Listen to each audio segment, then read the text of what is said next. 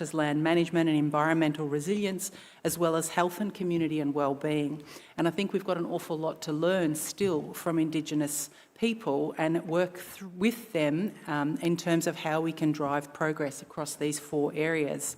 And finally, as you can see, the framework includes cross-cutting themes that help guide us and embed across all of our impact focus areas. And these are inclusion, integrity and social justice. And I think that really is part of the fabric of everything that we do here at UNSW, but it's always good to actually put them within your framework to call them out and really echo and amplify them. So the impact focus areas are not just research themes. They really are grand challenges of the most pressing issues of our time, and they need all of UNSW's collective smarts and passion to engage with them, contribute and make progress for all. And this includes our researchers, our educators, all of our professional staff, and of course our amazing students, and you'll hear from them later today. Our strategy also has 5 impact pathways along with these 4 impact focus areas, which comprise the 9 pillars of our Progress for All strategy. And pillar 1, which is closest to the hearts of many of us here in this room, is through education, empower current and future generations. And so the question is, how do we both equip and empower students with the knowledge, skills and attributes, and indeed the passion for making the world a better place? How do we expose our students to experiential learning and transformative learning experiences where they can have an impact today while they're studying with us? Not when they graduate that we wave goodbye at the door and say, go off and have a great impact, but we actually want to have an impact with them and empower them to have an impact while they're here with us as students. So how is it that we do that? You're going to hear all sorts and share your own ideas today. I might end it there and pass back over to Teeny because I've got more to say during the day. Just wishing you all a fantastic few sessions. Thanks, everyone.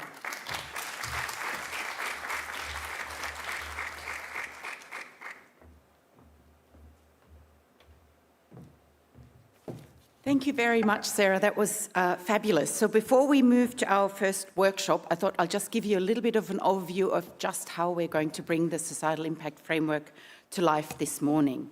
The first thing that we will do, we will move into parallel lightning talks sessions that are led by our wonderful cohorts from the Faculty of Medicine and Health. That is not a warm-up of yesterday's short and sharp thunderstorm. It is high-energy presentations that pack a big idea into just 4 minutes. So think of them as intellectual espresso shots, short, sharp, and designed to spark your curiosity. Each speaker in their little espresso shot will share one powerful idea or project, just enough to get you thinking and talking before we move to the next. So colleagues who are interested to hear about curriculum design aspects of embedding the Societal Impact Framework are invited to stay down here on the ground floor, so to speak, while those who would like to hear examples of interdisciplinary and interprofessional learning in UNSW's courses and programs are invited to head upstairs. And I do get to do the flight attendant thing again. The stairs are over here. It's in room 6, also the Singapore room, but hopefully the first person walking up will know where they're going. For those online, if you would like to jump into the parallel room about interdisciplinary learning, all session links are accessible from the edufest webpage and your Eventbrite registration. We'll then have real espresso, a short morning tea break at around 10:30, with the aim that we reconvene at around 10:45 to explore at the roundtable some fantastic examples of societal challenge impact projects that the Faculty of Engineering has been shaping and driving for many years already. We will then overlay that with parallel workshops that kick in from about 11:15, again in the upstairs room over here. The Indigenous Knowledges and Intellectual Property workshop first will be led by our wonderful PVC for Indigenous Education, Chris Evans, followed by Embedding Climate Science game in courses led by Tanya Leimbach. So we now have a mighty 3 minutes to allow everyone a little bit of time to decide whether they would like to stay down here, move upstairs and actually physically get from A to B. And I look forward to seeing you in a little while. Thank you.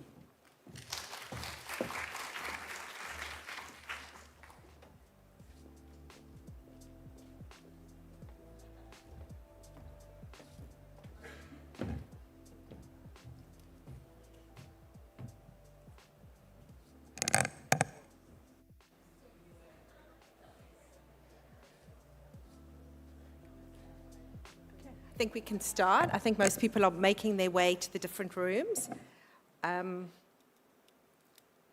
So as was just said, this is the Curricula in Action for Societal Impact Goals session. The other session is upstairs. This is hosted by the UNSW Medicine and Health faculty. I would like to, as well, say we gathered today on Medical lands, and of course the different campuses across that UNSW is on different lands, and those people joining from home. So this is who I'd like to thank. This is our committee, and here you've got Jackie and I running the session downstairs, and upstairs is Callie, Joyce and Nancy. We have decided to run this slightly different in terms of questions because it's 4 minutes and it's really quick, we know that. We're going to have this Padlet session. There's a different session for upstairs. If I can ask everyone to also put their phones on silent, but scan the code. I will be, every thank you slide will have the same Padlet. So if you have a question, please put it on there. The aim of that is that our speakers can respond live. As well, the people from home can also access the same Padlet. And if we have time at the end, we will definitely do some live questions.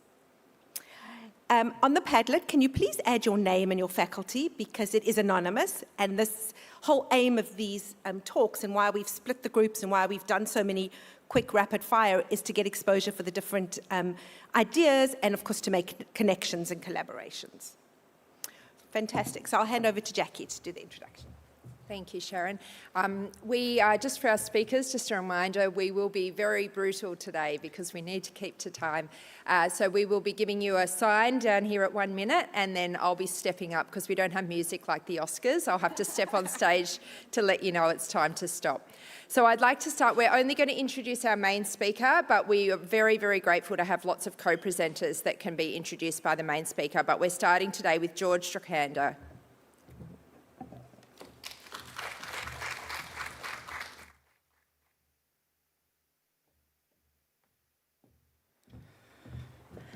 Good morning. Thank you for the organizer. Thanks for UNSW Medicine and Health. Thanks for Jackie, Callie, and Sharon for all your help.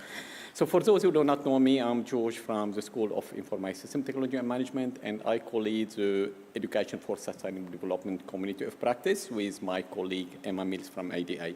On this project, I would like to acknowledge, in addition to Emma, Maria, Chris, and Ben. I think I've seen Ben somewhere here. Anyway, so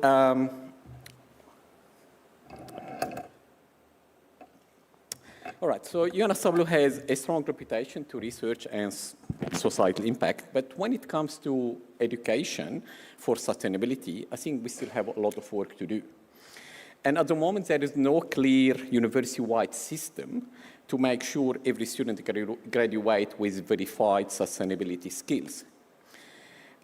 So this gap exists because few issues. Our values and strategies support sustainability, but we have not yet turned them into commitment for students to measure their sustainability learning outcomes. And this affects UNSW performance in global sustainability education ranking. And more importantly, it limits our graduates from being able to be changing the world. And UNSW has got the expertise, has got the commitment and the people, but what we need is the infrastructure to measure, recognize, and reward sustainability learning across our disciplines. So what we are proposing is a Sustainable Citizen Initiative. And this is not a new thing. So for those who are from business, we know in business we've got the MyBeacon. It's a point system that gives some credibility for students. Also yesterday I heard Associate Professor Will Clapton and Professor Emma Kirby from ADA talking about the skills passport.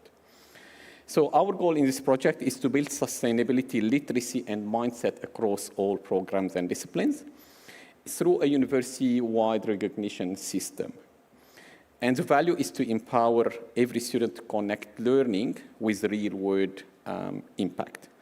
And this initiative definitely is aligned with our societal impact framework and Progress for All strategy.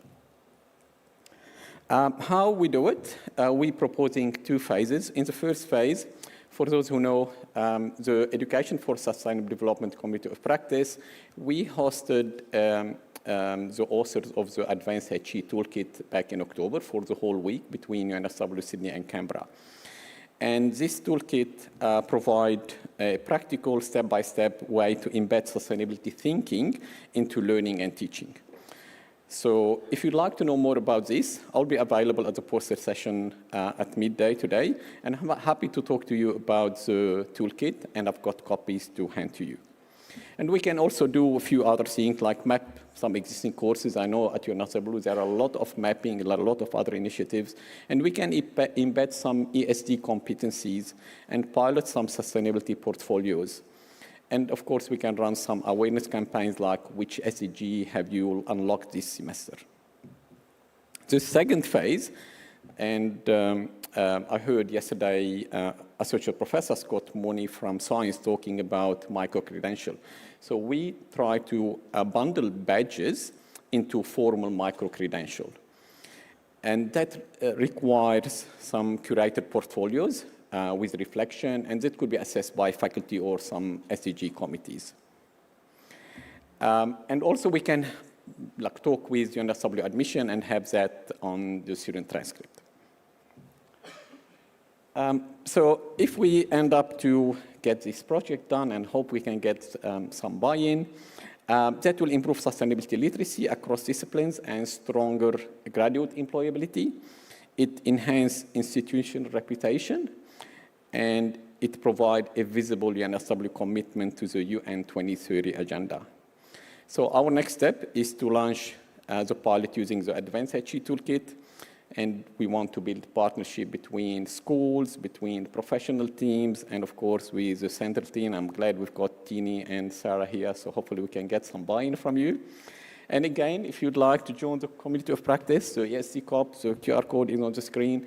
I'll be available at the poster session. I've got some postcard, I've got the Advanced HE Toolkit, and happy to talk more about you. Thank you.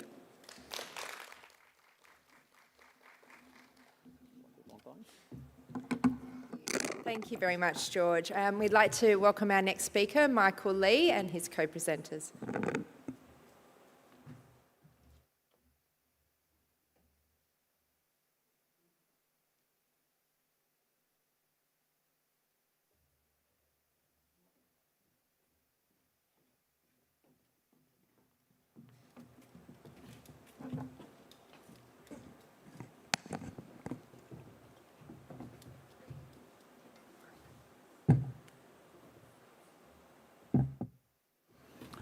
Good morning, everybody. My name is Michael Lee. I'm from Physiotherapy in the School of Health Sciences. Today, I brought along my colleagues to stand there being pretty while I talk to you about authentic learning and how we have used that in our program. Obviously, they've been heavily contributors into the authentic learning aspects of our program. So as you all know, authentic learning has a heavy emphasis on learning real-world, complex, task-specific competency tasks. It helps develop clinical reasoning and allow learners to transfer their skills from basic knowledge to application. This allows them to apply their skills in a variety of settings, and it's obviously very important for physiotherapy and other competency-based training programs like medicine and nursing. This authentic learning, if implemented correctly and scaffolded appropriately, allows the student to build confidence across their program, and because they can make mistakes in low-stake environments, they can learn from their mistakes, and it really sets the tone of what the reality of patient-centered care looks like. So how we do that in a health professional program? Well, in the early part of our program, we like to introduce simulated activities or simulation-based activities, and I'll show you some examples of how we utilize technology to facilitate authentic learning. And this may involve simple communication-based practices with their colleagues or peers, and we also have other ways we can facilitate communication, how to gain informed consent.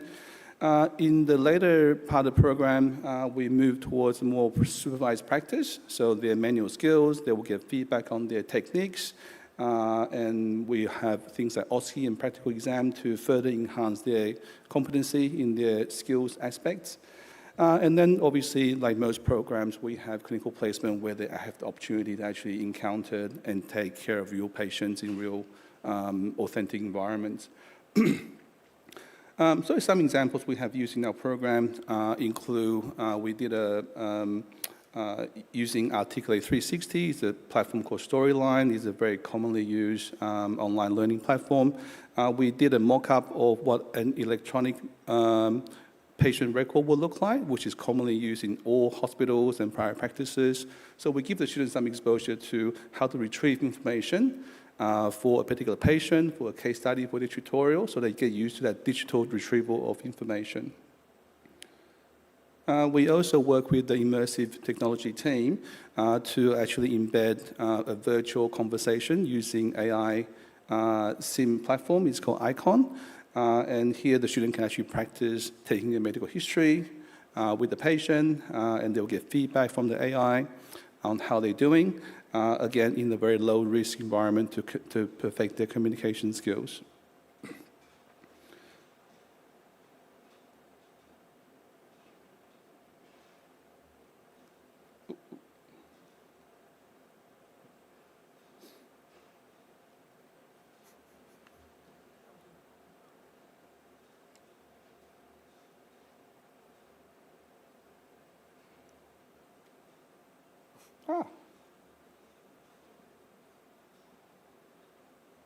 Okay, another example is the use of virtual reality, 3D goggles, to teach students how to perform auscultation and how to listen to breath sounds, and that's largely driven by Serena Hong here.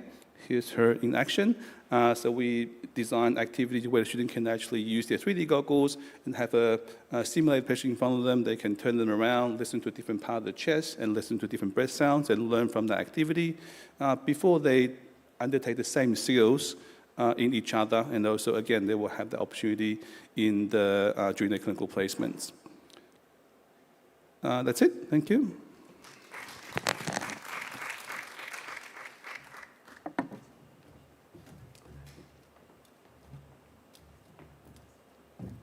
Thank you, Michael and team, and apologies for our first IT slip-up. It's bound to happen.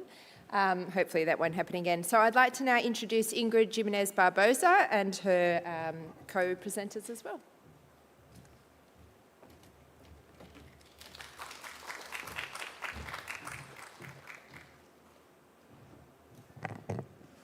Good morning, everyone. I'm Ingrid Jimenez-Barbosa from the School of Optometry and Vision Science, along with Dr. Rivatimani from the same school, and Lucy Jo from the Medicine. She is an education developer from the Medicine and Health faculty. So our experience is about an escape room, so we can apply an escape room in one of our tutorials. So today, there was a pedagogical exercise that we wanted to do as a part of a tutorial. And I don't know if you know what is escape room, but an escape room is a structured activity that in which the students try to solve puzzles and challenges in a set time frame to achieve a goal. Our audience was a third-year vision science students. And in this context, so they need to get a goal that was foster engagement, collaboration, and motivation, addressing at the same time complex topics that are related to aging and vision, biohacking, and sustainability, aligned with all the sustainability development goals. The format that we used was a 2-hour experience featuring both digital and physical challenges. And our escape room was based on the 3 pedagogical approaches. The first one is the constructivist learning. The second one is the problem-based learning. And the third one, the collaborative approach. We follow a structure of 6 steps. The first step was to define the objective. So we review with Riva Timani, that was the course convener, the learning outcomes, and then select the topics. We create a narrative, so create like a book with the story relevant to vision science and including some societal challenges. Next, we develop the puzzles. So these require an application of knowledge just beyond to just recall concepts. And then the day that we were in front of the students, so we present the objectives of the escape room, the rules, and we mentioned that they have 15 to 20 minutes to move to the next station and solve the puzzles. They work in groups of 5 to 6 students, and at the end, we want to evaluate the effectiveness of the activity, so we apply some surveys. So this is how our escape room looks like. So there are 5 stations. The first station, we call it as an aging eye, so we include some puzzles and a clip, Hollywood movie clip about reverse aging. We use the curious case of Benjamin Button. And the second station was the biohackers lab. We included a real case of a biohacker that the students need to match a game on anti-aging practices. The third one was sustainability puzzle that links some of the SDGs with vision care. The fourth one is the evolution of sight, that students sculpt an eye and solve a riddle. And the last one was the vision crisis, where they apply their clinical skills in a case analysis.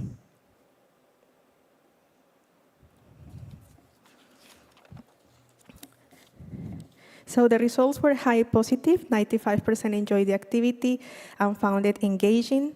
Station 4 was one of the most popular. 64% of students considered this a good one because they could put their hands-on in the Play-Doh task.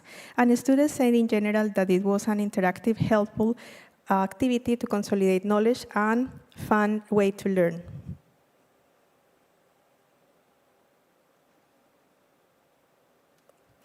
So the escape room approach was a successfully engaged activity for these complex topics, achieving 4.6 out of 5 satisfaction score, and it demonstrates that active, interactive strategies can be powerful tools for teaching scientific content with societal relevance.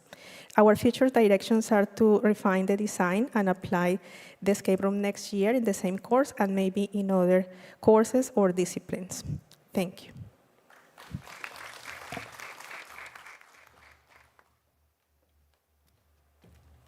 Thank you very much, Ingrid and team.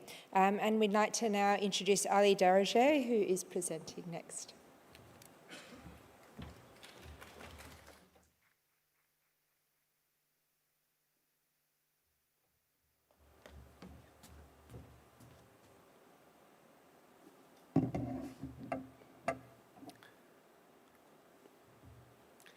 Hello, everyone. This project is done by in collaboration with different schools in the university, especially the School of Education and Dr. Sarah Mashayek. All right, so as all of you know, one of the main issues that we have in higher degree education is the lack of lab equipment. And it's not just about low-budget universities. Even in a high-ranked university like UNSW, we don't have enough lab equipment, especially high-end lab equipment for all the students. And it makes a serious problem. It means that the students don't have enough opportunity to use lab equipment. So what is the solution? Virtual labs. Okay, so all of us are familiar with virtual labs. But the idea of virtual labs is not new. If we go back to early 2000 or even 1995, we had virtual labs. But by the emergence of virtual reality and metaverse and Gen AI, we can take this into the next level. And now in the School of Computer Science, we are working on a metaverse platform for the university, which simulated the university campus. And it has different buildings. Each one represents one of their schools. And when students go to each building, they can use the equipment, different lab equipments of that specific school.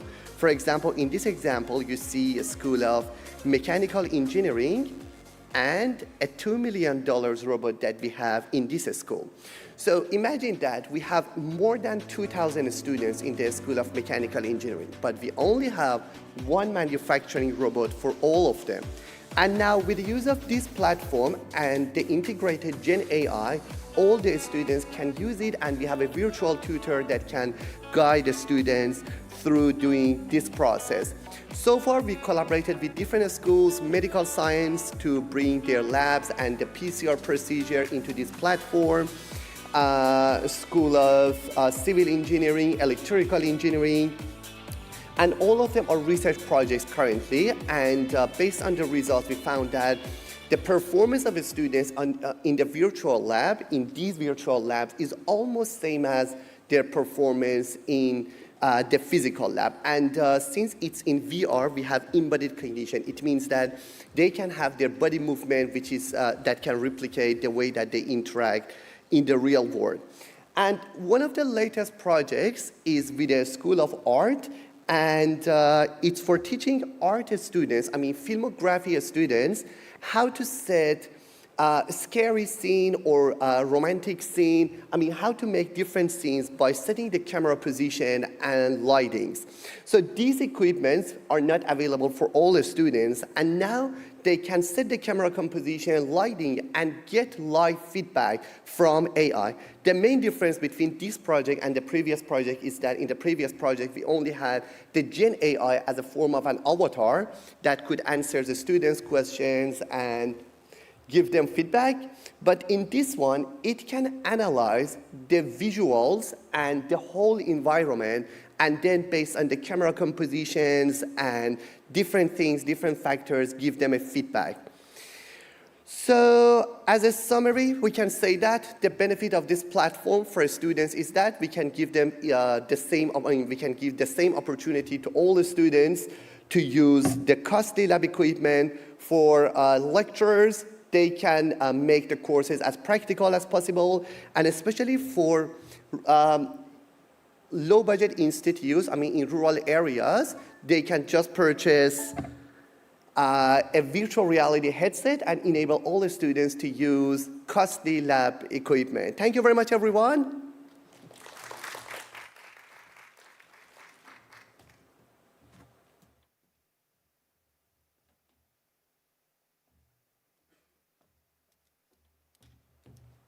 Thank you very much, Ali. I've got Ali's phone now too, so I've done well. I'll give it. Thank you very much to time. Appreciate it. And just a reminder, please, there's some questions coming in on the Padlet. We'd love some engagement, so please, even if it's a love heart, if we can engage with our presenters, we would appreciate it. And now I'd like to introduce Lynn Nguyen and her co-presenters.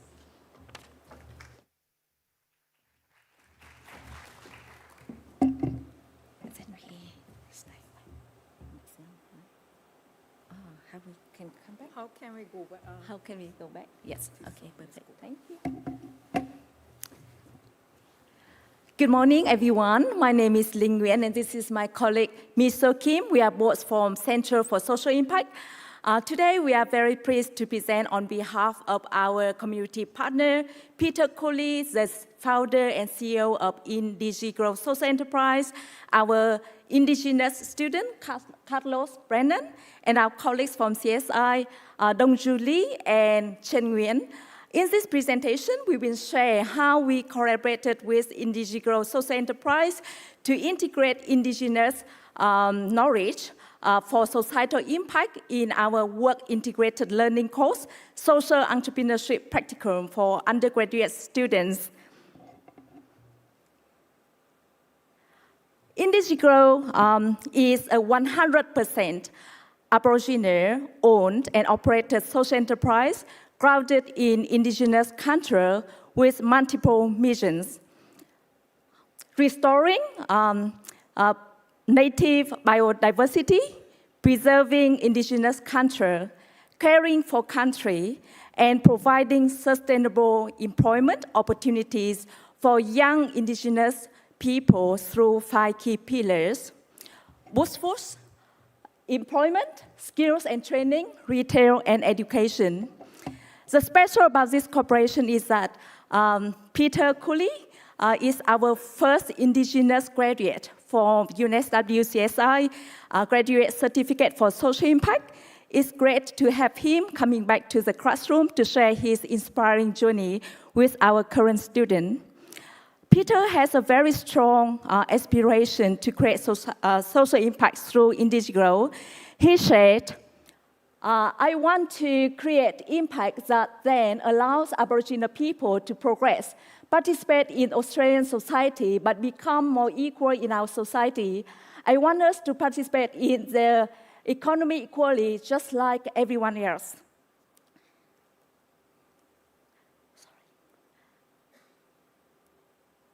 Our collaboration with Indigo include key activities. We have student groups working on the social impact report to communicate Indigo social impact with different stakeholders. Peter came to the classroom as a guest speaker, sharing insights on Indigo philosophy, social impact, vision, missions, and other values, as well as hosting our students to an excursion to Indigo nursery. And we also co-author a teaching case study focusing on Indigo with Peter and our Indigenous student, Carlos.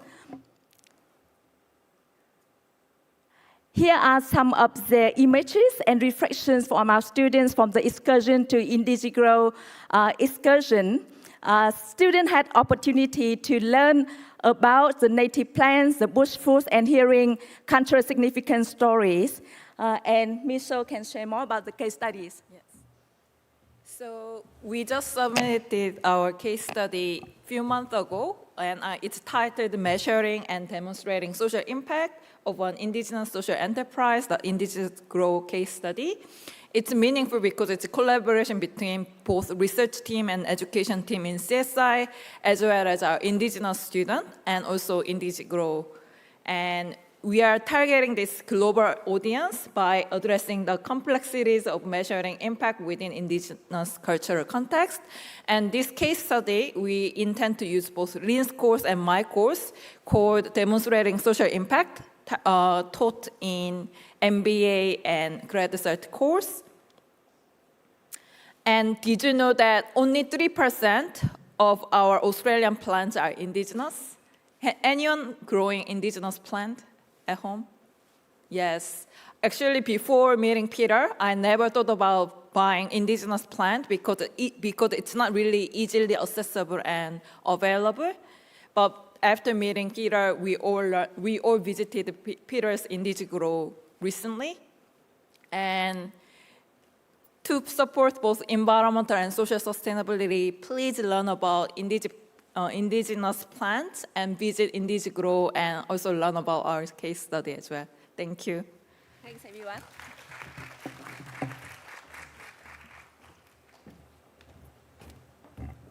Thank you very much, Lynn and Miso. I'd like to introduce Tamina Akhtar.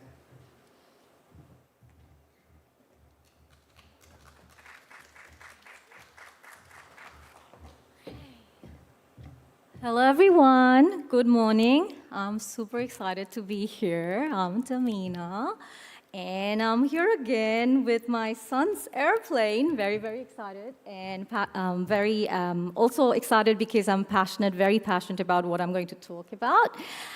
Bringing this little story from the integrated first year of Bachelor of Commerce from the course that I'm responsible for called Home 1180. And what we do there is we have this small goal setting strategy that we use with our students partners when we start the 10 weeks journey. Let's begin. All right, why this strategy? Now think about a busy airport. Who likes airports here? Can we raise hands? Yeah.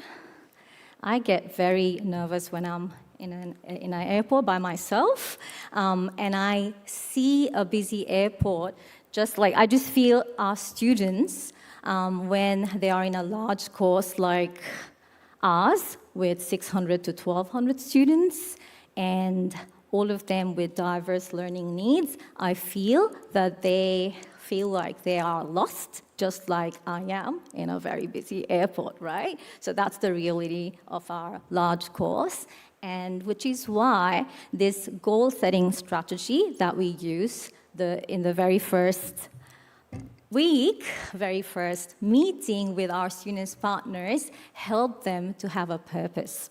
We see our courses as a journey, and we want our students to be there as a co-pilot, not just passengers, right? And we don't want to wait till the end to get feedback.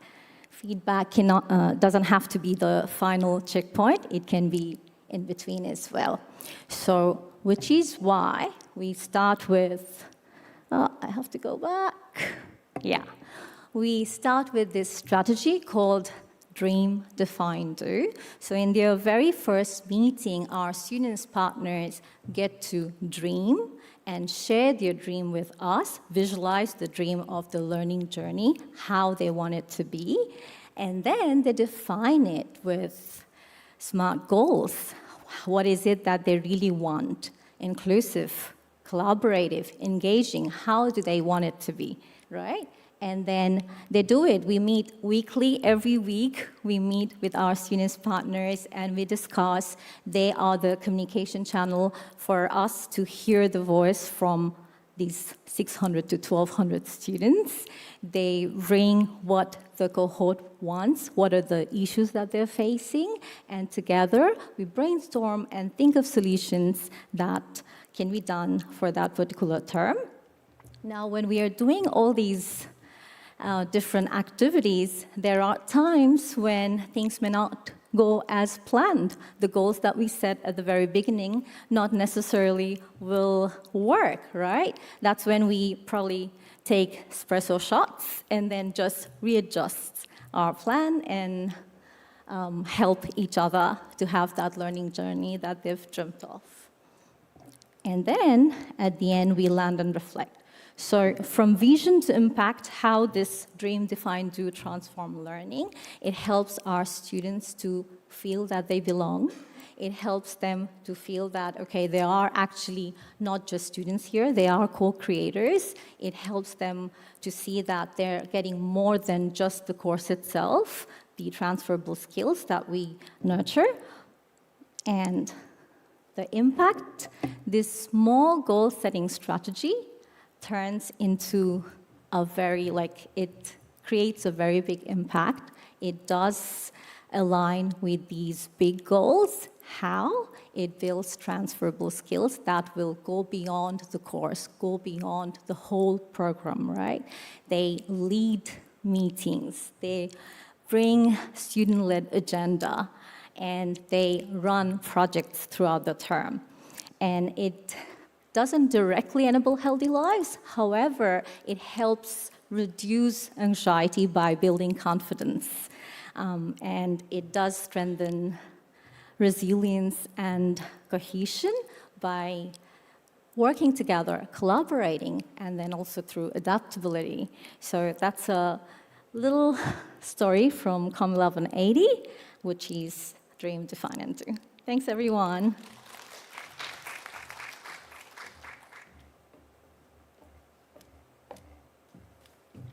Thank you so much, Tamina.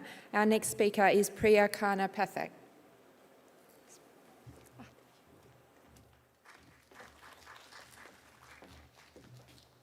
Thanks, everyone.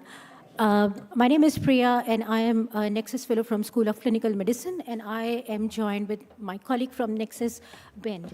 Together, we are, sorry, hang on. Together, we are going to talk about how we can embed societal impact and societally impactful curricula into every program within UNSW. I will be doing some conceptual framing, and Ben will be talking about the work that has been happening in Nexus. Now, if you look at the social media posts and conversations in higher education, what you see is this. This is kind of reflecting not a shock wave that has been created just by the AI, but in some ways, society is actually challenging the very purpose of higher education and the very relevance of universities. And in this era where our purpose of higher education and universities is being challenged, we really question that how can our programs be impacted and impact societal determinants.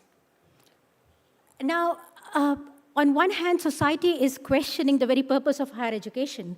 But on the other hand, when we do have an opportunity to reform our programs, we fall back to this default 1960s model of curricular alignment, the big constructivist curricular alignment. And I'm talking about the underarching and overarching curricular model and not just the individual pedagogical model. Some of you who are from STEM disciplines might recognize that I have adapted this from the STS approach. So curriculum is more than alignment. Education is more than curriculum. Education is an intersection of technology, especially in these times, and society, and and the technological and societal influences then impact the human agency.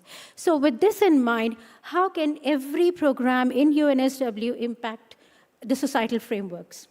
For us, we define societal impact as the explicit cultivation of values, advocacy, and long-term commitment among every student in UNSW to maximize the societal benefit of their disciplinary capabilities. And the question is, how do we do that? We propose a 4-tier model or an overarching curricular model for this. Every program can embed the awareness of societal developmental goals or societal impact through the disciplinary foundational knowledge. Then we move up and encourage students to engage with the social determinants or within the social context. And some of the examples that we just saw in the presentations before ours. We move up the ladder and then we make sure that every student is influenced or can exert influences in terms of their values, their behaviors, and their dispositions in terms of inter- and transdisciplinary immersive learning. And one of the examples would be student-led clinics in medicine and health. And lastly, student-based initiatives. And one of the beautiful examples is students' own outreach programs within the community. Overarching, the curricular frameworks are absolutely necessary so that we don't default back to the 1960s model of constructive alignment. And this is where I propose soft systems thinking and programmatic perspectives to maximize the transformative nature of curriculum. And now I would hand over Ben to talk about what's happening at Nexus. Thank you. Thank you, Priya. Lovely words. So in Nexus, we're all about enabling people and enabling educators so they can empower students. So what we've been trying to do in our Societal Impact Challenge Project squad is look at all the wonderful practice that's happening. And we've investigated a huge range of courses looking at how they align to the Societal Impact Framework. And then whether they fit into certain sort of pedagogical elements that we might consider a Societal Impact Challenge project, working together in teams, to really do something with a learning partner in the real world, as a quick summary.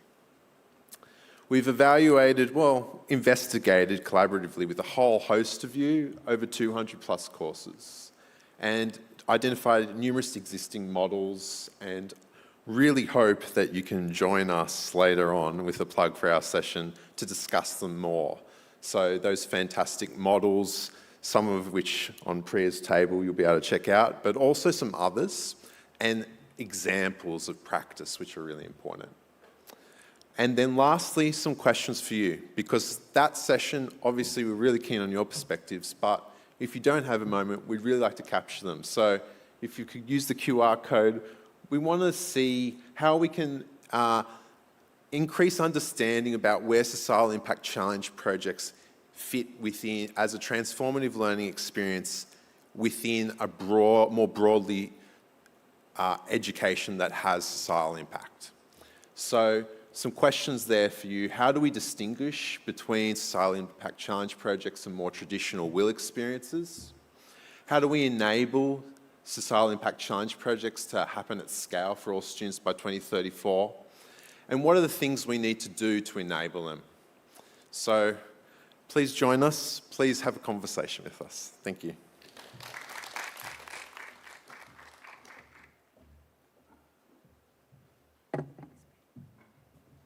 Thank Thank you, Bria and Ben. And Brenda has put down her knitting to come and join us. So the next speaker is Brenda Tronson.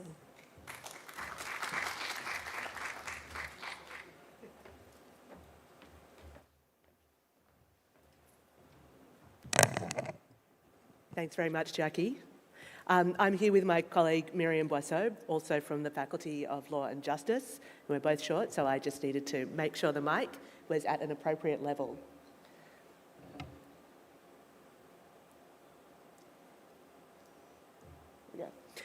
So we are going to be talking about the use of visuals in both practice and education, using law as a case study, although of course this is something that can apply to many different disciplines. The first example that I've got up here is something that I might use as a barrister, as a lawyer, in court, making an argument to a judge. It's a fictional example of a chronology. Now, a chronology is a really common example of how we make arguments in court to help the judge see what the timeline is so that the judge can understand what has happened when. In this example, I've also used colour. So this is an example where I'm saying that someone has engaged in fraud against a couple of different people, and I've used green to show where the relevant conduct is happening in relation to one person, and orange to show where it's happening in relation to another. And that will allow me to make an argument to a judge to help that judge understand how that conduct has impacted the two people either differently or in a similar way. Ultimately, this is what we want our students to be able to do as well at the end of their degree, whether they're going to be advocates in court, communicating to clients, or communicating to other audiences. One difference, though, in how I might use visuals in teaching, because of course that's also something that I might do, and how I might use it in court, is that I'll ask the students to prepare their own visuals. And now I'll hand over to Miriam to talk more about that and the example that's now up on the screen. Thank you. Thanks, Brenda. Imagine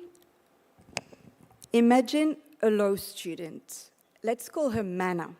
Mana is bright, motivated, and dedicated. However, she struggles with the amount of information and of text she needs to process. She finds it hard to remember all the legal elements and often has difficulty understanding how things fit together. Then, during a study hall session, a facilitator, let's name him Ruchira, shows her a simple visual method, how to break down a case into a diagram. Initially, she finds the process of translating text into visuals quite challenging, but with a little guidance and encouragement, she manages to do it. Bit by bit, Mana gains confidence in her ability to use visuals to make sense of complex legal information. She uses them to structure information, summarize it, or draw connections. She soon realizes how useful and applicable this is to her field of study.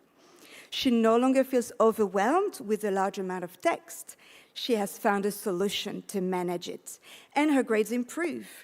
And here are some examples: a flowchart that maps legal relationships, and a timeline that places the powers of a court on a continuum, highlighting differences in constitutionalism across countries. If students learn to create these visuals themselves, the deep cognitive process of translating text-based information into visual form helps them retain the material more effectively. Students who can translate complex legal text into visuals are also better equipped to communicate legal ideas to lay people in accessible ways. These skills can also strengthen advocacy, helping these future lawyers present arguments more clearly. Ultimately, these students are making a broader societal impact. So I'd like to leave you with this question: how might you use visuals in your own field? And how can you help your students build visual literacy so they can make a difference in their future professions? Thank you.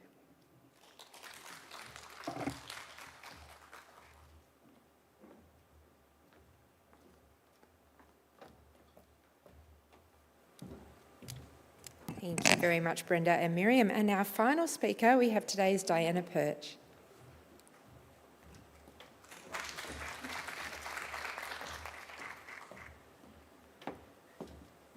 Thank you. And first of all, I have to say I'm not Diana Perch. I'm presenting on behalf of Diana Perch and myself, Sharon Ayres. I'm the Nexus Fellow for the School of Social Sciences, and I'm also the Program Director for the Bachelor of Social Sciences. And what I'm really wanting to talk about today is a zoom back a little bit to really the level that Ben and Priya were talking about, which is the program level approach, and how we have used getting students ready for AI and incorporating AI into the curriculum at a program level planning that I think is also going to give us some really good modelling for just putting in all the social impacts into our curriculum in a coordinated way. And just to let you know a little bit about the Bachelor of Social Sciences, there are 13 specialisations in this and only 8 core units. And so when we think about giving students a coherent program, those 8 core units need to do a lot of work to give students an integrated sense of what is important to know. So, because I'm also a sociologist, you're about to learn just a tiny bit of sociology. And this comes from Basil Bernstein. It's called the pedagogic device. Just reading across literally those top lines: field of production, field of recontextualisation, field of reproduction. This is just saying to you that knowledge gets translated into curriculum in a 3-step process. Knowledge is produced in industry and it's produced in universities, but it's not something students generally have direct application or knowledge of in the actual knowledge production process. Somebody invents something, they patent it, somebody creates a way of doing something, they put it into a peer-reviewed journal. That happens apart from curriculum.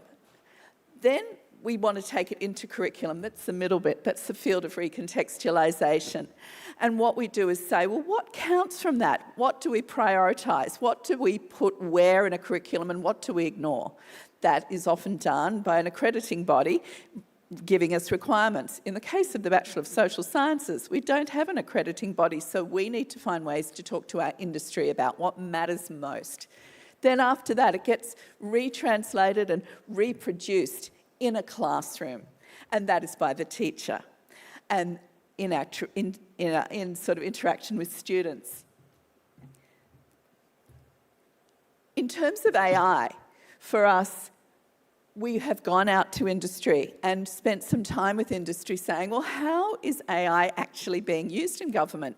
Short answer, everywhere, often without government really wanting it, and sometimes with government really wanting it. Government is doing lots of AI development. It's also sometimes trying to stop public servants using AI. But Helen Dickinson, professor down in Canberra from UNSW, has found public servants are using it. They're just doing it without integrating it officially. Then we've defined some AI capabilities, and so we've crafted a capability statement that we're trying to now look at putting as a program learning outcome within industry. And then from there, we are integrating that in throughout our course learning outcomes. This is what I've put in a blog, but what I just wanted to invite you to think about, and I've talked a little bit about how we find this out, is I think it needs to be a two-way process, and this is the new thing I'm workshopping here today, so I'd love your feedback. We usually just think of it transmitting one way, but we think actually there's a two-way transmission, and that from what happens in the classroom and how students use AI in the classroom is now changing how we've crafted our capability statement. We've expanded our idea of what's important, and we're actually now taking this to industry conferences to say to them, we think this is the core skills and knowledges, but you tell us more. So we're using the student use in the classroom to inform a program learning outcome. And from there, we're also going back to industry and saying, when you employ a student to go into the public service, what do you really need them to know in terms of both AI, but also in terms of their human skills and their augmented skills? So I would suggest that the other thing, just to quickly put in, is the open question. And again, your feedback would be very welcome.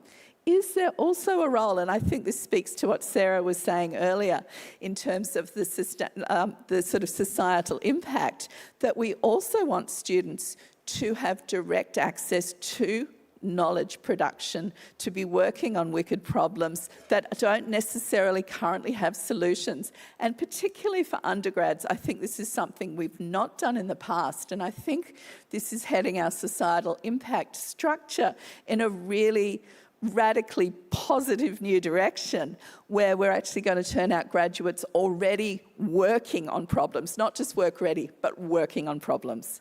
Thank you.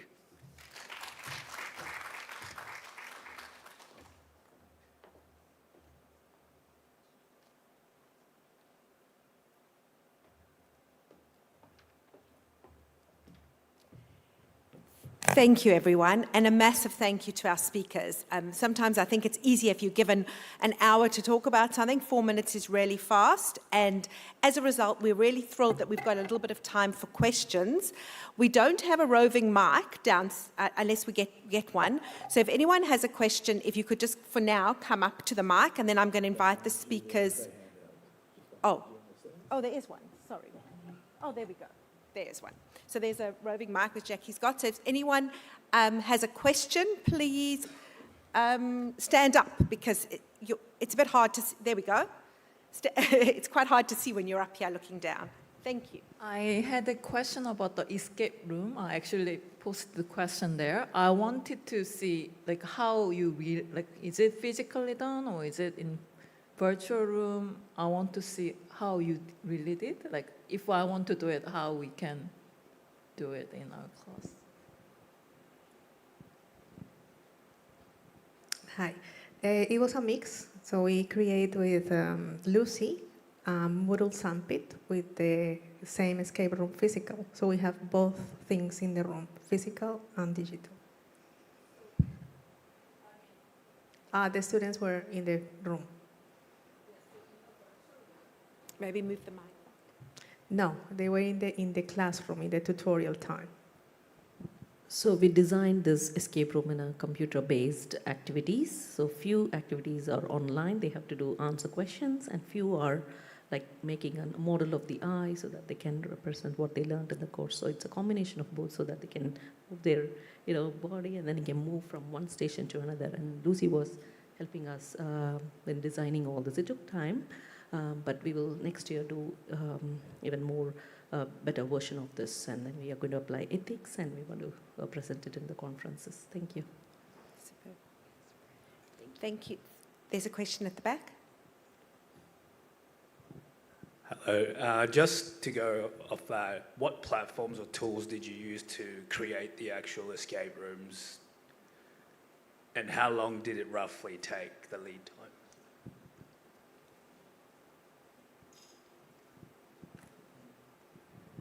Thanks for the question. So for the digital ones, we use Moodle sandpits. So Moodle is where everybody can access to with whoever has that ID. And the reason why we separated into that sandpit was, the Moodle course shells are used for the course. We didn't want to mix those two, and we want to continue to use it. So sandpit meaning it's not facing students, so it's a playground for the staff, and whoever is enrolled using the enrollment key can access it. So we use that, and also we use the H5P for the students to plug in their answers for the quizzes, because we did have the physical elements, like physical materials for the students to discuss among their peers, but actually they had to plug in the answers online. So we also replicated that physical materials online as well for the students to access, both on the screen as well as, physical interactions. So yeah, that's how we did it. I hope that answers the question. I have another question if there isn't one. My question, I can't see anyone with their hands up yet.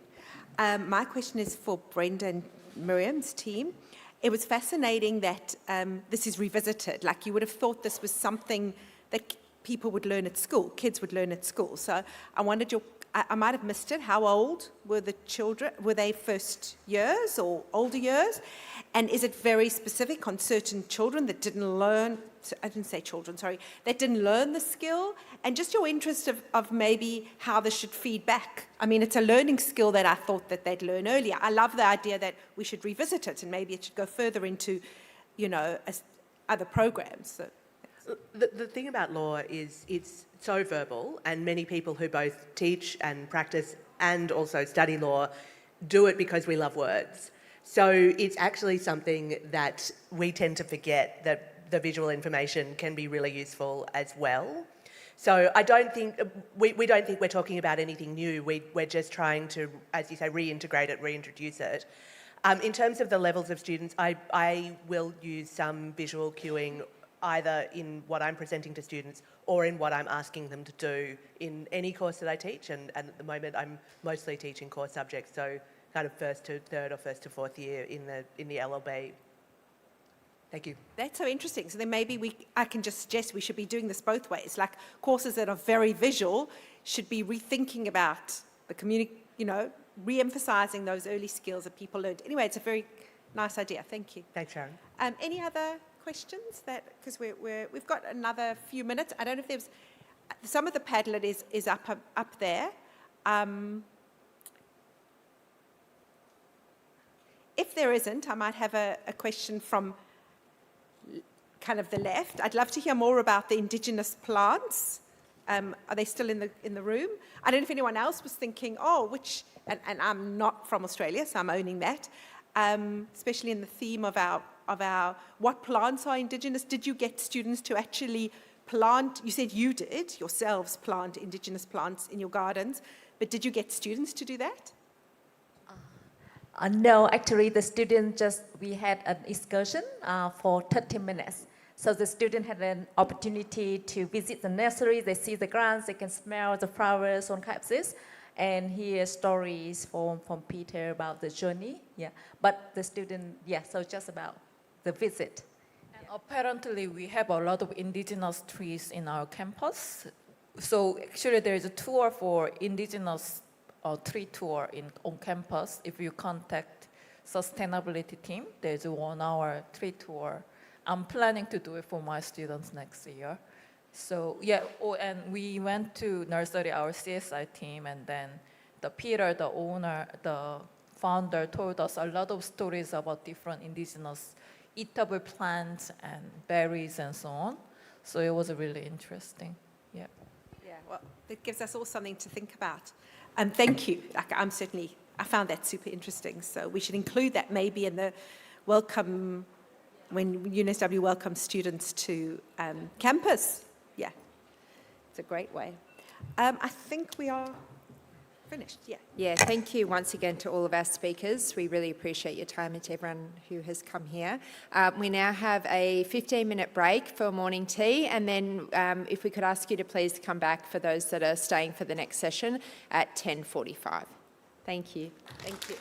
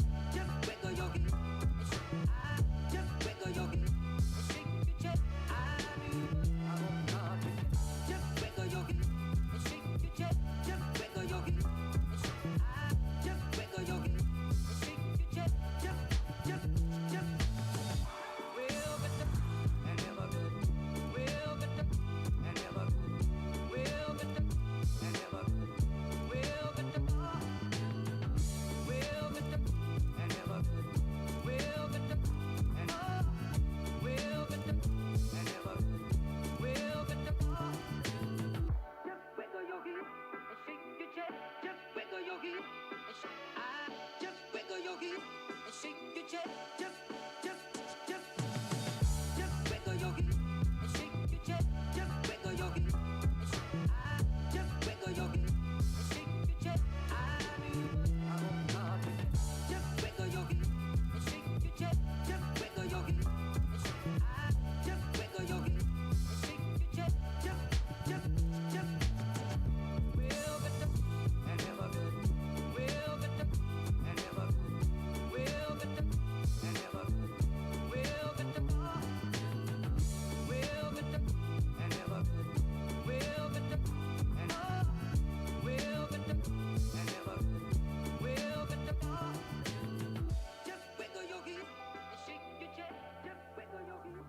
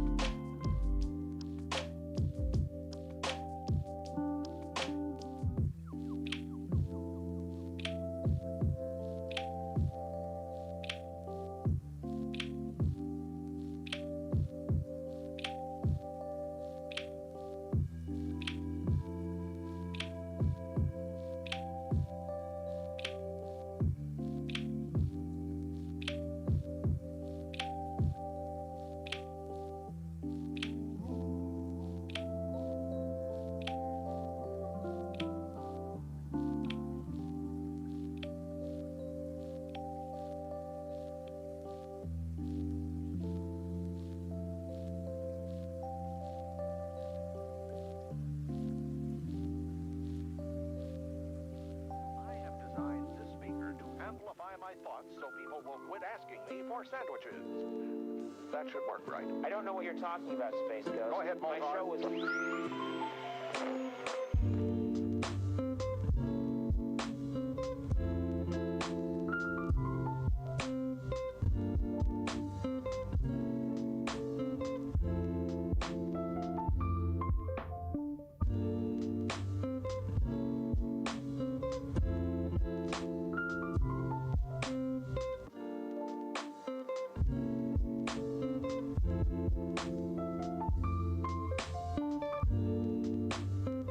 Yeah, we poked you with sticks till you fell down. Remember? You sure I didn't harness the power of the sun? No, it's definitely sticks. Beaten with sticks. All right, go get 'em.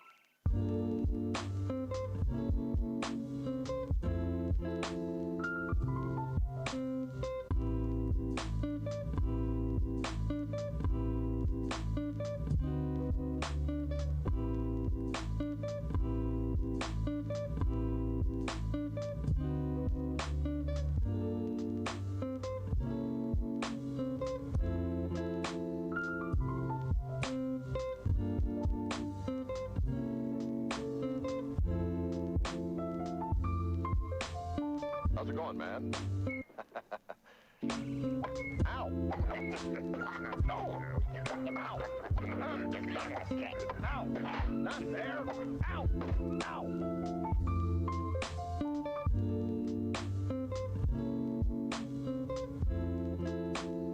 Are you still here?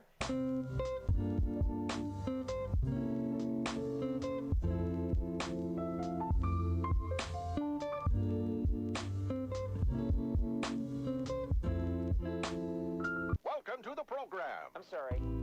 I thought the show was over. It started? Yeah, oh yeah. Okay.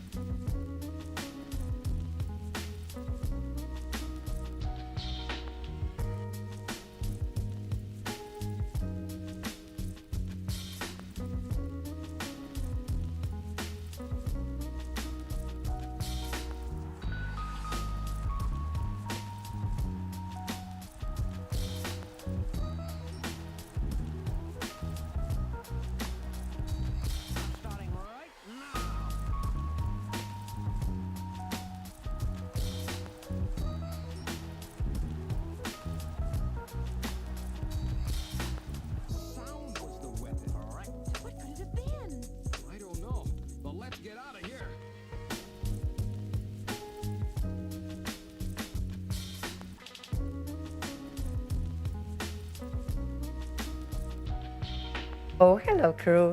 We will be starting shortly. Thank you very much.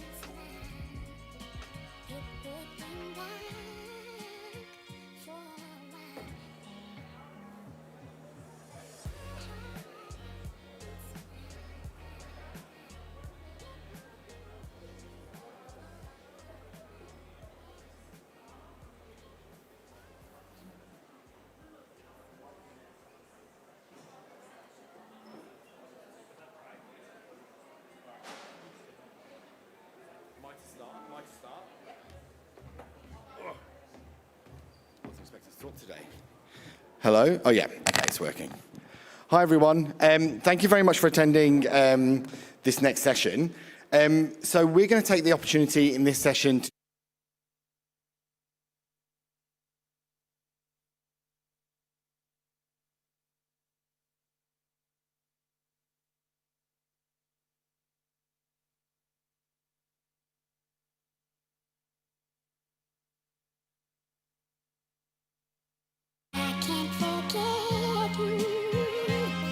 because I'm still here, still broken hearted. And if I could be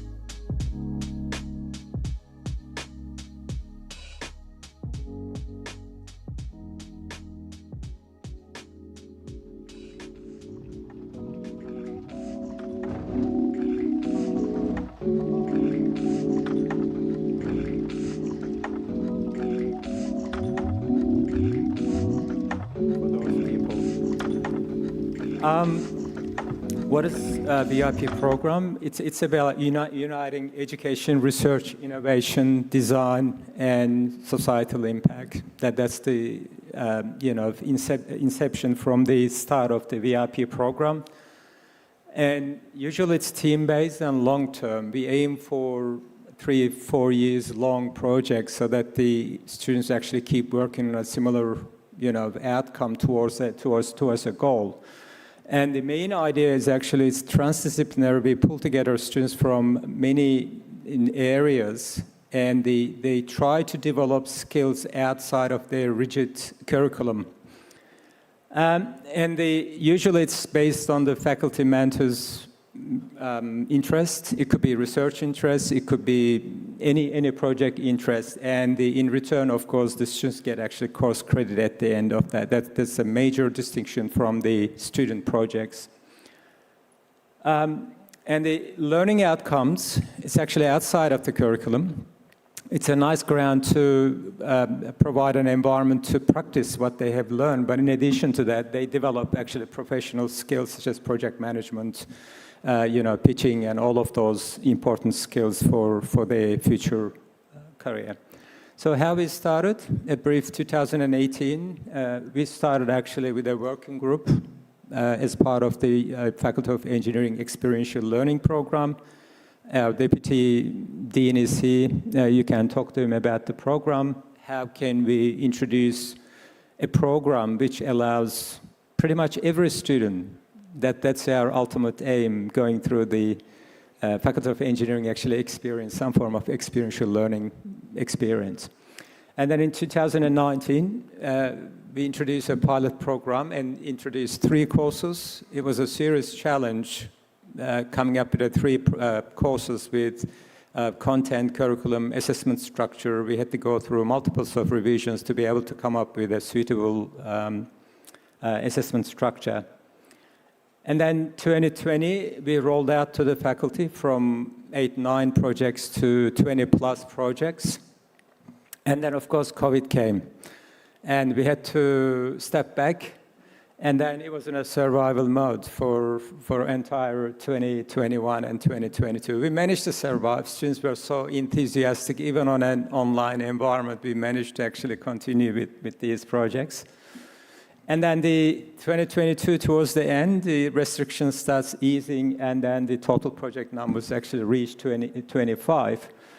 2023, we had 30 projects, and then we realized that we are expanding too fast, and we decided to consolidate, stop introducing new projects, and we looked into how we can consolidate the projects. And then we reduced the number of projects to 20. We were experimenting what is the capacity within the faculty in terms of running these projects. And then in 2025, we are talking about now operationalization and how can we scale it up in relation to the university's operational strategy, which I'll come back to that at the end. And we started the first pillar, VIP research. Originally, the VIP is actually set up around academics research interests, but we realized quickly that there are other ways of forming VIP projects. And then we extended those pillars to some of the student projects rolled into VIP program. And then we have VIP industry. There are a lot of industries actually coming to us. We have this problem, we have this idea, but we don't have time to actually look into it. Can we set up a VIP project to explore what comes out of it? Rode microphone is a typical example. And the final pillar is the entrepreneurship. How can we commercialize some of these technologies developed within the VIP program and set up a startup, of course? From the inception, this is before UNSW's Societal Impact Framework came out. We thought about the societal impact, and this is actually our expression of interest form. And we specifically asked United Nations Sustainable Development Goals, and we looked at how to frame it, and then finally we decided to use the UN SDGs as a framework to structure project around that. So when the academics set up a VIP program, they need to let us know which SDGs actually they are aligning for.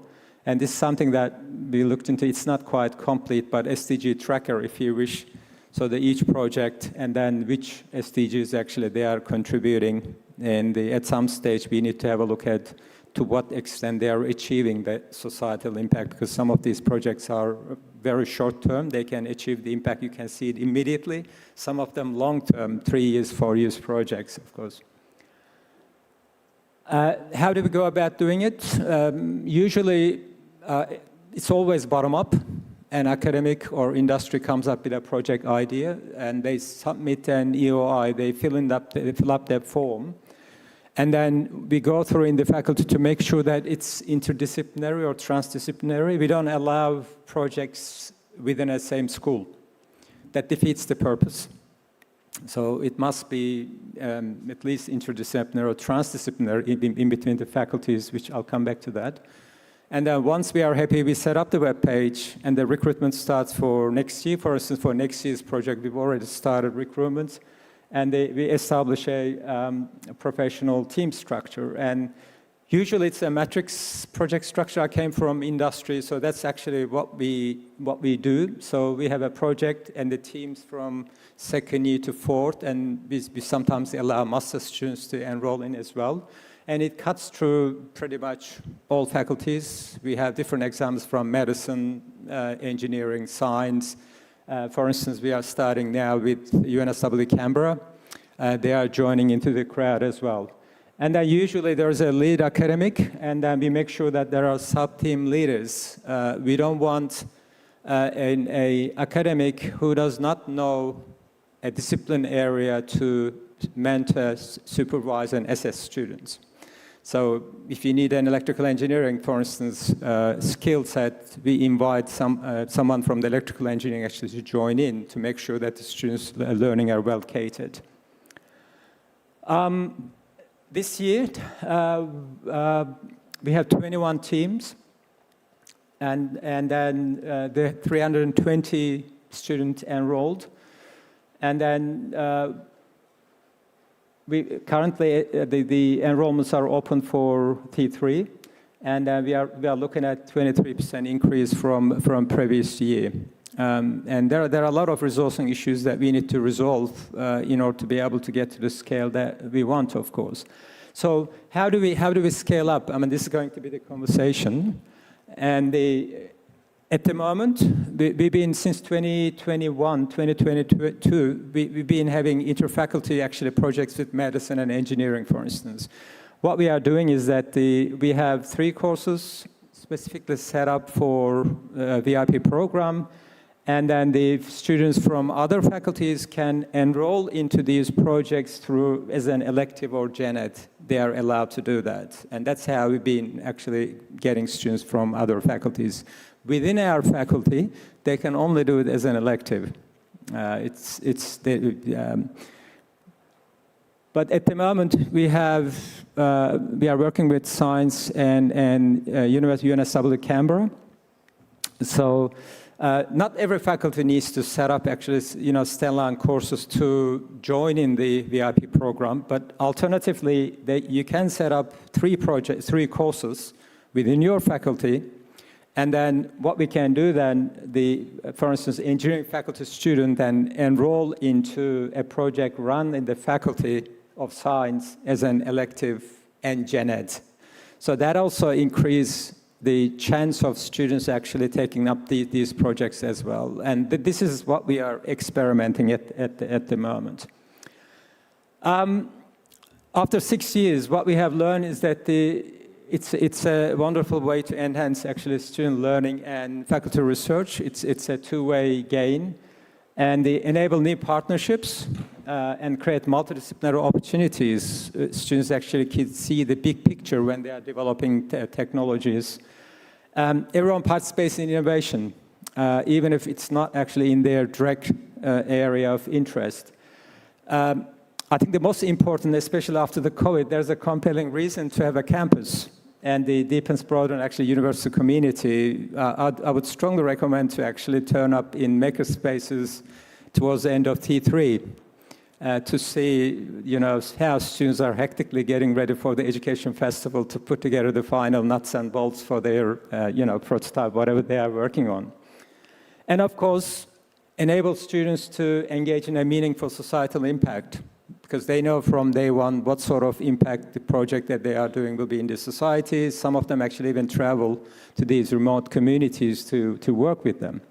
And the objective of today, I don't want to take too much of your time actually, is to look into potential scalability beyond engineering in line with the UNSW's operational strategy. What we can, what we can't do, as John explained, that we are going to collect the feedback, go back to faculty, come up with a report, and pass that to Central, to what extent VIP can be scaled up and what that means. And thank you. That's all from my end. If you have any questions, I'm happy to answer.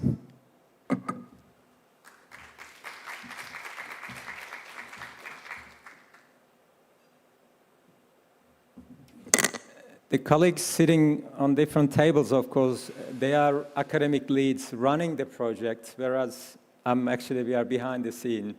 If you have any structural issues, admin questions, for instance, I'm happy to answer them. Or you can reach out, via email, and you can also do that as well.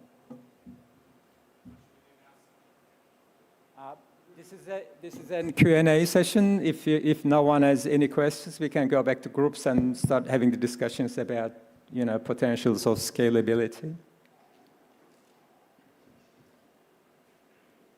Gavin.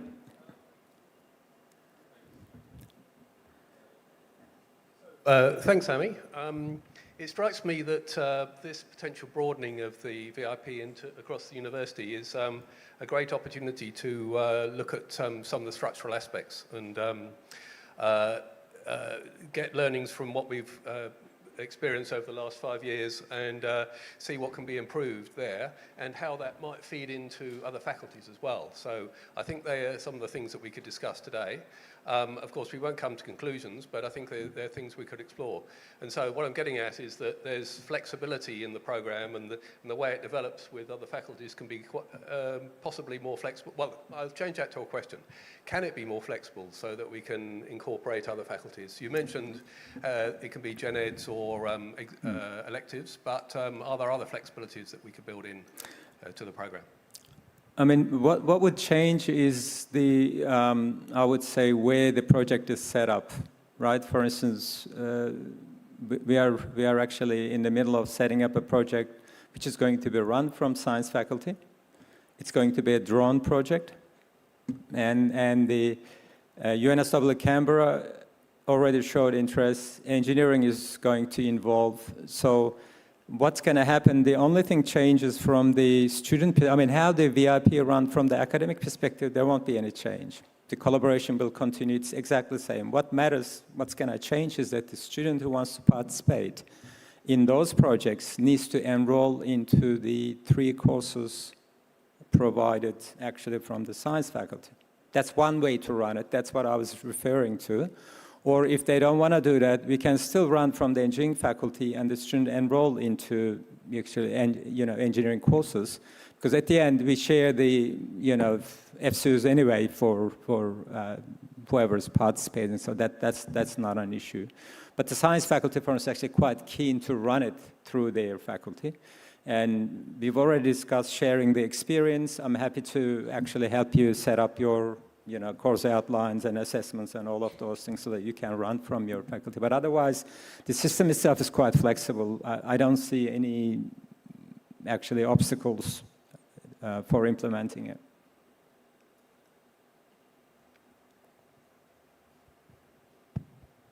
Yes? Hey, Sami, thanks. It's really exciting to see that that we want to scale it, and one of the from experience, one of the things that we need to consider is how we're going to finance it. Is that, because we've been running pretty lean when we go to the VIP projects, right? And clearly a way to scale it is, it needs people. It needs the manpower to actually be able to do mentoring, not 1 to 100, but Yeah. Yeah. So how are we going to do that? I'm just wondering. I mean, you are asking two separate questions, right? One of them is, you said, funding it. Funding is different than resourcing it, right? It's two separate things. I mean, of course, we do provide certain amount of funding for VIP projects to finance their consumables, whatever. But the funding at a resource level is a totally separate issue, for instance, academic time, and that brings the workload issue. And this needs to be, I mean, this has been going on within faculty, and there's a great diversity within the engineering faculty, how much people actually spend time on VIP projects. I personally believe, because I came from industry and I run it just like a product development project, and for the exoskeleton project, for instance, I have 12 students, and I spend actually 1 hour per week for 12 students. And the student clearly indicated over and over again, actually, it's more than enough. And so when I look at that from the workload perspective, it's nothing, right? In fact, the only downside is we start actually 8 a.m. in the morning to avoid the clash. But they are happy to come in. So, but then when I look at some of the academics actually how they're running it, they are spending 1 hour per student per week. Now there's a problem.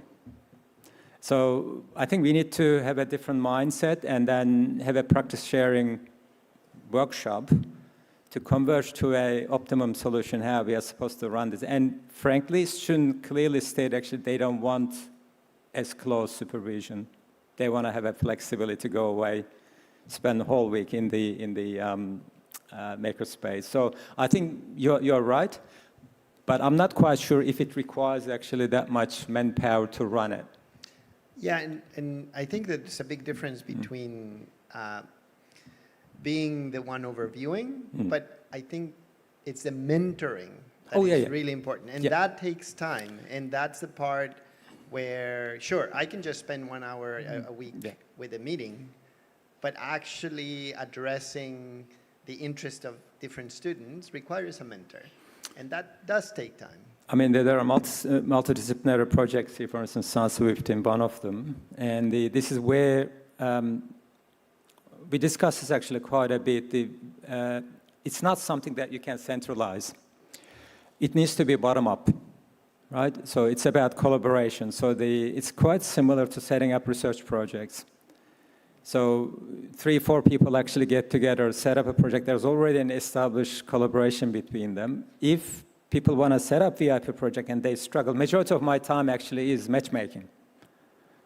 As a science colleague said from neuroscience, I like to do this project, but I need computer scientists. I don't know anyone. Can you help us out?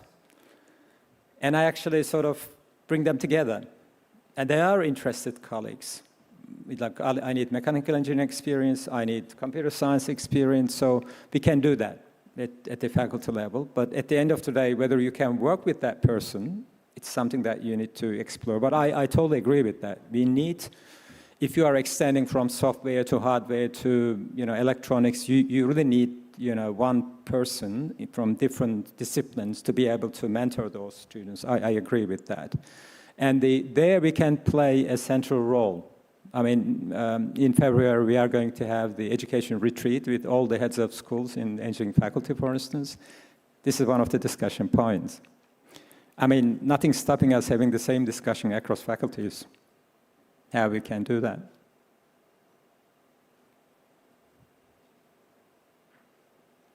Look, if there's no other question, I don't want, Gavin. Yes, thanks, Sami. Your points, Ivan, make me think that, from what you said, some mechanisms that we might bring into place to make this work better. And the main one there is the one that you just mentioned about trying to matchmake between different projects, moving students from one place to another, joining different VIPs together. And that's an excellent way to go. I think as we broaden it out across the university, this is something that could happen even more effectively, but it needs to be coordinated to a greater extent. Or not necessarily coordinated, but there needs to be a mechanism to make it happen.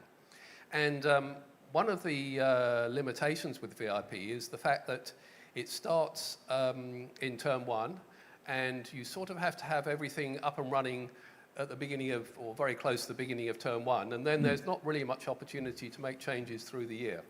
So actually that's something that I think we could address.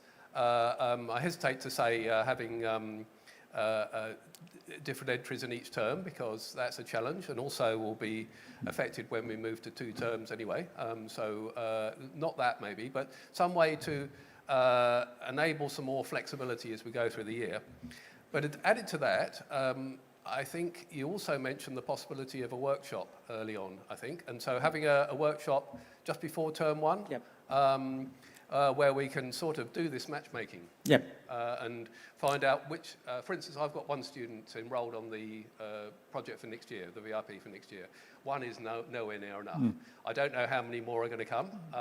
So I need to talk to other people and see what other students there might be, whether we should merge, things along those lines. So I think a workshop like that would be really good at the beginning of term 1, and bring in all our colleagues from the other faculties as well, to see how we can put these things together. Thanks, Kevin. I think you are referring to a very interesting, I didn't get a chance to explain it, because we don't allow rolling enrollments. So you can only enroll in T1, and then it runs all the way to T3. The main obstacle is more of a central. Someone needs to track down the enrollments, especially in the final year when they are about to graduate. There's going to be, because it's a bit like there's no other course in the entire university. One course actually runs 3 terms. Even in the thesis, it's actually 3 separate. So we do allow rolling enrollments if the numbers are actually quite big. For instance, unsw can actually do that, but someone needs to track down the enrollments and the admin load goes up. If we are to do that if we scale up, and definitely we need an admin support to address that. Thanks. I'm from Medicine and Health, and I worked on a project with some of your honors students.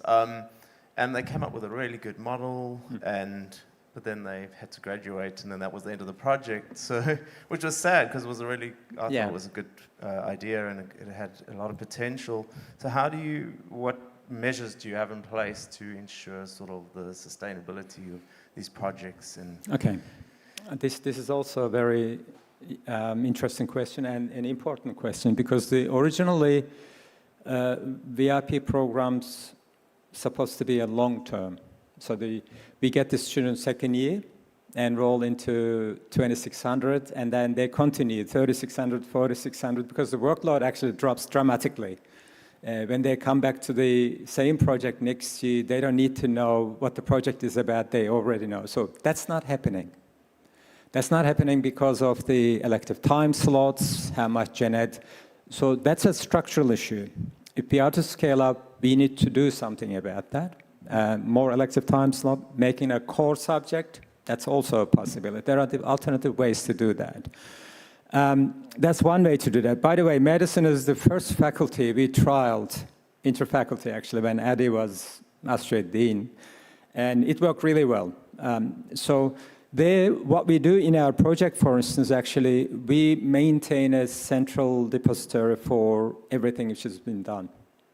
There are different softwares. You can do it in Microsoft Teams, but we use GitHub, for instance, to keep everything.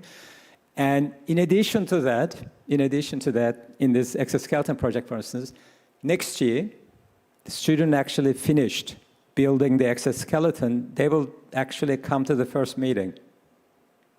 There's also a sort of handover ceremony, if you wish, mentoring, knowledge transfer. So I think that it's not just what's been developed in knowledge, but also how to use that knowledge is also very important. That's easy if the student from the previous year actually turns up as a next year project. And that's the main aim. We achieve that sometimes, but not always. And that's an obstacle. I don't have a clear, quick answer to that. Maybe other faculties actually don't have that restriction. Maybe it's just the engineering faculty think that it's not even a problem. I'm not quite sure. Yeah. Hi there, thank you. Sharon from Social Sciences. I would love to get our students involved with this, but so we'll talk. Sure.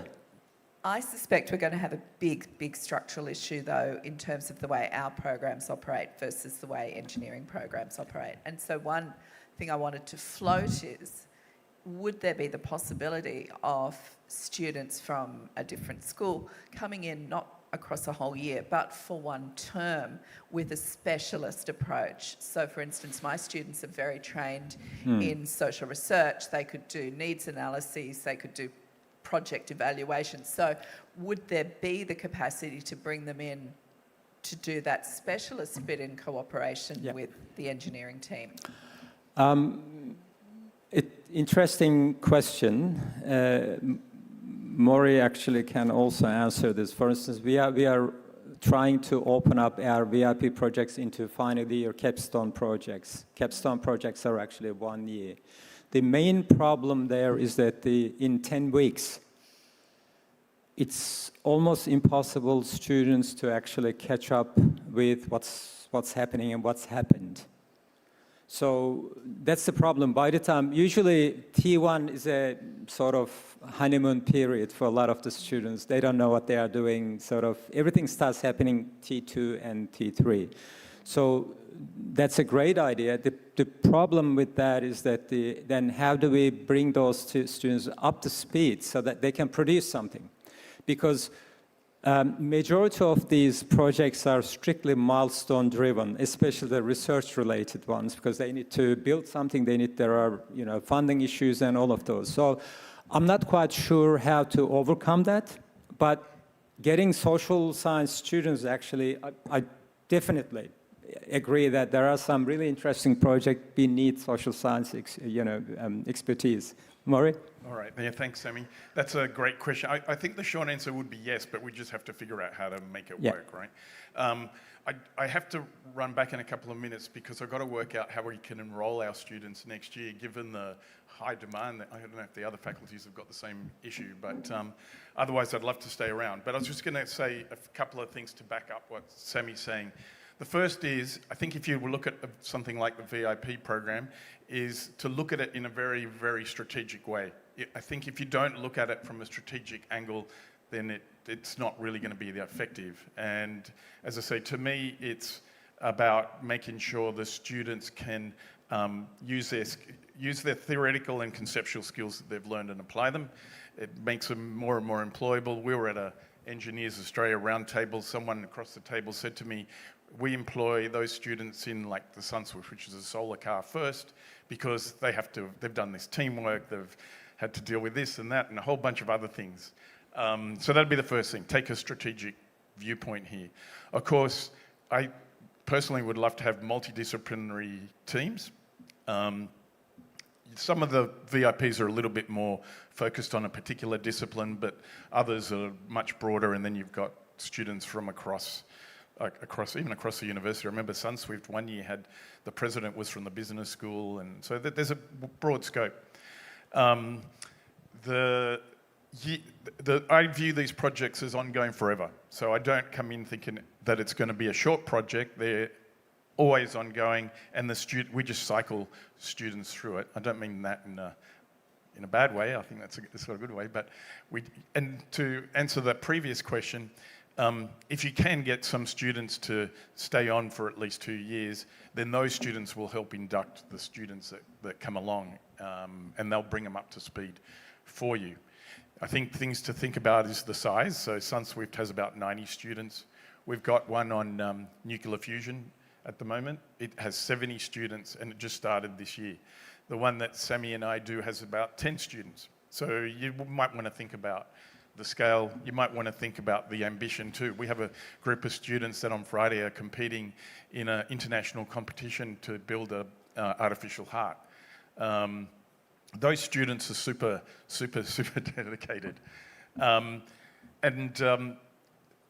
I've talked to a couple of colleagues in ADA. I'd love to have a VIP project on like science and engineering communication, which I think sort of fits with what you're sort of suggesting, where you bring the expertise from another faculty to work together with the existing VIP teams. They could be their own VIP, but they work in conjunction with the other ones. And I think these are the sorts of things we'd love to explore. So let's have those conversations.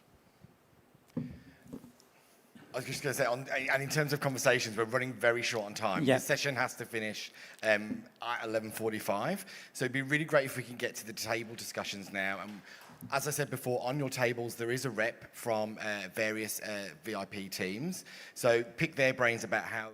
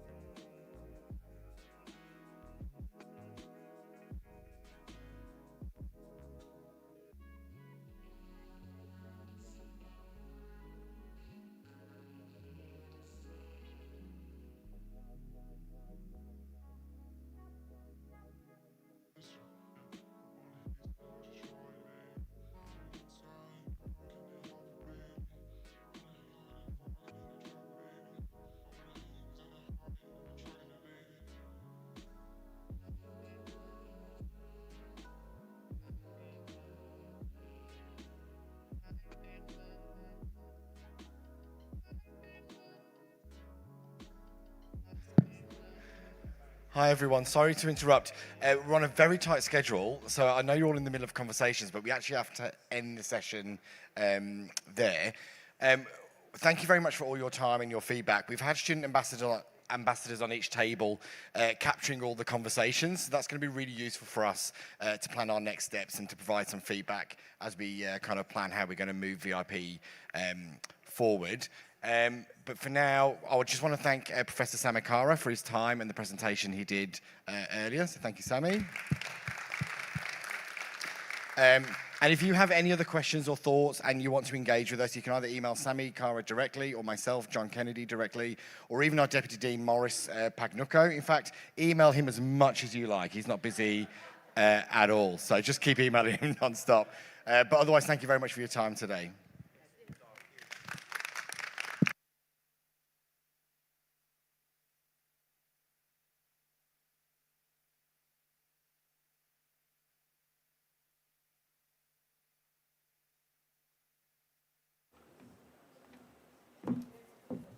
Okay, it's almost lunchtime, but not quite. So a wonderful mix of sessions this morning. And John, no emailing Maury. Is he still in the room? He was here before. I'm very much in his fan club. So you've had a wonderful mix of sessions, and I think some colleagues are still upstairs, from the vertically integrated projects to Indigenous knowledges, climate science, and lots of lightning in between. Before we dive back into the last session before lunch, and I'm not sure if it's been shared here before, we talk a lot about societal impact challenge projects. We already have about 5,000 students a year experiencing what we would classify as societal impact challenge projects. And they do it in places as far as Cambodia, Fiji, and Kenya, and as close as on this very campus. So we're doing a pretty amazing job. So with that spirit of impact across the globe in mind, we'll just shift gears a little bit for the last session before lunch. We're turning our spotlight to how we measure impact, how we know that the societal impact framework is showing up in our teaching as intended. So we'll have two presenters for this session. Professor Marina Neme from Law and Justice will explore the educational impact indicators, followed by Sharon Aris, who I saw over here this morning, but she might have moved, from ADA, mapping the journeys of some of our alumni. Please don't forget, we still have our Slido up for any questions. And with that, I'll welcome Marina to the stage, and after her talk, we'll pause for some questions. Thank you.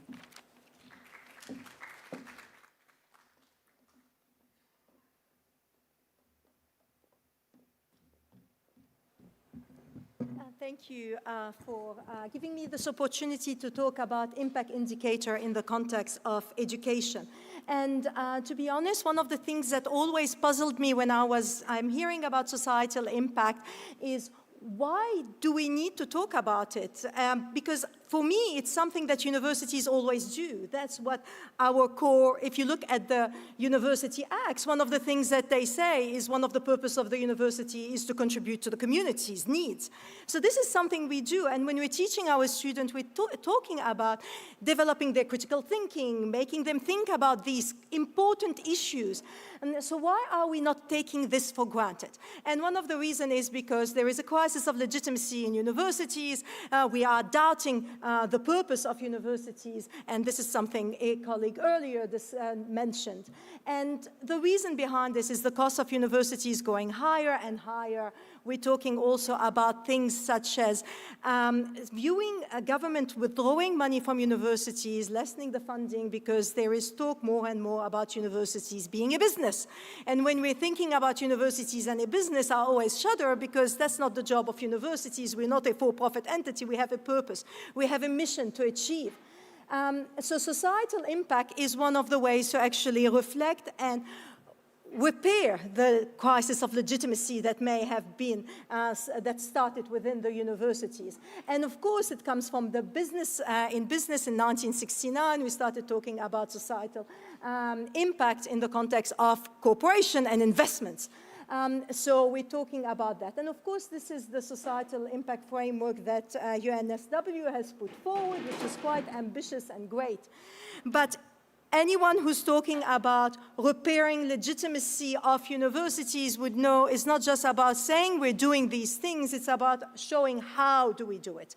Repairing, not just doing lip service, but actually assessing it. And that's where it becomes a little bit challenging in the context of education, because how are we actually going to be highlighting the heart of what we actually do? Because it can be quite, it's not instant result that you get in education, it's a long-term thing that you are doing. And I know my faculty, I come from the Faculty of Law and Justice, the mission of the faculty when it was first established in 1971 by Hall Wharton was to actually achieve societal impact, think about society's need and innovation in legal education, and how we're teaching our students around these themes. So this was something that is part of the core of the university. So how do we measure it? And there are really different ways to do that. I think the one that is very important is from a wide view and philosophy, thinking about the university and the faculties and the different schools, and talking about the curriculum that we are actually achieving.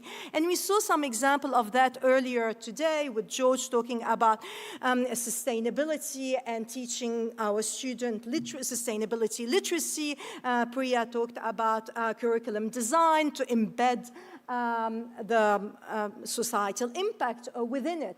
So thinking broad term, the curriculum, how we're designing it, how it's actually achieving it. Now, then the question is, okay, so we embed the core fundamentals in the curriculum, but how do we actually measure them? And this is, again, challenging because you can't do it within a year, within 2 years. It's a long-term project, and we need infrastructure regarding this. We need to have the university need to provide the infrastructure to be able to do these long-term studies to see where our graduates are actually ending up with, what are they doing with the skills that they actually have. And so that's one way that we can do that. The literature also is not clear about indicators and the concept of education. I looked around, there is many things that are there, but there is no consensus regarding this. Some people talk about who are our students, so having students from indigenous background, having students from lower social economic background, thinking about things such as where are our students going, what are they doing with their degrees. Some people talk about funding, how much they earn. I always shudder about that, because just because you earn a lot of money does not mean you're doing good things for society. You can be doing terrible things, and people might be working in NGOs, they might not be earning as much, but they are making a big impact. So it's important to be careful about what we're focusing on in the indicator. So from a broad sense, there is ways to actually measure it, but again, we need the infrastructure and long-term thinking about how do we achieve it. And then we come back to academics as we're doing it, because we're teaching our courses. We are trying to impact our students in different ways. So how do we do it? The easiest way for me is we're creating new knowledge in the different ways we are teaching our students. So the scholarship of learning and teaching is one of our big indicators regarding the societal impact we are having through the creation of knowledge that we are doing. My concern becomes if we are thinking, how do we prove that Marina, has actually managed to do have actually changed the way our students are thinking? It's harder, because when I think about it, I find it very hard to say I have done it. I hope I inspire my students. I hope I make them think about cooperation in a critical way, so that way they understand the role of cooperation in our community. But when I'm thinking about my students, I think about them as a whole. They do not, and this is a diagram I have adopted from one of my lovely colleagues, Associate Professor Justine Hodges. So our students do not come to us as blank slate. They come to us with existing knowledge, with existing thoughts. And as a result of that, when we are thinking about that, they come with their views, and then we try to let them reflect on these views, on these values, make them think about different things. And then when they leave, they will not just be influenced by what we have taught them, but where they are going to end up with, their colleagues and workplace, then the profession and the communities and the different traditions that might be in the different professions that they may be joining. And then, of course, society at large. So there are different levels of thinking regarding how our students develop and become who they will become down the track. Because the person I am today is very different from the person that I was 20 years ago, because I have learned from all the experiences that I have gotten. And this is something to remember when we are thinking about asking an academic to actually measure the societal impact that their course is actually having on the student, because it is much harder to manage. And if we want to do that, again, it's a long-term project, and we need to provide the academics resources to be able to do that and funding to be able to do that, thinking about it in a 5 years, 10 years term. Because I was talking about this with a colleague of mine who left academia for 6 months. And she left academia for 6 months and went and worked at a land council. And it was quite surprising for her. When she entered through the door, 5 of the people that worked there were her former students. And when she saw them, and she's like, "Oh, what are you doing?" And she's like, "In your course, you highlighted the need for people to actually work here.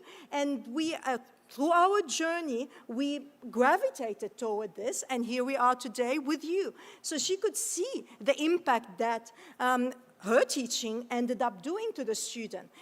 But if she didn't leave for 6 months academia and join that place, she wouldn't have realized it. We always hope that we're doing it. So that's why it's very important to think about it in terms of a long-term project. And these students did not directly join the Land Council. It took them 10 years, 20 years sometimes for them to actually do it. But something that she talked about stayed in their brain, and they remembered it, and they found their niche area, and they're thriving there, which is amazing and great, and a lovely story for her. So in that regard, it's very important to think about societal impact. It's something that we do every day, but when we are packaging it, we need the support of the university and funding to be able to fund the long-term project research, 10 years, 15 years, to be able to prove or measure our impact. So it's not a quick solution, let's put it this way. It's a long-term project. Thank you very much.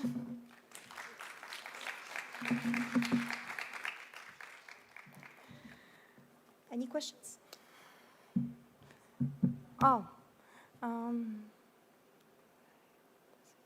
So we turn to measurement as a way of addressing a crisis of legitimacy, but I'm curious about the measurement of that crisis itself. What is the nature of that crisis? What drives it? And perhaps more importantly, does it actually exist? That's a very good question. It's something that I was thinking about, and I'm writing a paper actually on this, which is in its development. But there are a number of factors, and again, legitimacy and defining it is one of those challenging things, because in different literatures, it means different things, and there are different indicators regarding this. So for me, there is the student perspective and society's perspective regarding it, and the government's attitude towards universities. And I think in both regards, from a society impact, the student paying so much for their degree shifts the dynamics that is there. And we also see that at universities. When we're talking about students, there was a special phase in my career where students were talked about as consumers. And when you're treating students as consumers, it's different than treating them as learners. That's my view anyway. And also there is criticism about our expertise. Sometimes they say, "Oh, what do you know about real life? You're not on the ground, you're teaching the theory." So that also, the challenge to the expertise that is there, that we have, also contributes to that dynamic. But I think one of the biggest things is the managerialism that is creeping in and controlling universities in many regards, which is highlighting that universities are more a business than anything else. And the more we think about universities as a business, the more harm we cause our mission and purpose, because we shouldn't be viewed as a business, and that narrative is harmful. I hope that answered that question. Any other questions?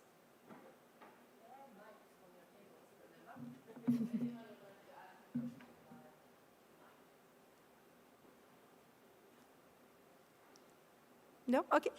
Well, thank you very much for that. Thank you.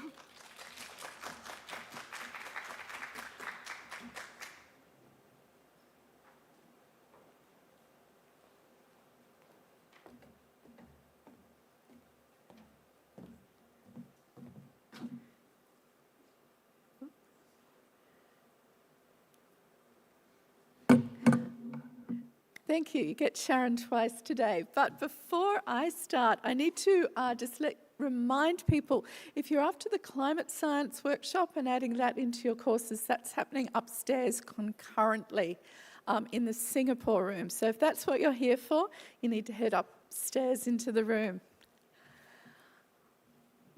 Thank you for having me again.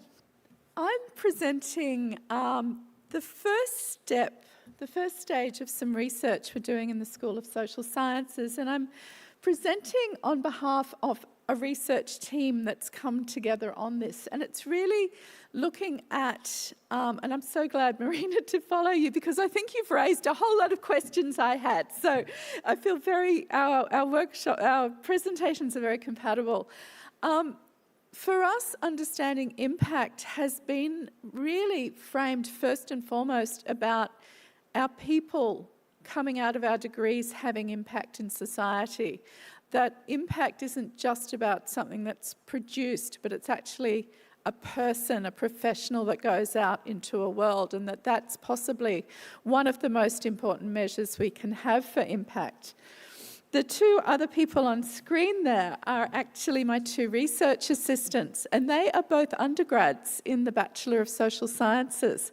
The reason Alexis is up there is that she was the past president of the Social Science Student Society, and she spent all of last year bugging me, going, what happens to us? Where do we go? What are we going to do? And I sort of said to her, I think we have a common interest here. And so we were supported with some funding from the faculty to do some of this research. And then Jenna Slough came on for an internship this year, neither of whom unfortunately can be here today, otherwise they would have been co-presenting. What I want to do though is show you a little bit about the journey we've gone on and the way we've gone about finding out this information.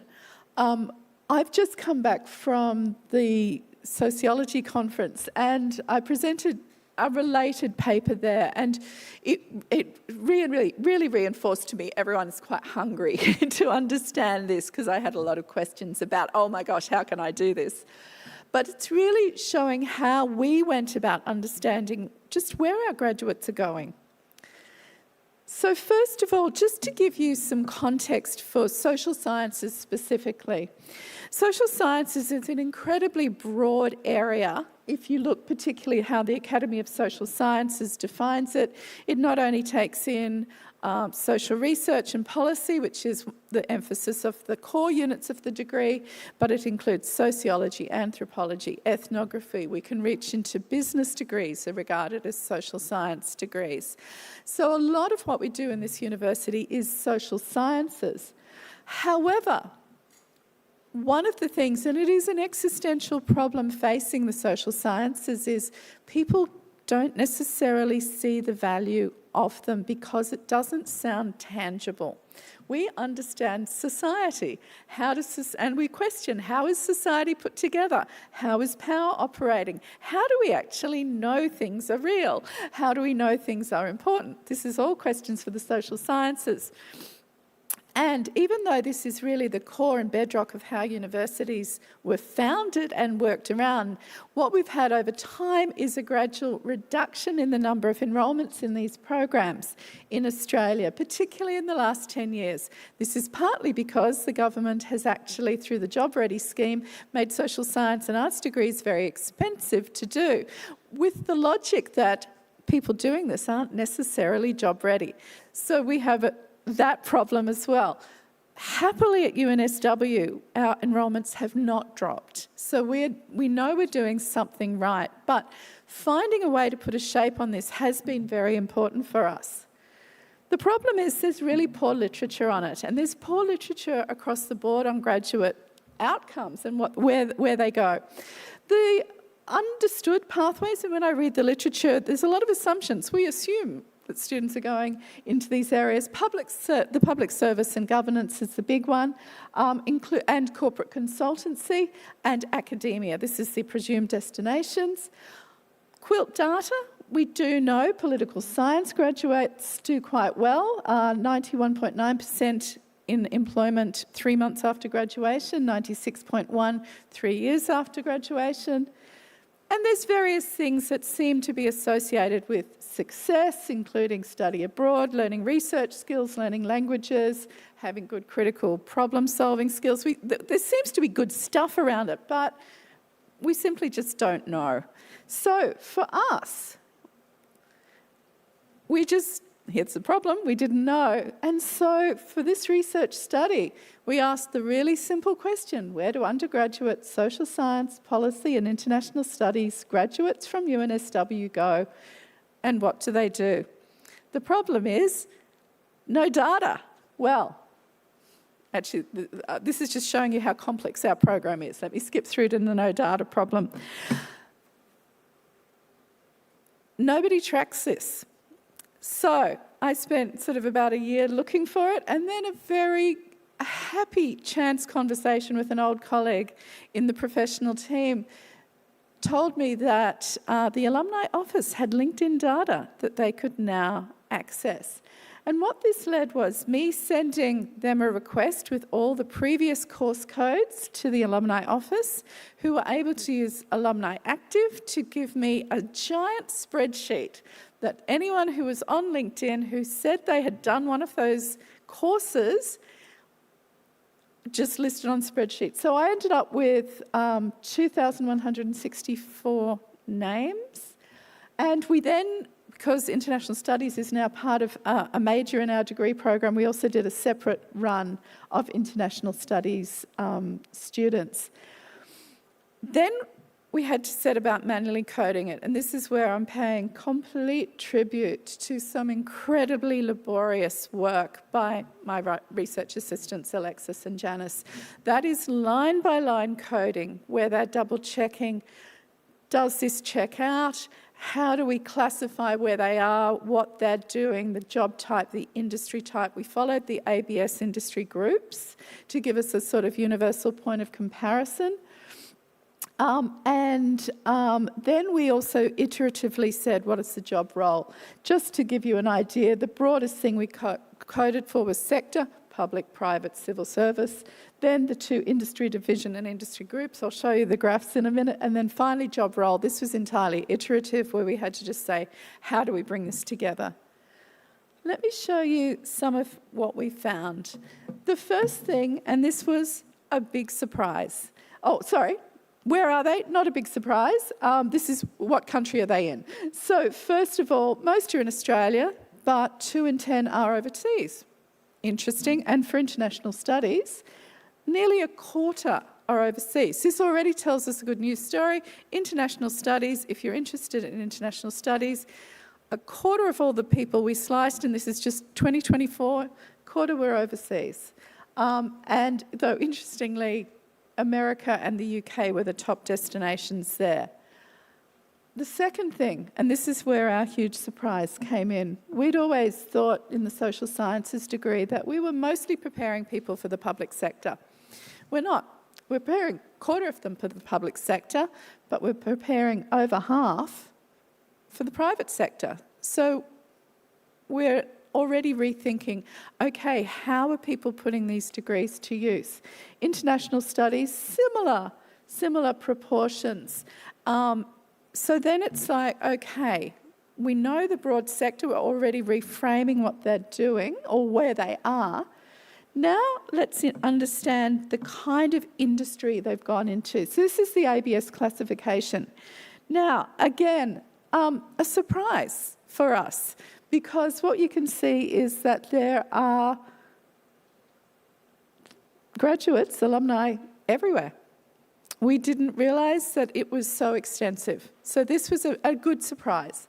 But you can also see professional, scientific and technical services was the biggest area, followed by public administration and safety. We're using ABS classification, so that's how they describe their categories.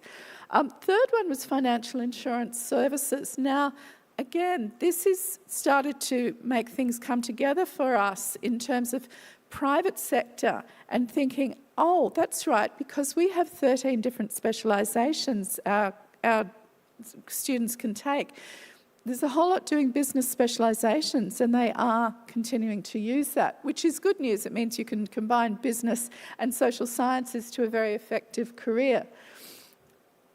In terms of understanding the groups, this is going down the next level of delicacy. State government, if you're going into government, our graduates are more likely to go to state than federal.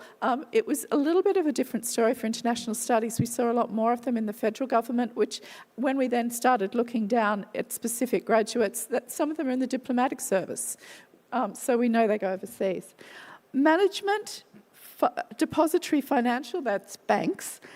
Legal and accounting is the big sectors for the private sector. And again, this sort of started to bring together, okay, some of the things our graduates seem to be good at doing is managing things. That came up a lot. They also seem to be analysing. There's a lot of analysis work we were seeing. And this really, and that, by the way, that previous graph was this classification telescoped together, just to give you an idea of how complex it was. The last thing I just wanted to show you, though, is when we actually looked at the job titles, and when I was talking before about directorial and managerial being definitely the most common kind of job we saw our graduates in, apart from other, because there were so many different ones. And that started to tell us people are going into leadership roles. They're going into leading teams. They're going into leading research teams. They're going into managing projects. So something about social sciences is enabling people to have that type of leadership. The next thing, apart from other, was policy. So it was a good news story for us. What we do think we're training people for, we are actually training for, and HR managerial. Since then, we've done more. I'm not going to show you more graphs, but I can just tell you we're starting to map first-year appointment, third-year appointment, and then appointment 5 years after graduation to understand different trajectories. HR, turns out if you specialise in HR, you go in HR, you like to stay in HR. But we're seeing a lot more travel across industries for most other people. What does this all mean? Well, for us, we can say it is a highly employable professional degree. We're seeing people out there in the professions, and we're seeing them leading. We're also seeing that this can travel, that you can go overseas, so you can travel across the sea, but you can also travel across different career areas. We can see that social science seems to be relevant to every single industry sector. And I was thinking about our earlier session, just talking with engineering, and sort of we have a very good case to say we should be working together with all the different disciplines and schools. We can also see some common jobs. So research, administration, HR, project work and policy and consultancy. And so this basically says that we are in a very highly transferable space. The last slide I just wanted to sort of say is this has then now started to inform how we might understand impact from our degree. In terms of the impact focus areas, one of the advanced economic and social prosperity, we can certainly see alumni working in evidence-informed policy areas, for instance. So we're quite confident that is an area of impact we have. In terms of broad progress for all, if you're advising government and improving institutions and decision-making, we can see people improving behaviour, method, service, process or standard if they're doing evaluative work. And we really believe that this shows that our degree is really helping prepare students for the job market, but also creating that pipeline of graduates with the skills to meet future needs. I hope that this actually provides a model other degree programs can use. That's my biggest hope in terms of understanding our impact. So if anyone wants to talk method, please come up. I have 2 RAs who are very well trained and very happy to work with other people. Thank you.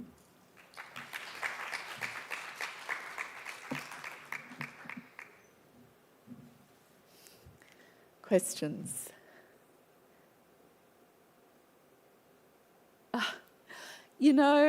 That first comment about doing several social sciences courses, I think it's a problem for us in social sciences trying to demonstrate impact, but I think your comment shows you were able to put that to work.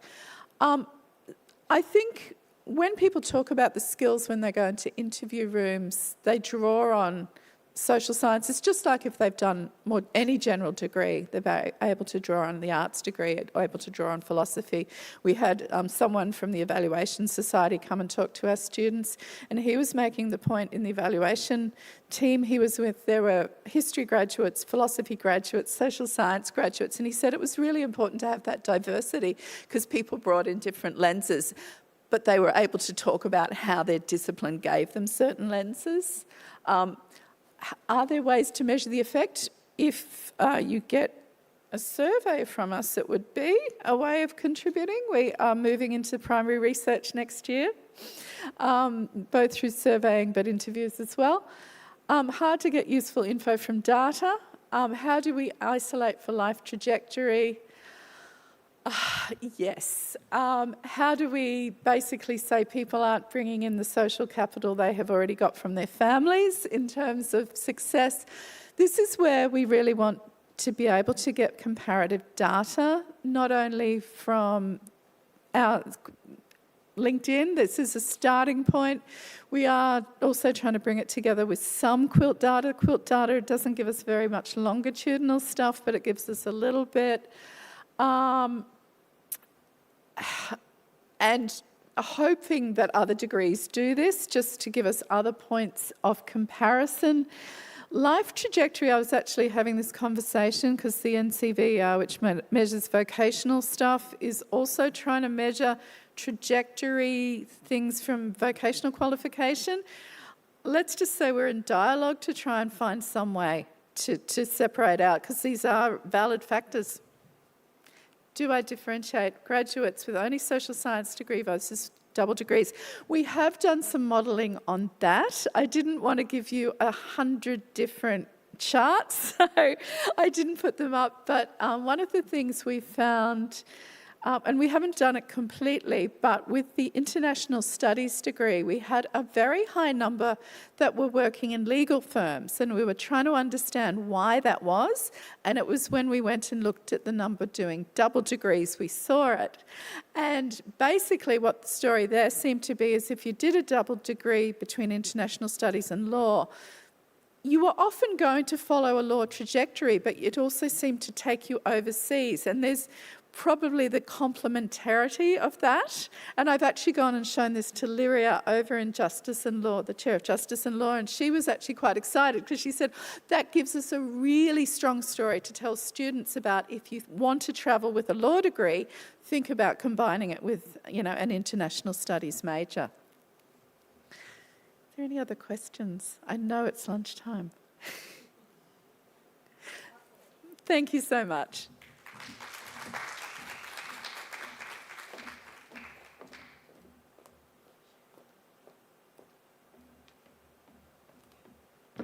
I'll be super quick, but I do have to explain lunch. That sounds a bit odd. So lunch will be served right under the stairs over here, but at the same time we have a poster gallery happening. So this is your once-in-a-lifetime opportunity to talk with your mouths full without getting into trouble. We have both colleagues and students displaying their work for us today. So without sort of singling anyone out, Station 7 is our student presenters who have recently returned from a month-long solar project in Vanuatu. So please do talk to our students as well.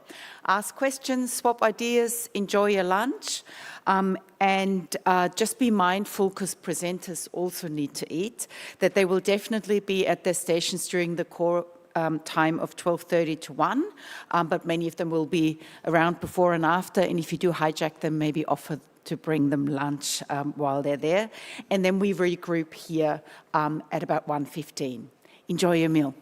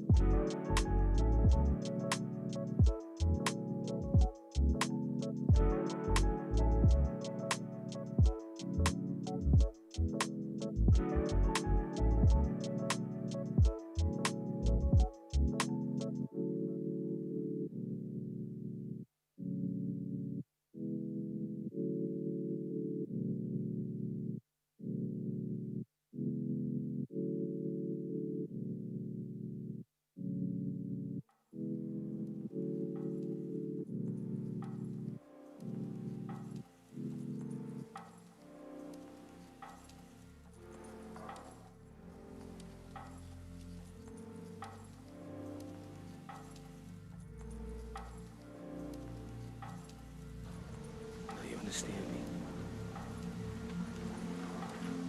I know you understand me.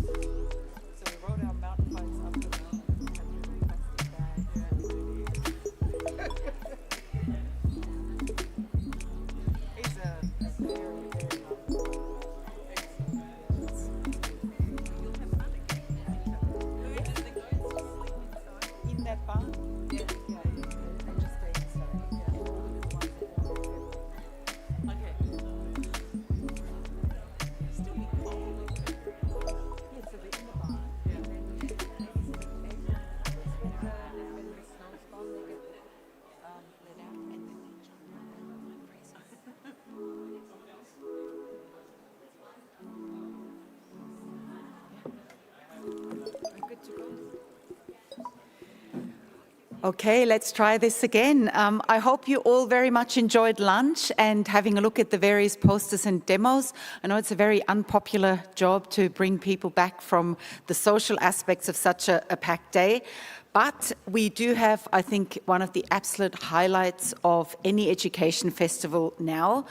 We are turning the spotlight, of course, to our students and graduates, the real heartbeat of our impact story and everything that we do as educators. So our students and graduates are the people who show us what societal impact looks like in action through their study, collaboration, and life beyond the classroom. So please join me in welcoming our wonderful panelists and our expert conversation leader, DVC ESE, Sarah Madison is back. Thank you. Thanks very much, Teeny, and hi, everybody. So as we've already heard today, there's an incredible array of educational practices right across UNSW that are already embedding societal impact into our various teaching approaches. And so now, as Teeny said, it's time to hear from our learners. And we've invited 4 really inspiring students and alumni to share their stories of their contributions to societal impact, both as part of what we hope, their transformative learning experience here at UNSW, but also, of course, what drives them from their own passions and how they've been able to use what UNSW offers to accelerate their own impact. So as well as hearing from their stories, we've also asked them to give us a bit of feedback and advice on what it is that we're doing really well and what we should do more of based on their own experiences. So I'm going to introduce each of our panel members and then we'll have a bit of a chit chat, and there's time for questions as well, and you can use Slido, especially for those online, but also those in the room. So in order, we have got Ina Nichols, who is a 4th year student in mechatronics and biomedical engineering, committed to community-centred and humanitarian engineering. And through a placement in Tonga and the Solomon Islands this year, she co-designed practical solutions with local clinicians and communities, including award-winning work on plastic waste challenges, assistive technologies, sustainable orthotic productions. And as a Tyree scholar, mentor and ambassador, Ina champions engineering that upholds dignity, cultural insights and service to the Pacific region. Ina has been a Gateway student ambassador for the past 2 years and a peer mentor for 3 years, and apparently hot off the press from our edufest engineering satellite event on Tuesday, Ina is also the winner of the 2025 VIP pitch competition and the People's Choice Award. So please welcome and congratulate Ina. And next up, and I'm going to ask each of them a couple of questions about themselves in a sec, but I'll introduce everybody. So next up we have Tess Gordon, who is a UNSW social science alum from the Faculty of Arts, Design and Architecture, whose career centres on tackling structural inequity, and her first professional role, and at UNSW, was exposed to intergenerational nature of disadvantage for people living with disability and strongly shaped her systems-focused approach to tackling these issues. After several years working in New South Wales education sector for the Department of Education as well as TAFE New South Wales, Tess has led strategy and governance at Place Australia, where she helps communities, governments and families collaborate across traditional disciplinary boundaries to improve outcomes for students and local communities. So please join me in welcoming Tess. And next up we have Vincent Fitzgerald Trajano, who is both a UNSW student and tutor, so straddles both worlds of what you do as teachers and what these amazing experts as students do in the Masters of International Business, whose social impact journey began in education programs for disadvantaged communities in the Philippines. And through his business degree at UNSW, he's been involved in the social entrepreneurship practicums. And as part of the programs, he shared impact partnerships with the social enterprise Rise candle exchange, exploring how circular business models align with environmental, social and governance priorities. And with over 14 years of industry experience in banking, insurance and consulting, he brings a global perspective on ethical business, social innovation and community advocacy. So please welcome Vincent. And finally, we have Mondira Paul, who is an honours student in medicine and health, passionate about women's health advocacy and rural health equity. Her honours research is directly involved in Australia's first women's-centred health AI tool, Ovum AI. And Mondira also serves as the president of the Rural Allied Health and Medical Society, leading outreach trips that provide free health career workshops for rural high school students. And the program has reached over 200 young people and was recognised nationally in the best rural health initiatives. She also brings creativity into medical education. Through her studies, she's discovered that theatre and medicine can have a very meaningful intersection, acting in the UNSW simulated clinical exams to model authentic communication to students. So please welcome Mondira. So I'm going to ask each of our amazing panellists to tell us a little bit more. I mean, I just read something that someone gave me, so we really want to hear from each of you. If you can tell us something else about your background that you'd like to share, that's kind of about your experience in being involved in societal impact and maybe part of the passion that drives you to do that. Thanks, Ina. Good afternoon, everyone. O te talawhatu. My full name is Alapaina Mailelangi. I'm so grateful to be here and to be on the panel with such accomplished people. My passion for engineering comes from just a love and passion for my home country in the Pacific Islands. I grew up in a Samoan family where service, leadership, and community was so deeply ingrained in our lifestyle. Everything I've achieved and accomplished has been because of the people around me, and I want to honor that communal investment through whatever I did. And so I stumbled across engineering, where I could see that technical skills not only becomes a practical solution, but it becomes dignity, it becomes access, it becomes community, especially for those who are often neglected in the conversation. Our low-resource communities, our underrepresented communities, and our marginalized communities as well. It was through the program in Tonga, we volunteered for 2.5 weeks, that we got to engage with Tongan clinicians, the university staff, and nurses. And I learned so much about how powerful engineering can be, not because we have all the resources available, but quite the opposite. Engineering is so powerful in an environment where resources are limited, but the community is so deeply connected. It was the first time I could see that design isn't just abstract, it's practical, it's impactful. And it's grounded in culture, it's grounded in the needs of the community and of the environment. This year I was a part of a team for the Solomon Islands project. I had the most knowledgeable and approachable academic advisors. And it really just reinforced how important it is to emphasize that engineering is for the people and by the people. And it's not just advancing as fast as we can. It's about advancing with the needs of those around us. Amazing. Thank you so much, Ina. And you're going to get a round of applause for that. I loved that idea that engineering provides practical solutions and that practical solutions brings dignity. So it's always bringing the person and the community in, which is wonderful. Tess, please. Hello. Thank you so much for having me here today. My passion for tackling structural barriers to disadvantage happened when I was really young. I grew up in the doctor's surgery of my parents, and that is a place that if you ever want to observe inequity living day to day, you can observe it. And my desire to find solutions for deep entrenched disadvantage and inequity have taken me from UNSW to the public sector, through the private sector, and now working for an NGO called Place Australia. And really my takeaway from all of that was that when we involve communities in the decisions that affect their lives, we really bring them the ability to change solutions. And communities know what they need. They're often the implementers of policy solutions that happen in Canberra. So we really have to make sure that we let communities make decisions on the things that affect them. Fantastic. Thanks so much, Vincent. Hi everyone. Thank you for having me.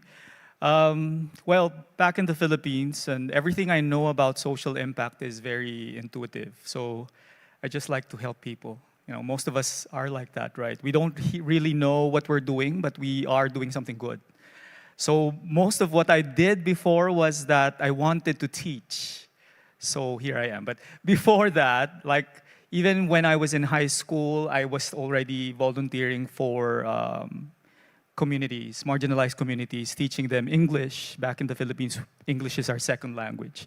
And then when I was in undergrad, I still did a lot of teaching on the side. And then even when I was already in industry, I was still part of the committee that handles outreach activities. Again, it's still very intuitive for me. I wanted to help people who were in need, and that's it. But when I came to UNSW, especially when I took the business courses, especially those courses where sustainability and social impact were integrated, like social entrepreneurship practicum, that intuition had became something there was language to it now.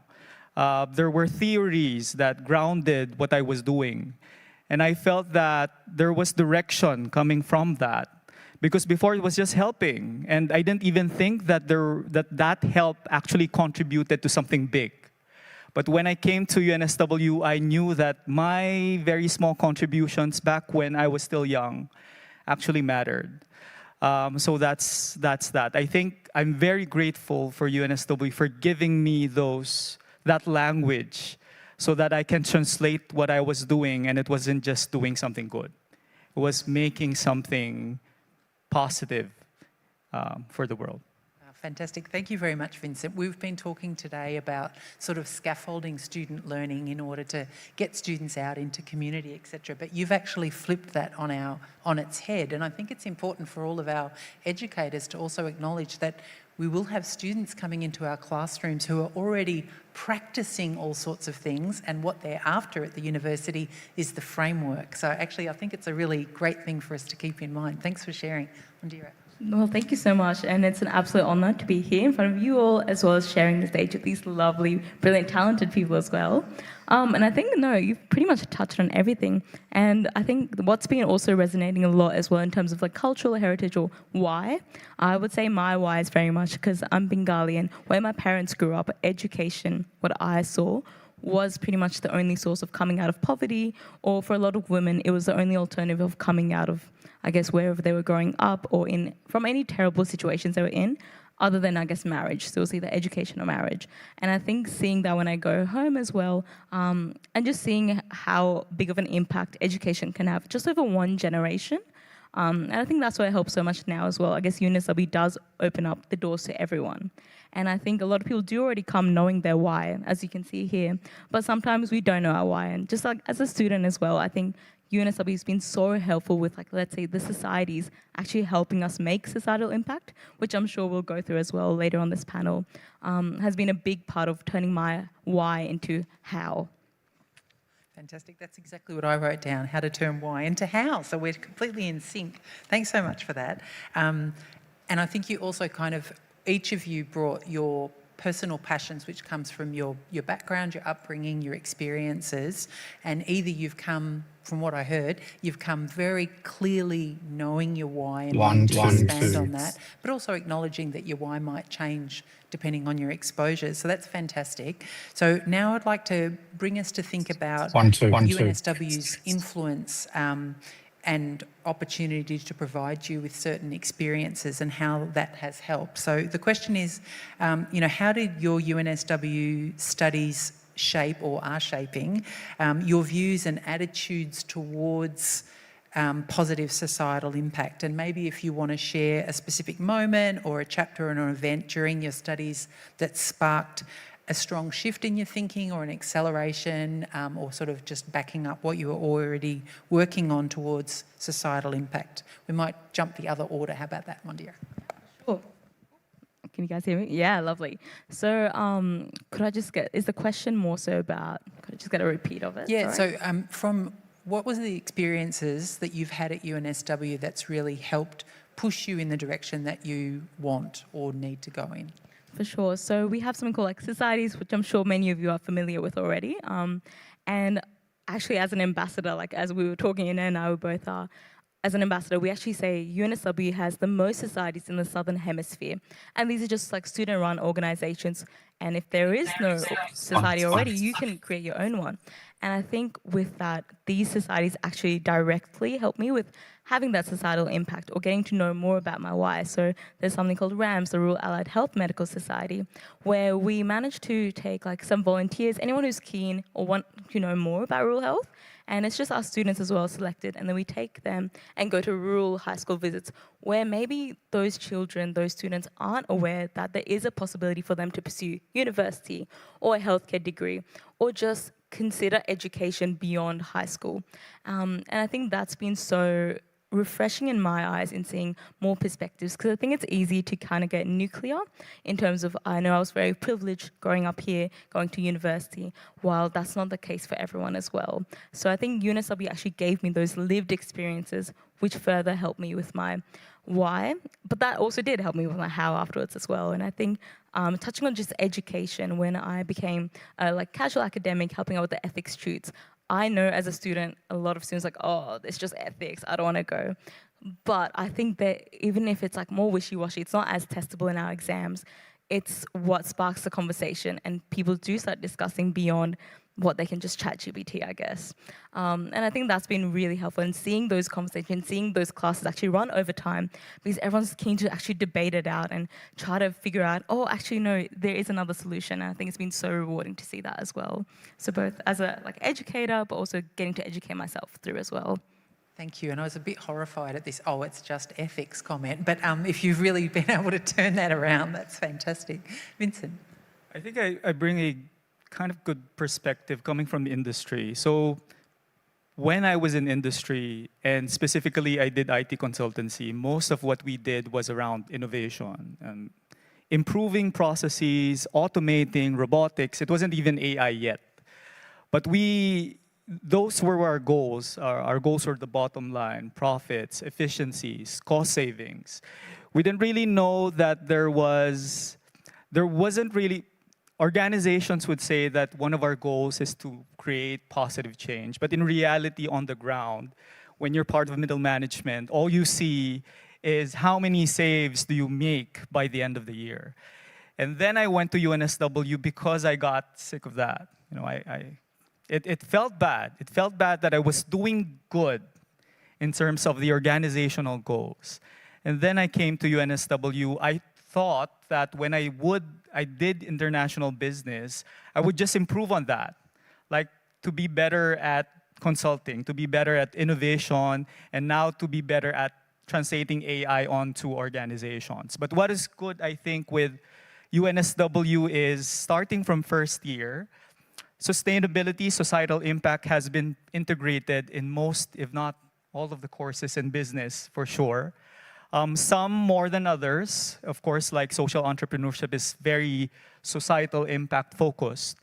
But the thing is, going through those courses, you realize that there's more to business, there's more to strategy, there's more to effective human resource management, for example. There is an aspect to it that's really about making better lives out of the business.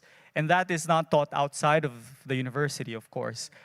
Businesses will only teach you how to save, how to profit, and so forth.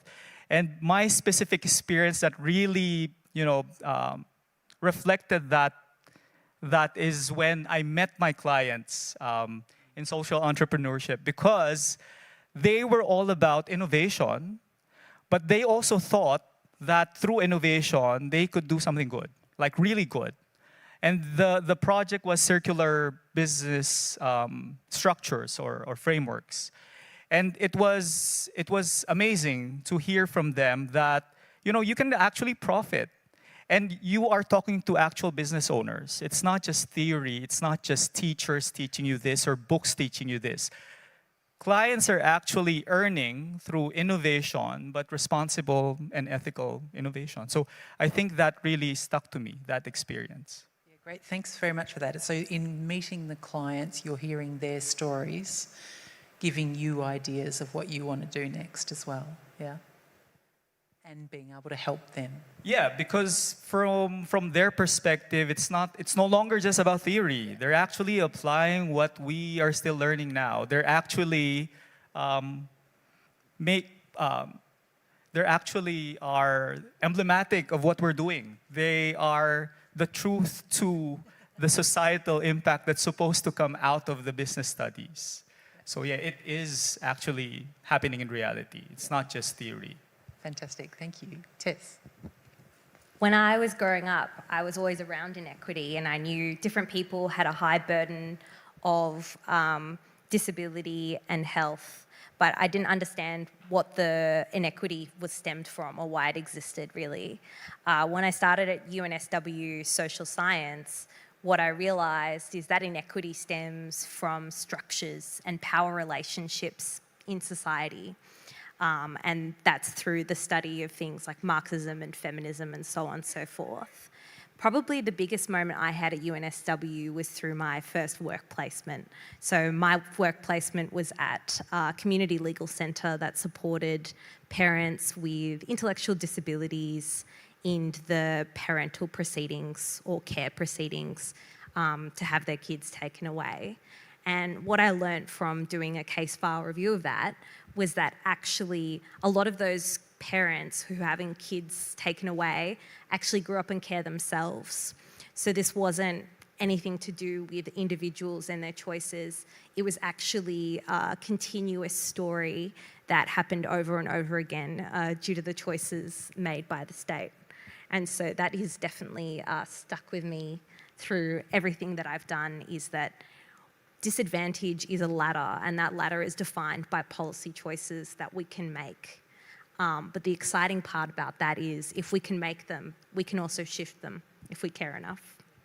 Oh, fantastic. So in a way, like Vincent, your life experience gave you exposure to certain views that gave you then a passion to work on social impact, but it was coming to uni that gave you the sort of theoretical frameworks to really be able to see those systemic and structural barriers, which then your passion could lead you to jump ahead and do something about it. What were some of the experiences that you had at UNSW that helped you move from your why to your how? Yeah, that's a great question. And I know we're going to talk about this later. I did the Bachelor of Social Research and Policy, which I don't think anymore exists, but to my mind, use of data and evidence is a really empowering tool in the study of structures. And so I learned both qualitative and quantitative research and actually did practical projects to implement that. And when we talk about power relationships, to my mind, one of the biggest things that can close that gap is use of data and evidence, because as we know, knowledge is power. And so I could start to use those skills to disrupt that orthodoxy. Fantastic, thank you very much. Hina? Yeah, so I knew what community I wanted to work with. I knew the problems. I just didn't know how to go about that. I figured in my first 2 years of uni, I would just stack up the knowledge, stack up the skills, and I'll figure it out once I graduate. Eventually, though, I figured if I'm going to make mistakes, if I'm going to develop, I'm going to do it protected and in an institution like this, where they provide the opportunity to do so. At least here, I'm a student who's learning, who's eventually going to become an individual in society. Some of the key experiences in UNSW provide such practical guidance. I think especially in engineering, it's very easy to get caught up in all the technical specs. We're provided with a description of what solution we're trying to find, but we're hardly ever tasked to find that ourselves, to understand our stakeholders ourselves, to understand the problem ourselves. It was through practical experiences like the Global Engineering Impact Program in Tonga which exposed me on exactly how to interact with other people, with stakeholders, that it taught me how to find resources, what resources to use. Yeah, I think for the first time, you're given so much freedom to make mistakes, but it was under so much guidance that you learned from it as well. I think those practical, especially the vertically integrated projects, I think those experiences are irreplaceable, and I can't recommend them enough. Thank you. So again, being immersed in the experience. But I also heard, I mean, all of you have kind of spoken to this jumping around between the practical and the theoretical and the practical and back again. So really great to remember that they absolutely go hand in hand, and it's not a journey, it's continuum, right? You keep going back and forth, which is great. So then thinking maybe a bit more about connection through to industry as well. What do you think that UNSW, this is a bit of advice for us now, what do you think that UNSW and indeed the whole higher education sector could be doing more of to really help students develop the knowledge, skills and attributes to make the world a better place and basically produce people just like you? Anybody can jump in who wants to add something here. Looking at me because I spoke about this very passionately online. My view is like the evidence is out on the skills that we need to be able to create societal impact at a scaled structural level. And those soft skills in particular, things like co-design, stakeholder engagement, deep inherent listening, project management, sounds a bit boring, leadership and adaptive leadership as well, being able to do situational analysis and collaborate in really ambiguous and imperfect environments are all the skills that people need to make change today. And I think universities have a real role in bringing those skills to students in a way that I haven't seen before, not just through placements, but actually through explicitly scaffolding what that is to do and to learn that. Like, for example, we know one of the best evidenced things in collaboration is you sit down and you start with, what's everyone's goal here? Are we all aligned? And that's the kind of thing, a tactic that I would love to have learned at university, or to have scaffolded for me at university. Thanks very much for that, Tess. And I think when we did speak before the panel, you also sort of talked about how teaching staff can be really explicit rather than, because I then said most students say that they hate group work, right? But we all know that group work's really important. And I think what I heard from you, Tess, and I'd actually be really interested to hear from the other panel members who are currently students, that listening to what Tess said, rather than just say, this is a group project, go do group work, that we're quite explicit, which was the word you used, about what does co-design mean. Like, I'm expecting, as the teacher, I'm expecting you to co-design something. This is how you might co-design, because theory and practice, here's the theory on co-design, you go do the practice. That's the sort of thing that you were indicating, yeah? And the same for listening, etc. Yeah, exactly. Like when a big change we're making in New South Wales secondary schools, for those of you who have kids, is explicitly teaching writing. So it used to be something you learnt in primary school, and then it was assumed that you knew it, and then in high school you didn't learn it. You just were meant to know it and apply it in all of your subjects. And I'm kind of inspired by that as well here, that we have to be able to scaffold these soft skills. We can't just put a bunch of kids in a room and expect them to develop them or go about them well. And to my earlier point, I think if you started group work with a conversation that was like, what's your goal for this project? And someone was like, I want to get an HD, and someone else was like, oh, I'm happy with a pass, then you probably would have a more honest and productive time. And then you might have a third group member that says, I want to make social impact. Do you want to add something, Vincent, from your experience? Of course, I absolutely agree with scaffolding. We also, I think, need to be reminded that, especially here in Australia, where the university is very multicultural, and people come from different contexts. So that adds difficulty, a level of difficulty in the process, for example, of group formation. You can't expect people to know day one to actually start forming the groups. Even if you teach them the 5 stages of forming teams, they will still need to first sort out their identities, how different they are, and then reconcile that. That in itself is a challenge. That's why I absolutely agree with scaffolding, like hand-holding people. I've been teaching a lot of I teach IFY courses, so first-year students, and we expect them to form groups day one. Not day one, but like first year. And they come from different backgrounds. It's very difficult for them to actually do it on top of learning theory. So I think that is very important. Also, I'd like to add, probably eventually emphasizing transferability of skills. I think students rarely realize how transferable the skills they're learning, like project management, even if it's societal impact related, it's actually very transferable to business-specific context as well. So if they see the value in it and learning it that way, I think they will be more incentivized to learn it, as opposed to being like a requirement, something to pass. Loved the incentivization approach, but I also loved that you started with the 5 stages of forming teams. So you had the theory right there. Did you want to add something? I absolutely love the talk about having a scaffold and possibly even hand-holding. But I think we also want to be mindful of running the risk of having just like, I guess, homogenous students or the same output coming out from maybe just having the same scaffold and making sure we do have that creativity. And Ina mentioned perfectly, providing them a space of being able to make mistakes where it's okay if you do falter a bit. And I think that's where maybe it's the irony that at UNSW we call it societies as opposed to like student clubs.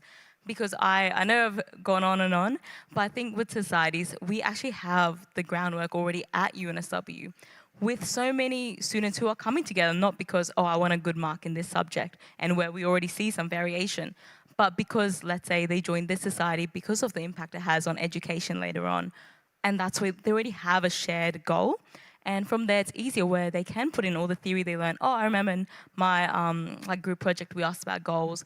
And I remember for my one, we went to Dubbo, which is a rural town nearby. And we taught little children about their ear health so that hopefully they can have more preventative health and better health outcomes.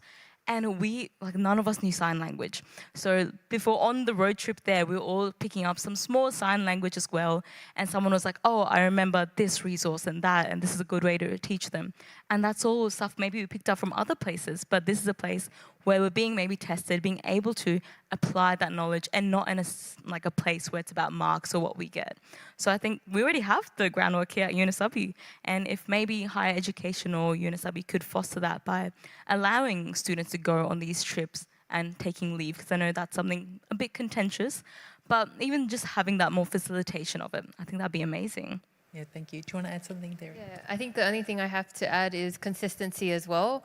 I've been fortunate to take a course that did co-design so well, but I only just took that course in my 4th year. I did not touch on any of the other principles from my 1st to 3rd year, and I think at least reminding students along the way, or a recap, a reflection at the end of the course that reminds them that whatever they're studying has a societal impact. Under that scaffold, just making sure it's consistent as well. Fantastic, thank you. They took the big clock away, so I'm just going to keep going because no one's telling me not to.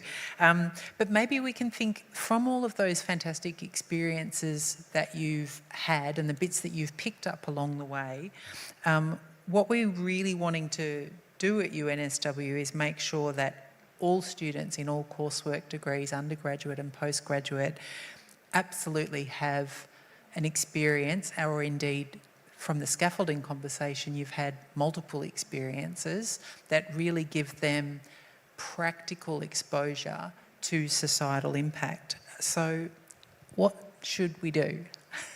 Ina, do you want to start? Suggestions from you about what we could do? Yeah, I think, well, first of all, continuing to provide the student space. What one of my advisors did so well is collaborating with organizations. The Tonga project was actually in collaboration with a local university there. that provided us with the space, the environment, and with the comfort that there is someone alongside us. We're not just in country. Yeah, I'm not sure what else. Okay, so but from you, it's about physically going somewhere. So place becomes quite important. Yeah. Yeah. Okay. Great. Sorry, one more little thing to add. That course on co-design, what was, I think, so significant, so impactful, was actually a lived experience panel. So she got in contact with some people, and we were able to hear from people who would be impacted by our solutions firsthand. That way, if we weren't in the environment, at least we could have that client interaction that is so meaningful to all of our work. Thank you. Vincent, you've also talked before about sort of working with clients and people. For me, I think more variety and diversity of options. It's good, of course, if, like for our case, our client was challenged both from a social side and an environmental side. So they were supporting domestic violence victims and also trying to address environmental issues through circular economy. So we have a bit of both worlds, right? But not a lot of courses have that. So I think if we provide a lot more options for students, because students, their passions may be different. Like my passion would be education, another person's passion would be something else entirely. But both of us want to do something good, right? Want something done positively. But we don't have that option available. We want this course, but the course only is limited to these options. So I think more variety of like clients, stakeholders to support, or projects or initiatives to support. Yeah. And knowing that you've got really varied interests, then having more variety helps. Yeah. Ondira, did you want to say? Yeah, so I don't know how practical this is, so that's up to you guys now. But idea-wise, I would say having that interdisciplinary, and I know a lot of stuff we already don't know what's going to come out, but I was very fortunate. I have Dr. Carly Spencer, who takes care of the clinical skills at UNSW Medicine. And he also has a theatrical background, and I've been always passionate about theatre, acting, dancing, so I was part of Med Show. So as a medical student, we put on like a 3-hour musical, and it's really fun. It's like 300 of us doing it. And I think from that, for some reason, Carly kind of clicked as like a mentor. So I think you all as educators here have so much impact. It might be the student in the back who might be sleeping, but we're all listening. We actually do listen to you all. And sometimes like you might not know the impact you're having. So I think Carly just reached out to me about, would you be interested in acting? So students can see what a normal like history taking might look like. And then we brainstormed, okay, what about we do a good history taking, a bad history taking, so that students actually have like something to bridge that theory to practical before they go out to hospital and start talking to patients. And now we've made it even more interactive where students on like the Moodle course, they can kind of say, oh, this was a good thing, bad thing, this is what I took away. And there were some funny things there as well. Like even if you do mess up in your history, that's okay, you're just a student. And I think that was an opportunity I would not have known if I guess Carly hadn't come to watch our Med Show. And it was just, I think things fell into place. So I think it's really nice even having educators and students collaborate between themselves, and opportunities will arise from there as well. Thank you. Tess, did you want to add anything? Yes. I think the interdisciplinary thing is really important. My experience at university was like things like disadvantage and inequity. Those are kinds of things you talk about in the social sciences, and then in business and engineering was seen as much more like career-ready, vocational. And I think that every discipline has a part to play in social impact. Some of the most impressive projects that I see in community are transdisciplinary projects where there's a local social worker, but there's a policy maker, there's someone there who actually is working to build physical infrastructure through engineering, and even TAFE educated people to be able to create homes for the homeless. So I think that we have to acknowledge that the world is interdisciplinary and transdisciplinary, and the kind of architecture, the disciplinary architecture you've grown up in doesn't mean that your job isn't to go out into the world and make impact. Fantastic. We want to leave some time for questions. So now you've got your 30-second elevator pitch of the top challenge that you would like, societal problem you'd like solved in the next 5 to 10 years.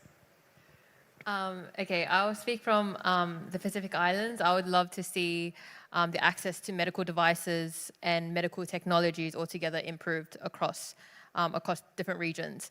It's such a complex problem, but doesn't mean it's impossible. It comes with medical professionals. It comes with adapted solutions.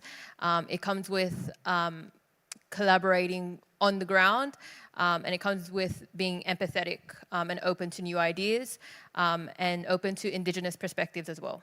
Fantastic. Thank you. Tess? My big platform and my big passion at the moment is how can we make policy in a way where communities have real power to make decisions on the things that happen in their lives, because once you have that locked and loaded, I think a lot of other things flow from there. Brilliant. Thank you. Vincent? I'm still education focused, I think.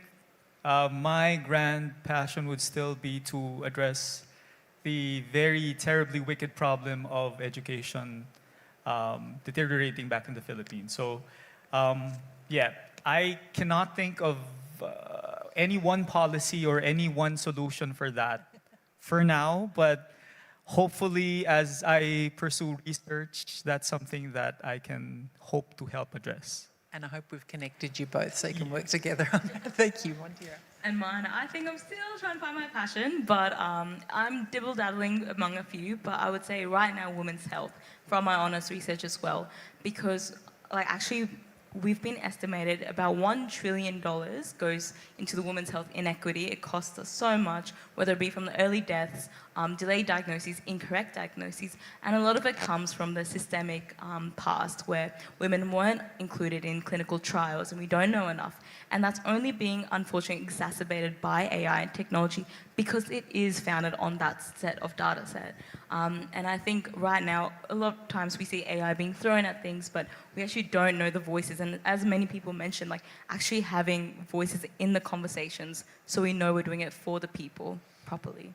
Fantastic. Thank you so much. Let's give our amazing panel members a round of applause.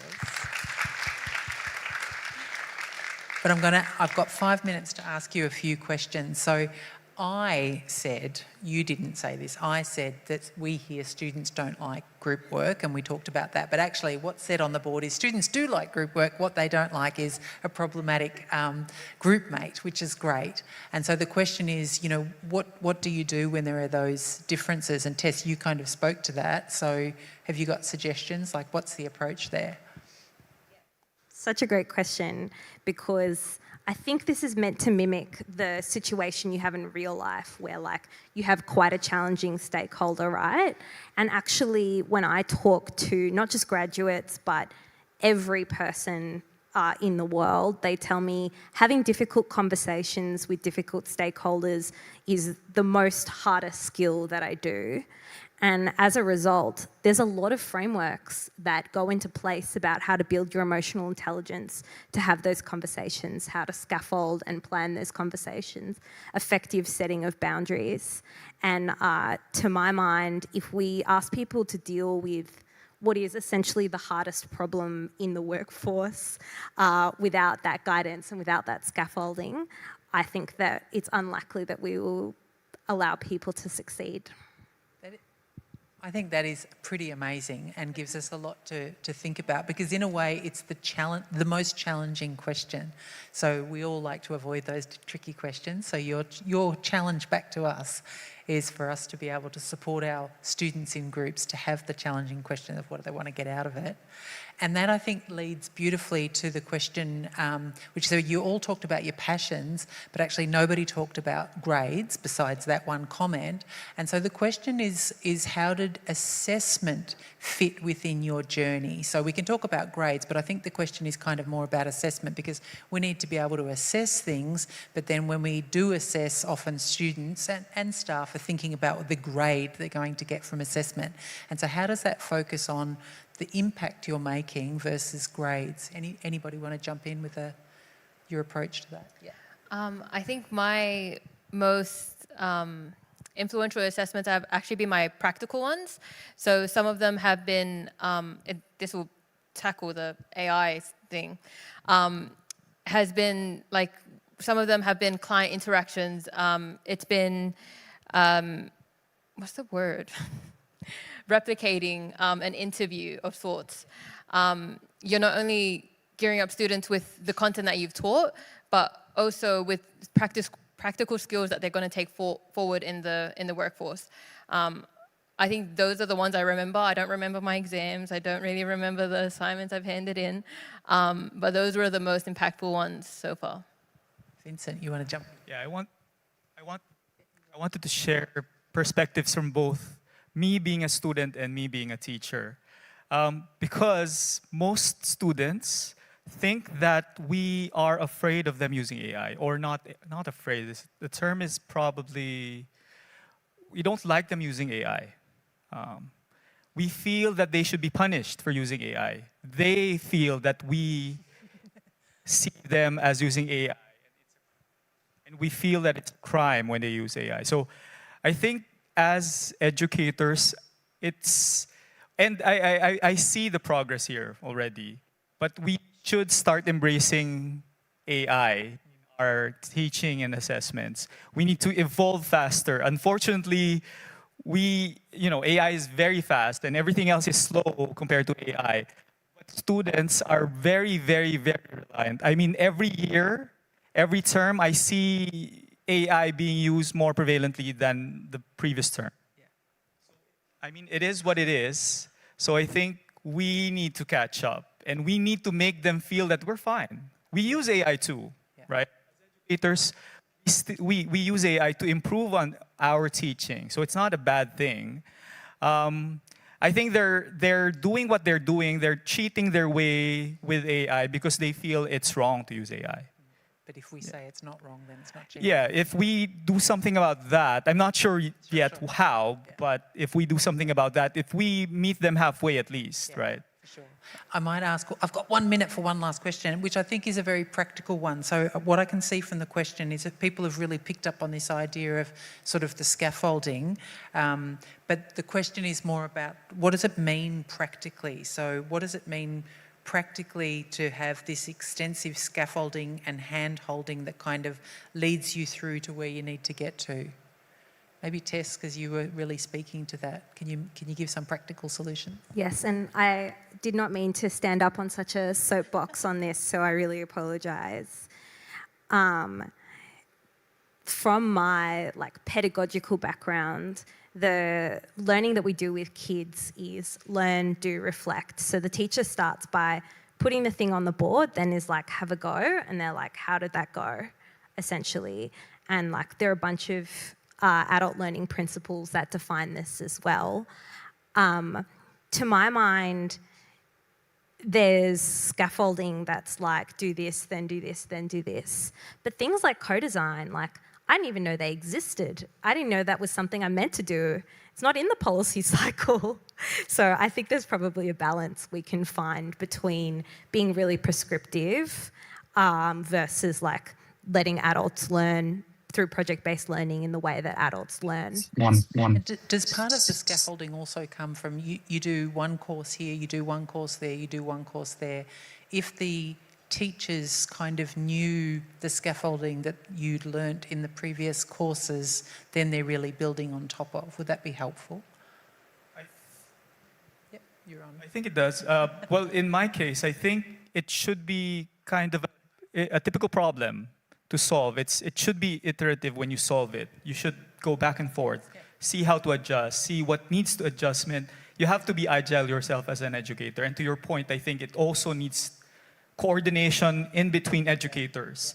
One educator needs to know what happened before so that they can continue the process. they can continue the scaffolding. Yeah. Great. I'm going to say a few things that I heard you all sort of talk about. We talked about scaffolding, but we also talked about this sort of safety net to fail, which I think is exactly what university is about. We can't have innovation if we don't have failure and learn from that. Being quite explicit is what we've kind of been talking about here, of what those skills are that you're picking up on and what the expectations are. Lots of exposure and having that variety to different exposures. That beautiful combination between practice and theory, and the interdisciplinarity is also really important. And the variety of those different exposures gives you access to community, to stories, to places that helps you build real life experience, making a social impact. Please give our incredible panel members a massive round of applause.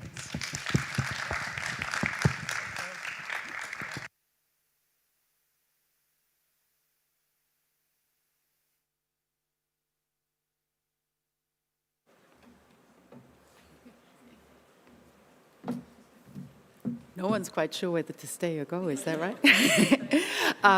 A massive thank you. I still have goosebumps, stories of knowledge, wisdom and passion and inspiration, I think is the right word. So thank you very much. You can stay here. Sarah has to stay here because we're about to jump into the next exercise, but you're also most welcome to hop off the stage and take a breath. Thank you very much. So we mentioned this morning that EduFest is all about showcasing the brilliant stuff they already do, but also about sparking and challenging us about what we might do next. And that's kind of where we're heading now in the next hour or so. So Sarah will be staying here because we're getting very hands-on with societal impact in this room. Our Nexus Societal Impact Squad will dive straight into a mini hackathon in this room where we'll be workshopping and brainstorming the different models of societal impact challenge projects.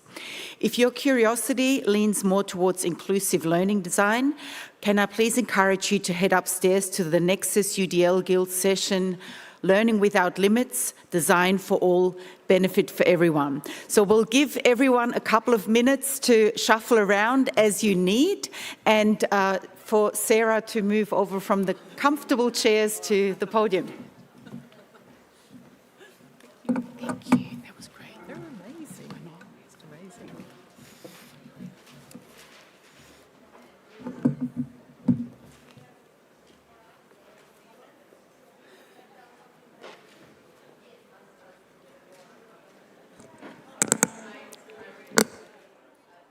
So maybe what we'll do in the next session is do everything the students have advised us to do. Will we do that?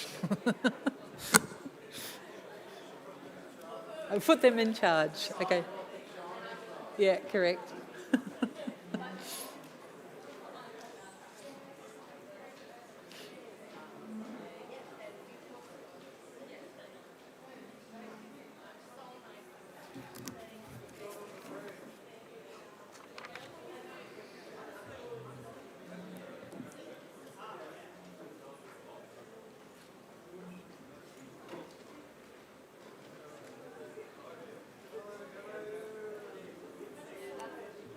Will we start? You can wave your arms and say, come and play. Well, table 4 is looking for partners.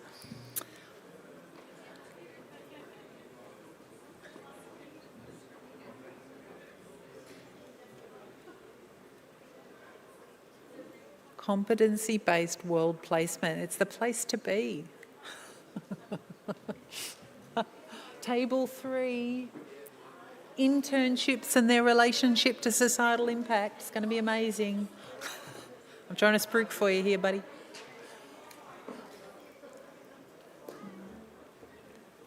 All right, do you want me to read a few introductory bits and pieces to get the juices flowing? Is that the purpose? Everyone's walking around going, I'm not sure what's happening next.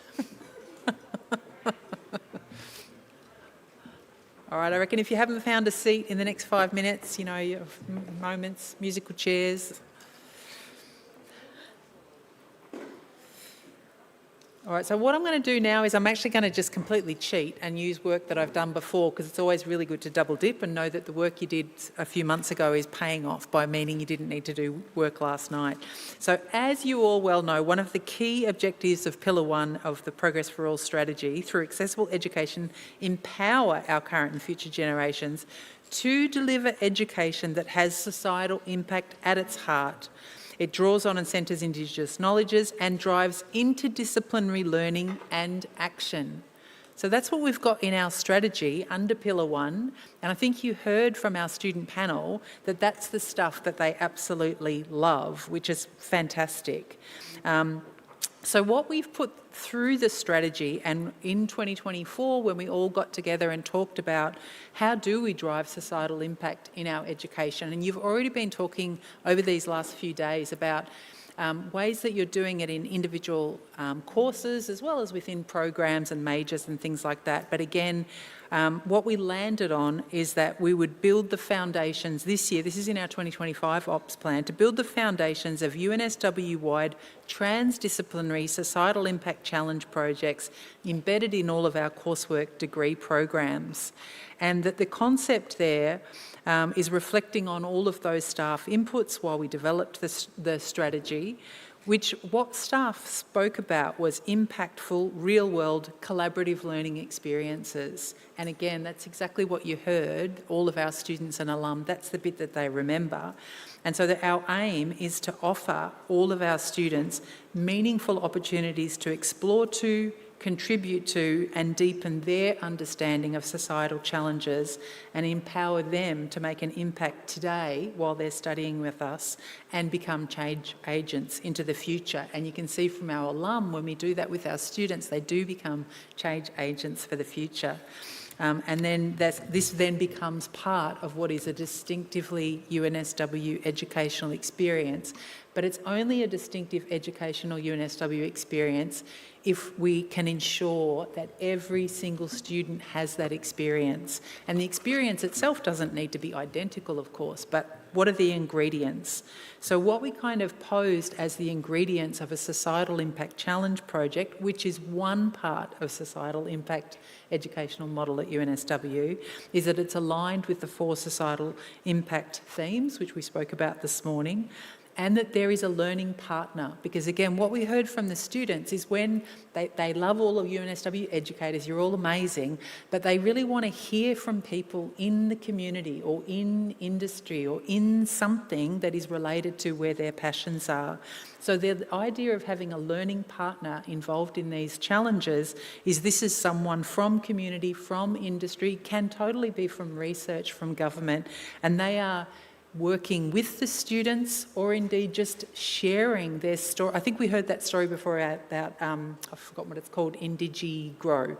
So, you know, there was a class-based project, but the students got to have someone come into the classroom and they get to go on an excursion. So they're hearing another voice and they're going to another place. And those two little snippets alone was enough to really drive those students into thinking, oh, this is a real challenge, I'm really interested and passionate about this, because they learn extra things.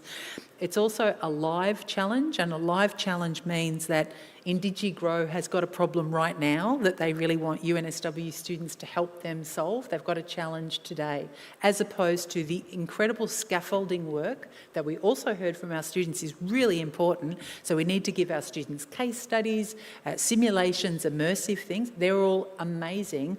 But when it comes to that really transformative experience for them, it's a live project because they're actually making a real contribution to that learning partners challenge today while they're studying with us.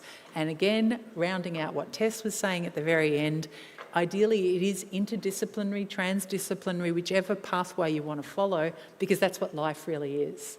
So that is your challenge. That's the challenge of how do we design something called, and it's not necessarily one thing, it can be multiple models that you've all been thinking about of what are these societal impact challenge projects, but that they have those 4 magic ingredients, that they're covering the societal impact impact themes, they've got a learning partner, they're a live challenge, and they're interdisciplinary with groups of students. Okay, your time starts now. Ben, take it away.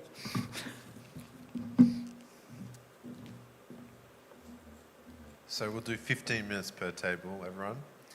If you want to move around, or there are some intimate tables so we can combine for better discussion. So there are options. I'm talking about table number 2, by the way. So Will, if you'd like to combine with someone else, feel free. Up on the top, over on the left and right, you'll see the topics, and there's some spelling mistakes. And there's some pedagogical background to some of these approaches, but they're not necessarily what you have to discuss at the table. We're looking about how do we enable this, what do we need to do to design these projects in a way that educators can carry them out, but also students can be intimately involved in them, and it does transform their learning experience. So that's the thrust of this. So a few of them you see, there's a bit there about the relationship of societal impact challenge projects to something that already exists. Doesn't have to be the same thing, maybe it's a springboard for it. So how do we make it really a societal impact challenge project? So that's the thrust of this session. Over to you.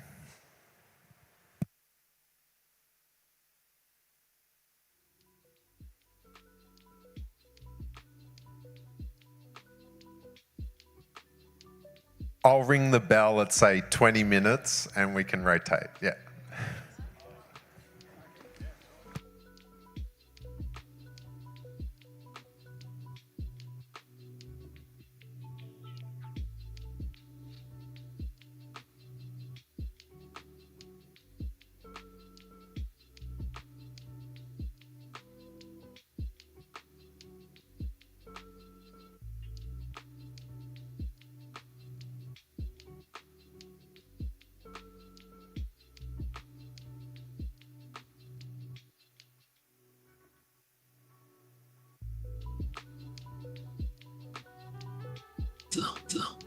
One, two.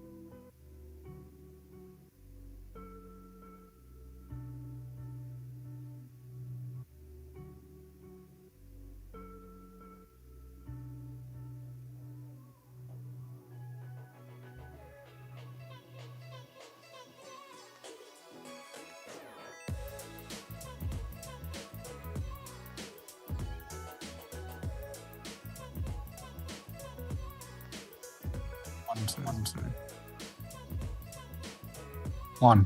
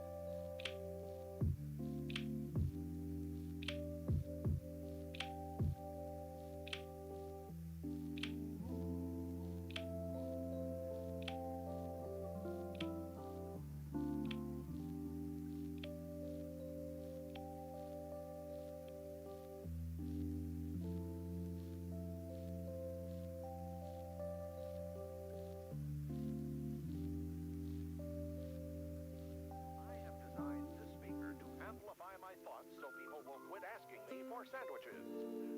That should work right. I don't know what you're talking about, Space Ghost. Go ahead, My Mohar. show was...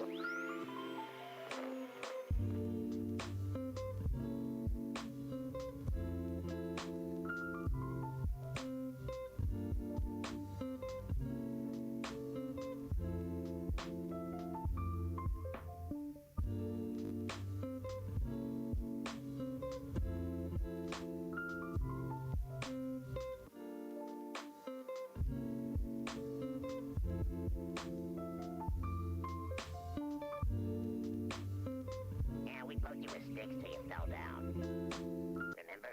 You sure I didn't harness the power of the sun? No, it's definitely sticks. Beaten with sticks. All right, go get 'em.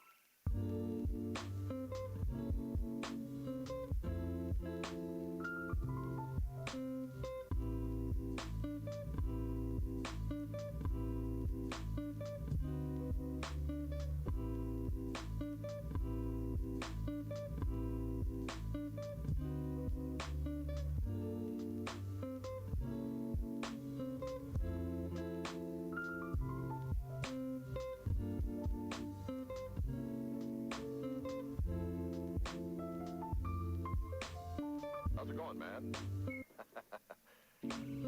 Ow! No! Ow!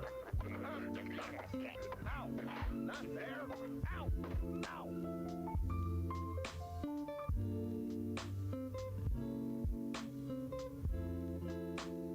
Are you still here?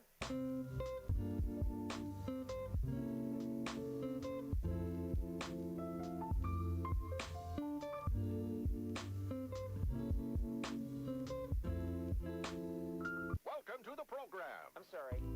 I thought the show was over. It started? Yeah. Oh, yeah. Okay.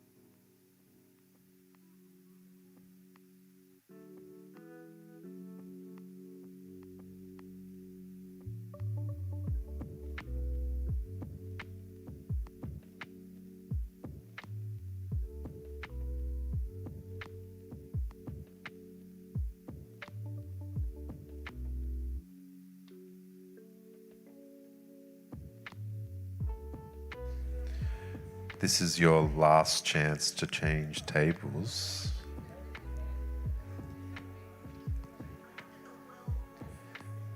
And then my karaoke set starts. Woo!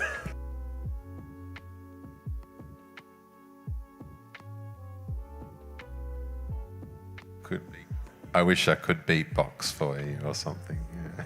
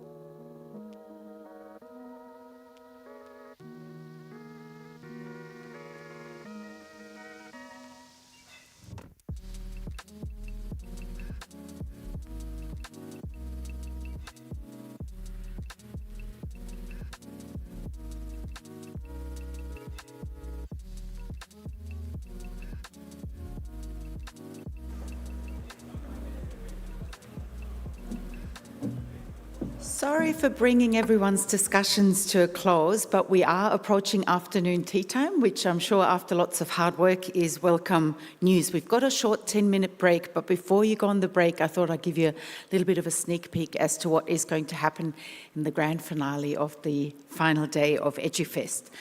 After the break, we're going to look at an instrumental enabler of societal impact, and our student panelists have already alerted to that before. And that is thinking, learning, and working across disciplines. We know that virtually every problem transcends disciplines, so the solutions and the way we approach them needs to do the same, and interdisciplinary education helps our students on that journey. We, of course, here see the power of collaboration across disciplines each and every single day. We've already heard about some of the projects across disciplines that our students get to enjoy. The Health Translation Hub is now officially opened, where clinicians, data scientists, and designers work together. And of course, in our research each and every single day, we do precisely the same. So when we come back, we have a special treat. There's 2 sessions. One is a 3-way conversation on inter and transdisciplinary learning in higher education, bringing together voices from Austria and Australia. Total coincidence, I promise. I did not have a hand in this. And then, of course, as you know, the highlight of the day, we get to celebrate the educators who have been recognized for their outstanding work in this year's Education and Higher Degree Research Awards. And the VC will be joining us for the award ceremony. And then the doors will open and we'll actually have drinks and nibbles and some fun. So with that little preview, you get 10 minutes to refresh and regroup, and then we'll be back at around, my watch died, in 10 minutes, whenever that is. Yep, 3:30. Wonderful, thank you.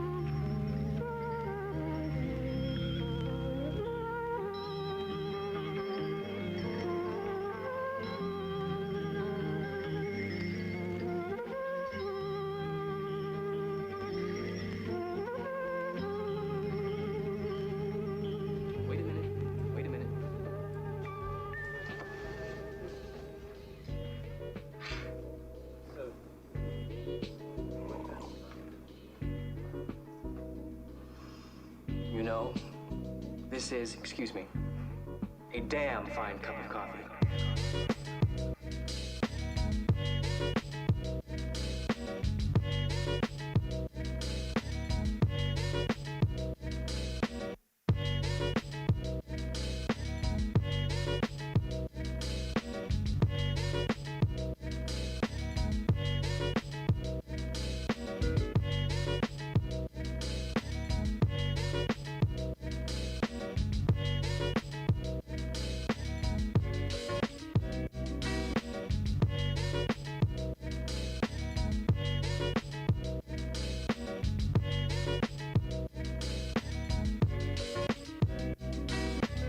I'm gonna let you in on a little secret.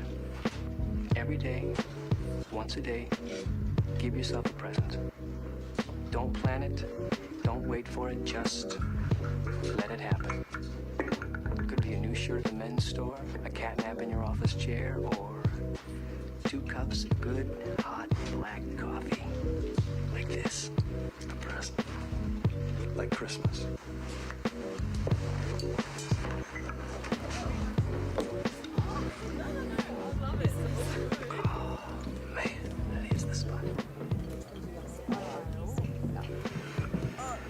Okay, this is the pretend bell to let you know that the coffee break is coming to an end and to please make your way back into the room.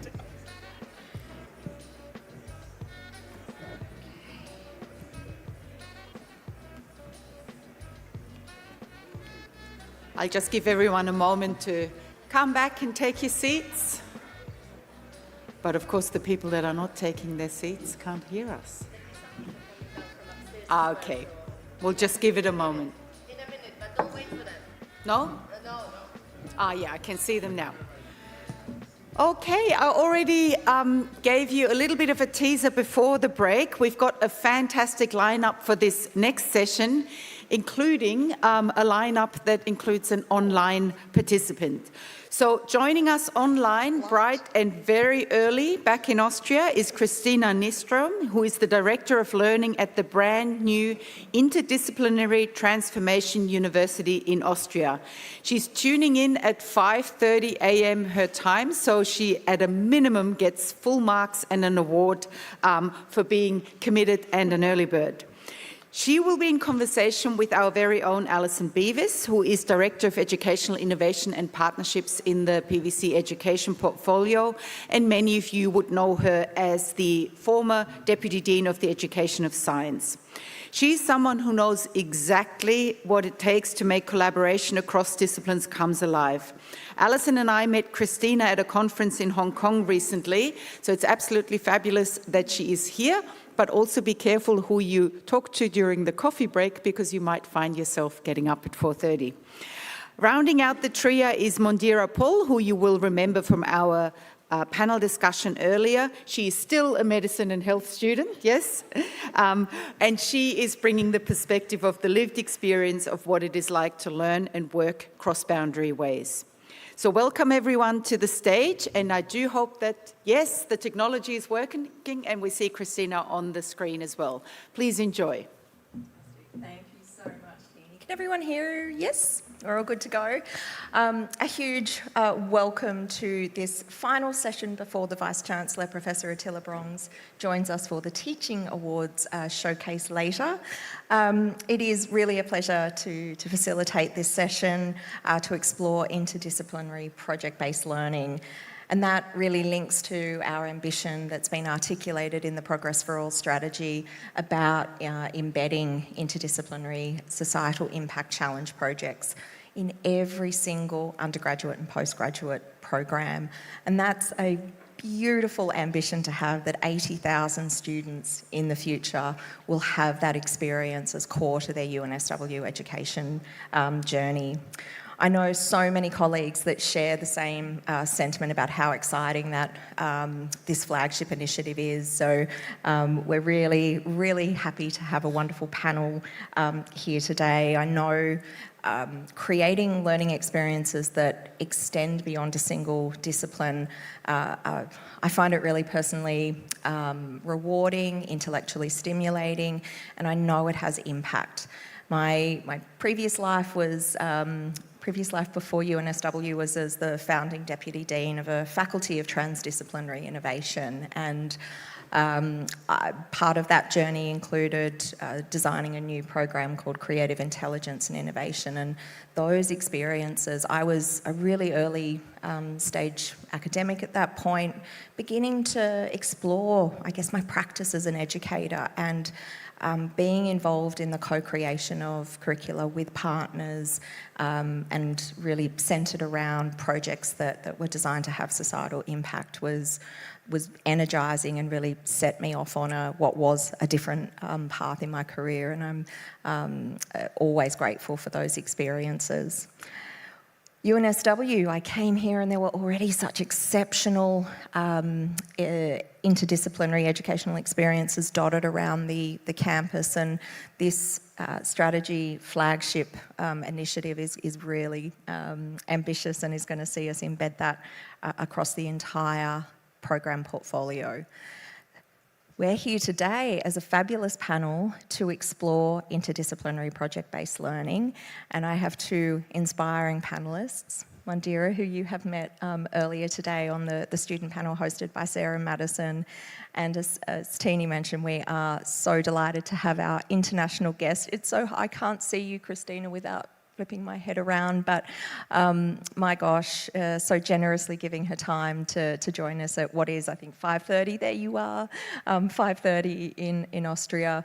We're about to end our day with a celebratory drink. I think Christina is starting hers with some coffee. There's probably about a 30-degree differential as well. It's a balmy 32 degrees here in Sydney.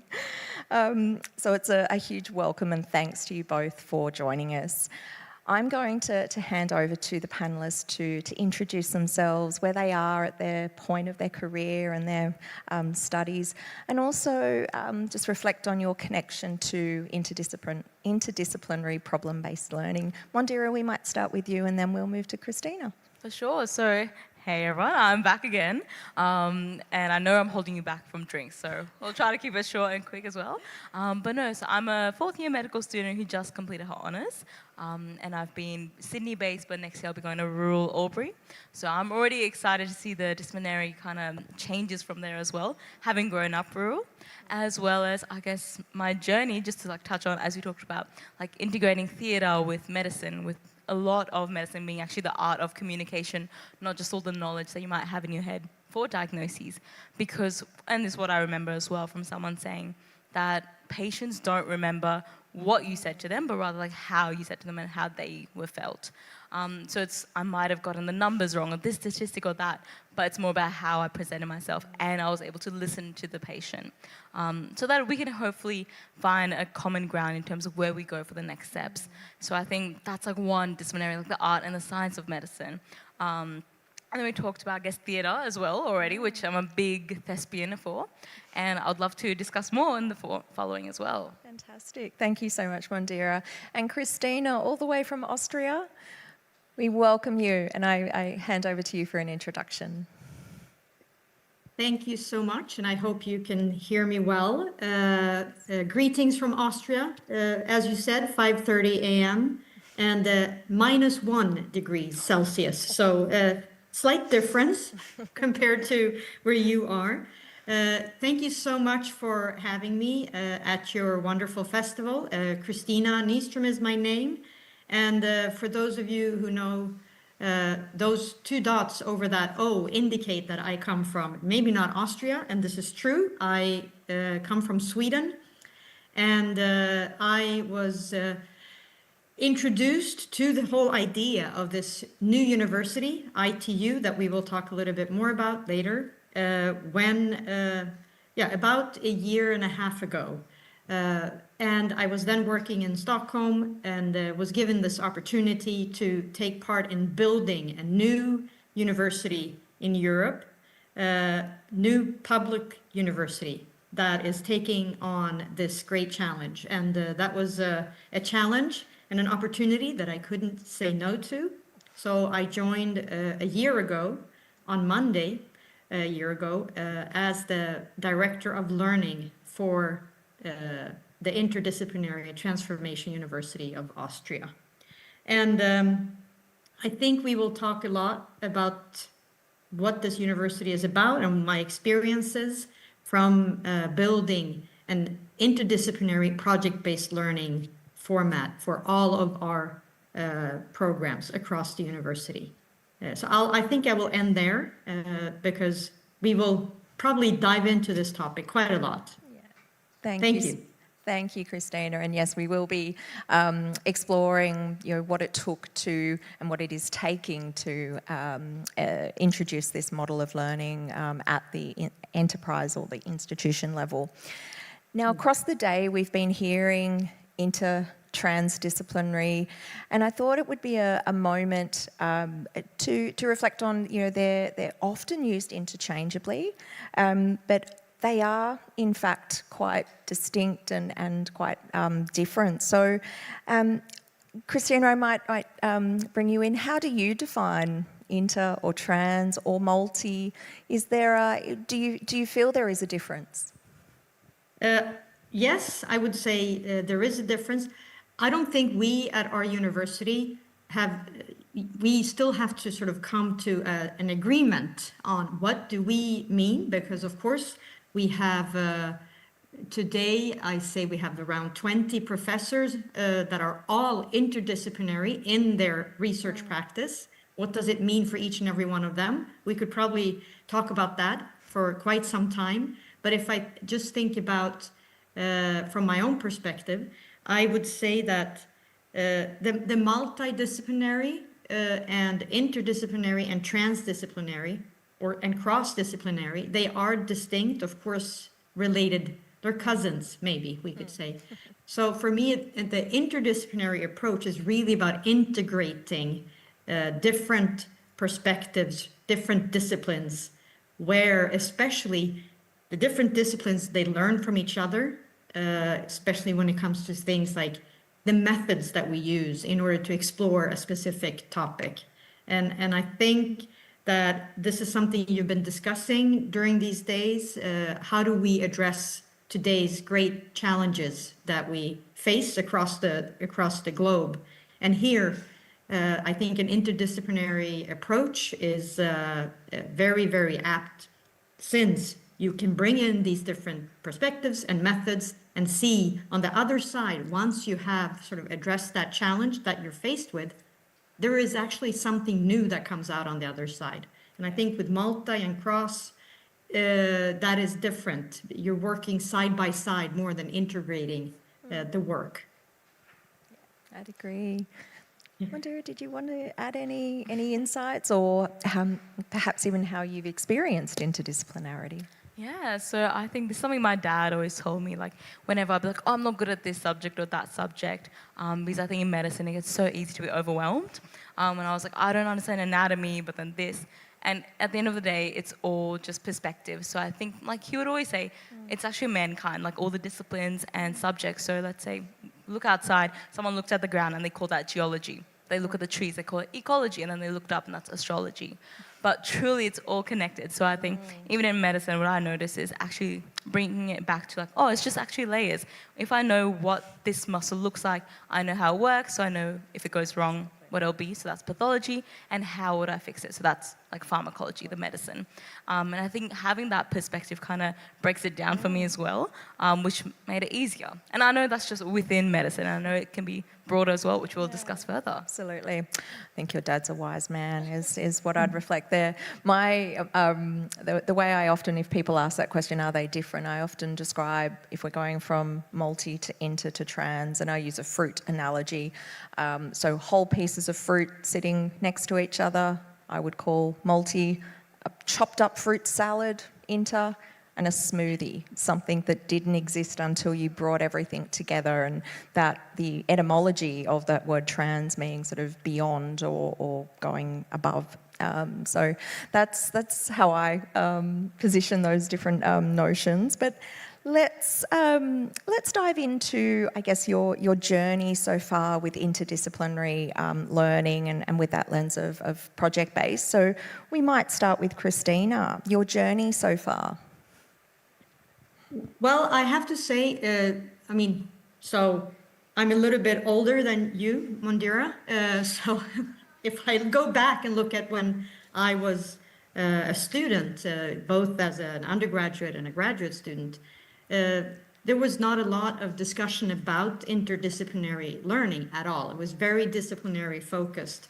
So as a student, I didn't really have the opportunity to talk about this as a topic. Of course, I could see that my fellow colleagues in, so I am a political scientist from the beginning. So I had colleagues in sociology and anthropology, and I would discuss a lot with them, of course.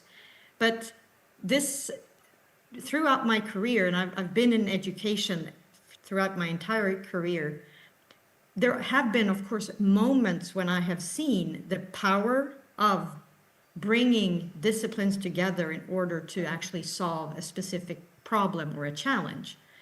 And in my last job, which was at a business school, there was an attempt to actually create a course, not a project-based learning course, but a course called Global Challenges, where the students, business students in this case, would get to explore global challenges, and this was supposed to be an integrated course.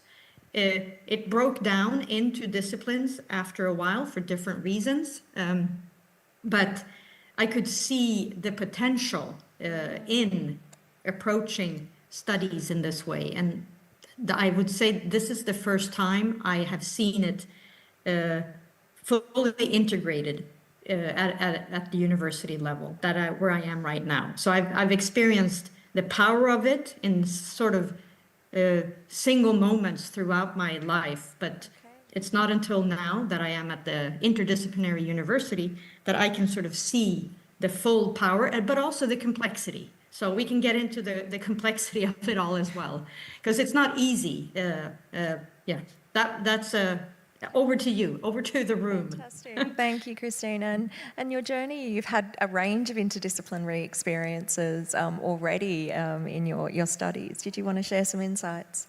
Yeah, so one, we talked about theatre as well, but then I would like to say, I guess within health, we do a lot of MDT, so multidisciplinary. And I think that would be part of your fruit salad. Like everyone has their own characteristics and things that they bring to the table, flavors even, but then it's like, okay, how does it all work together? So I had the privilege of seeing a naturopath who works with like herbs. And I think when I heard their perspective of how they were treating patients, and their perspectives on how doctors were able to not doing it. I think maybe that's cross-disciplinary, but Dr. Christina, you tell me if I'm wrong though. And I think it's also the value of seeing perspective within, so how my discipline might be viewing someone else and them viewing us. We can learn a lot from that as well, with the gaps especially. We certainly can, and I'm so taken by what is being being delivered in Austria, Christina. It is such a bold direction for higher education, and we'd really welcome if you could share a little about the origins and the mission of ITU, because it's a truly inspiring story to be approaching this at the institution level. So we invite you to share the origin, the mission, the vision for this university. Okay, well, wonderful. I will share an image. So it's not a presentation. It's just one picture that I will share now, and I hope you tell me if you can see it. Yes, we can. Yes, perfect. So because so you can follow along. So the Austrian government and Austrian universities, it's a small country, and there are about 20 plus some public universities. There's quite a range of also private universities in Austria. But around 2020, as you can see on this timeline, the government announced that they were founding a new technical university.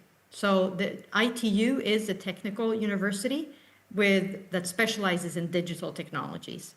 However, before this announcement, there was of course a lot of work being done. And the reason why they wanted to found a new technical university was that they could see that the rapid change when it came to technological development, and you can see 2020, that's before ChatGPT and the launch of the AI, the latest AI era. They had already recognized that they could see that the public universities that were already in existence couldn't handle the rapid change because the university law did not allow for the curriculum to be changed at the pace that they could see the technological development be changed. So they wanted to establish a university that had as its mission to be innovative. So our mission is actually to reinvent university to drive innovation. So we're supposed to be innovative in terms of how the university governance model, so how we organize ourselves as a university, how we organize ourselves as a research university, and how we do education. So it's quite a grand mission. At this time in 2020, there was nothing that said that it had to be interdisciplinary or that it had to be project-based learning. The mission was reinvent and do something innovative. So there was a founding convention established, and the founding convention will, in 2027, become our board of trustees. So the founding convention consisted of a range of stakeholders from across Austria, and in that group was a woman who had a lot of experience and knowledge from the MIT Media Lab and had seen interdisciplinarity and work in practice. So that became something that was actually quite early on became a core of what the university was going to be about. Because to solve these big challenges, the view was that we need to bring together disciplines so that all these different perspectives can address the challenge instead of doing it in silos. In 2023, that is also when our president, Professor Stephanie Lindstedt, was started her journey. So from 2023, that is actually when there is a building, there is a room, there are people who start to work at the university. They were around 10 people from the beginning. And during 2023, there were a number of founding labs. You can see there was a founding lab in January, and then there was another founding lab in June 2024. And these founding labs brought together people, but also young people, more mature people, to discuss what does the university of the future look like. So there was a lot of engagement from the community and the international community. And during this time is when there's also the idea that to do it in project-based learning format is what the university will be about. And in October 2024, we see that is when the founding professors, so 11 founding professors, join ITU, and already then we have PhD students. So we decided to start with the PhD program, and then this October 2025, we accepted our first master student cohort. There will be bachelor students in the future, but not until maybe 2029. So we started with the graduate level. And the whole idea, of course, is to drive innovation, as I said. We have been given a separate university law compared to other publicly funded universities. Some people say that their university law is 200 pages, ours is 20 pages. I don't know if the exact numbers are correct, but this, of course, means that we do not have the same detail in our law. So we have an opportunity we're more autonomous and have a mandate to change things as we see fit to a larger extent compared to the other universities. We are, as I said, publicly funded. We're located in the region of Upper Austria, Linz, and in the city of Linz, which is wanting also to rebrand itself as a tech hub, pretty close to Vienna. We're close to Munich, really easy to reach different parts of Europe. And another part of our mission is, of course, to really engage with the community that we sit in. So with industry, with society. And this is also the idea that that's where our projects will come from for the students. The challenges that they work on. They can come from the surrounding community, from industry, or from research.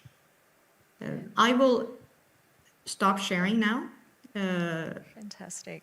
Thank you. I might ask a follow-up question, but what I was hearing there was the importance of co-design, and that there was a co-design element, that you've been given permission to be a little more agile than perhaps the traditional university, and that the importance of that autonomous approach. And I think it resonates where in setting up what was, and I say only a faculty when we're thinking about the scale of a university, was really more about cultural change than structural change. And it feels like that certainly is something that is a part of your success. But were there specific mindsets or traditions that the university had to let go of? And perhaps it's not so much let go of given you were creating, but look to move away from, that might be associated with a more traditional university?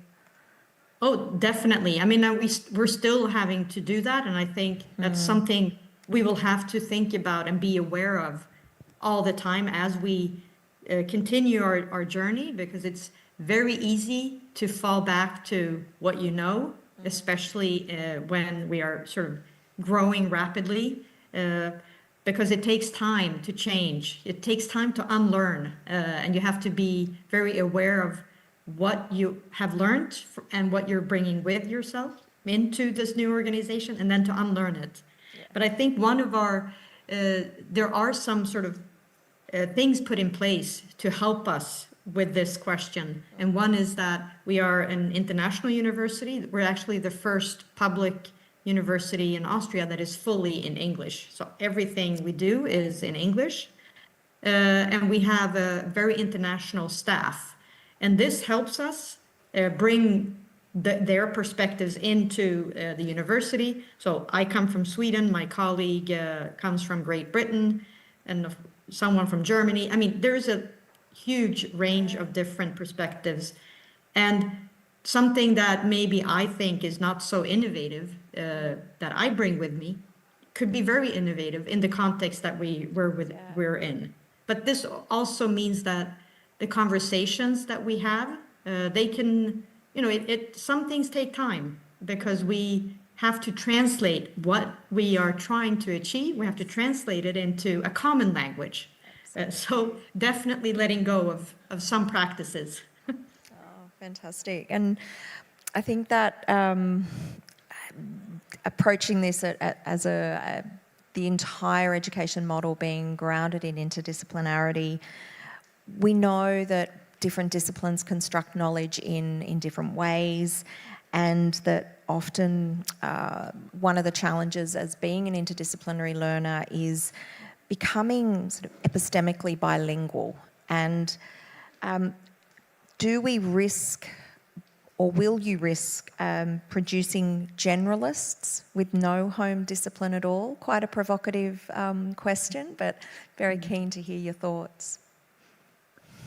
Well, I would say when it comes, and this is, I think, a reason why we started with the PhD program and now the master's program, because this question will be something we have to think long and hard about when it comes to the bachelor level. With our PhD students, most of them, they come from a discipline from before. Okay. So they have that anchoring in their discipline, and then they gain this sort of epistemic awareness of what other disciplines have to offer. And the research groups that we have, that's another innovation, so to say, that we have at ITU, is that we do not have faculties, we do not have departments, we have research groups. So the professors we hire, they're already interdisciplinary. So we have a research group on digital transformation and learning that combines the digital technologies, and we have educational scientists, psychologists that work together in this research group. But so we try to make our students more epistemically aware of other disciplines, and to help them understand the language of the other discipline. We have one student who's already defended his dissertation. He already came with a lot of years of study behind him. And in this defense, where he presented his dissertation, the people on the committee, they came from external, we had external individuals that were, of course, very disciplinary. And there was almost an argument in the room whether what his research was about, and how these different disciplines understood different words in different ways. So just that small encounter really highlighted the importance of discussing the meaning of words, what different disciplines bring to the table. And I'm sure we will have many of these discussions in the future as well. But we do, with the masters and the PhDs, they do have a disciplinary background that they bring to the table. We can talk a little bit about the future bachelor's program, because that's a different story. But this is how we see it right now. Looking forward to it. And I think that definitely as probably the safe launch is a program like the PhD, where they are bringing that disciplinary home. I think that is one of the both the magic of interdisciplinary learning, but it is one of the challenges. And Mondira, we'll bring you in. Been a wonderful conversation with you, Christina. You shared some of your experiences in the earlier panel, and we'd be keen to hear a little more how interdisciplinary problem-based learning has really enriched your experience as a student here at UNSW. Yeah, so this actually reminded me, just listening to both of you as well. When I was in high school, I did an international baccalaureate, so where we actually do about epistemologies. That's one of the subjects, and I think you mentioned methodology, how it's also different as well. And I think just listening to that, I took away that in some different disciplines, it can be inductive or deductive, and it's all different. So not only can we take away the knowledge between disciplines, but also the skills. So that directly refers to with theatre, the Dr. Carly Spencer, who innovated, we could actually do something to do with the medical curriculum that has theatre involved, because he found from some research that the skills needed for a good doctor does include improvisation, being able to think on their feet, as well as articulation. And I think I'm so grateful that just as many of you educators are already in the field and getting to know more about it, becoming experts. And if you just have maybe another passion of your on the side, you never know where they'll cross over as well. And you don't know, that looked like, for us, it looked like theatre and medicine together. Beautiful. So we have touched on both the joys, but some of those challenges, and that interdisciplinary experiences often require more time to design, which is something to be mindful of. And in the moment, it can create a little more ambiguity in that learning to speak each other's language. So as a learner, it can be a more ambiguous experience. So I'm asking, are these the discomforts? Are these discomforts we should try to design out? Or is this what makes interdisciplinary learning really transformative? So invite either of our panellists. I don't know, Mandira, did you want to start, and then we'll go to Christina? And this goes back maybe from the panel before where we said, how do we actually put it into practice? And I think just as you all have so much potential, and I think there's students themselves also. I think we talked about AI a bit, and I think it's so easy to put it in AI for a lot of students. It's convenient. But even if they know their whys or having an experience and then a reflection tool in terms of, what scaffold or what framework do you actually have? And we could learn from that. Maybe they'll come up with something that the marker might not have known. I think that might be one way to do it as well, hearing it from the students themselves after they reflect and research. Fantastic. And Christina, is the ambiguity part of the magic for interdisciplinary learning? Well, I would say yes, because our students, if I'm thinking now about the master students that are just now completing their first sort of project, there has been a lot of, we put a lot of care into designing what they were supposed to do, but for them, it has been a struggle, yes. But what we do is that we support the students and the teams by having learning coaches help them with other types of skills like project management, collaboration, teamwork. And I would say most of the problems, that is the tricky part. Understanding, okay, you come from this discipline, I come from that discipline. How can we pool our resources together in order to actually learn from each other and also solve the challenge that we have before us? And the working as a team, that has been probably a greater challenge than conquering, the inner, I don't know, learning Python. Because learning Python, yes, it's maybe tricky, but it is not the same as working with people. So I think our greatest challenge has actually been in the teams. All right. So what we might do is pause and invite everyone to ask questions. I can see we've got 10 minutes to go in this session. So we might pause and bring up some of the Slido questions, and then we'll have a closing remark from each of our presenters. Oh, we only have one. Oh, I encourage you to jump online and pop in. Here we go. So they're starting to come through now. We've got disciplinary identity is useful. Studying political science, history was, the joke was, okay, pol sci is for historians who can't write and history is for pol sci, or history is pol sci for cowards. Interesting. Does disciplinary competition have a use, and do we need agnostic disciplinary projects? Christina, some thoughts?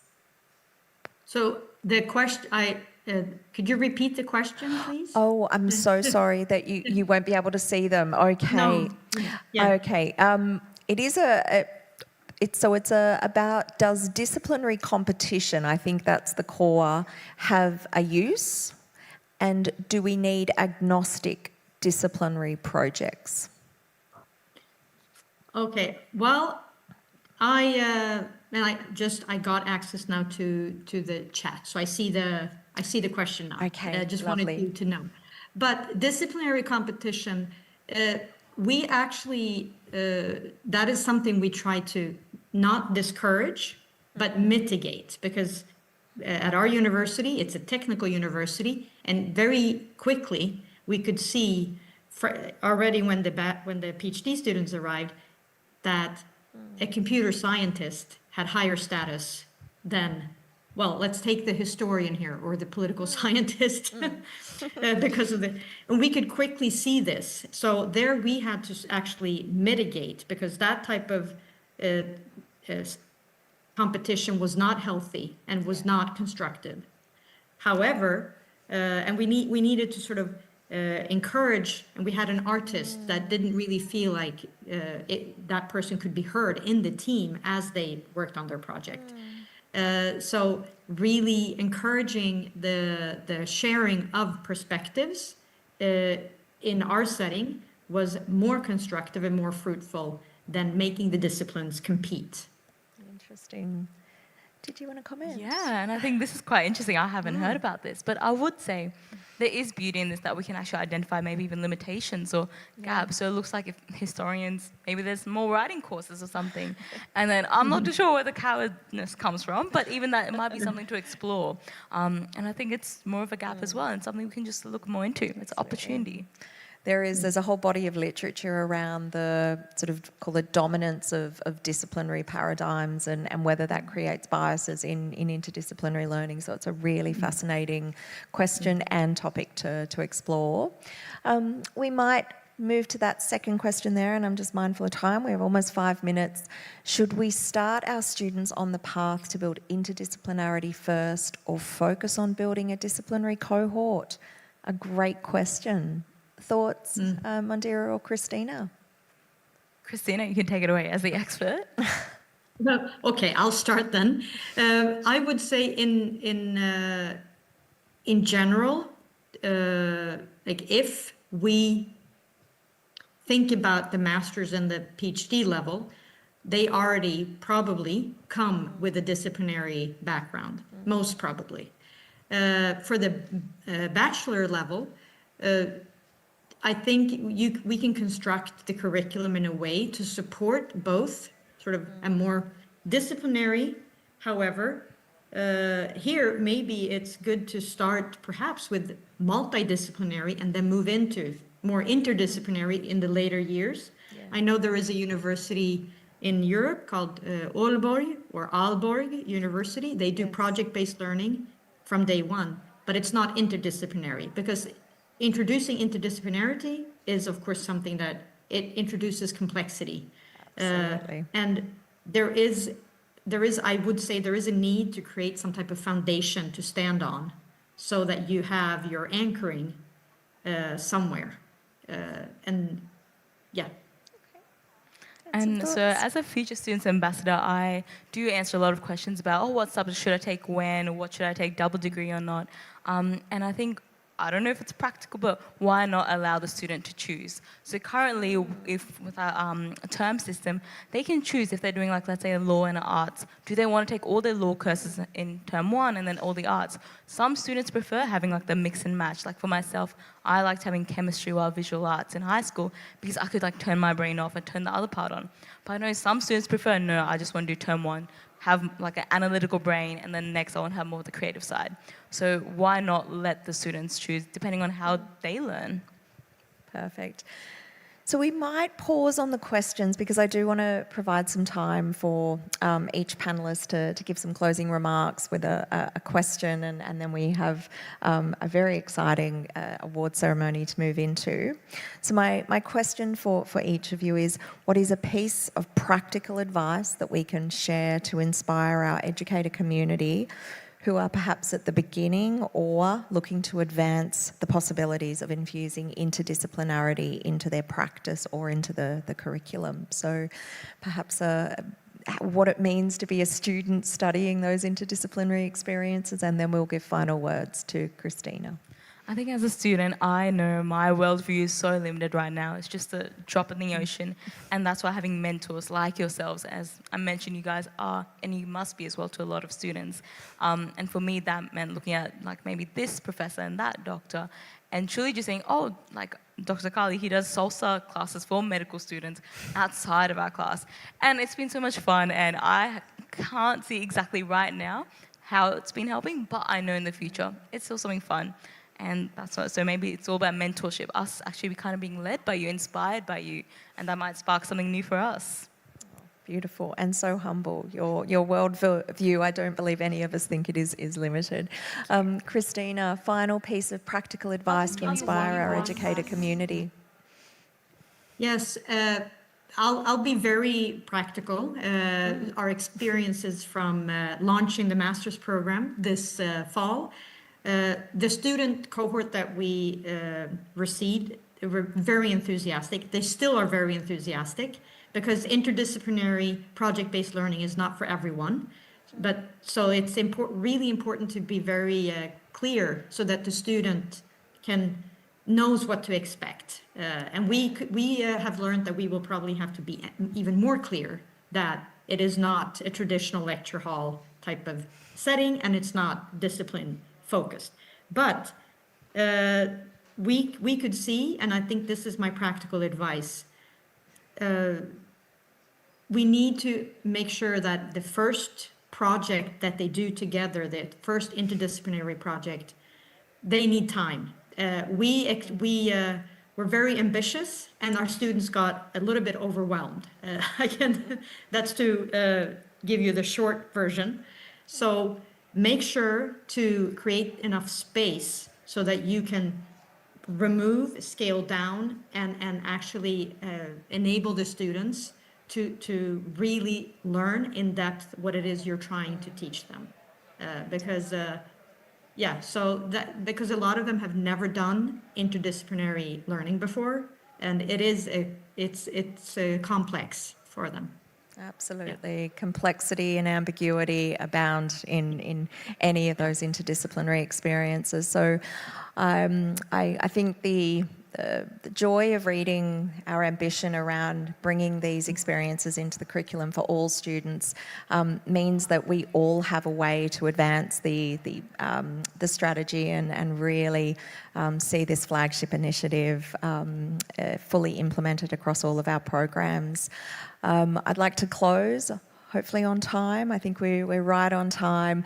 A huge thank you to Mondira for joining us for not one but two panels, and Christina at 5:30 in the morning with a coffee in hand at -1. Enormous gratitude for generously sharing your time and your insights. So please join me in thanking our two wonderful panellists. Thank you. That brings the final session before we hand over to our Vice-Chancellor, Professor Attila Brungs, for the award ceremony. So thank you, everyone. Thank you, and goodbye.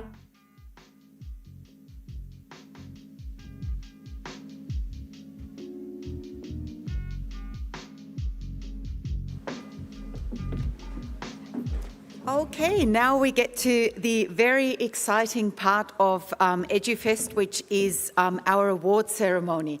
I might just pause for a moment to allow people that have just arrived to come inside and take their seats. And while you do take your seats, it is my absolute pleasure to welcome our Vice-Chancellor and President of UNSW, Professor Attila Brungs, to the Roundhouse. We are always delighted to have him here to hand out the awards, but especially this year because we've just dedicated 2 days of EduFest to an important strategic theme, societal impact in education. We had a wonderful day, and now we get to the highlight. Thank you.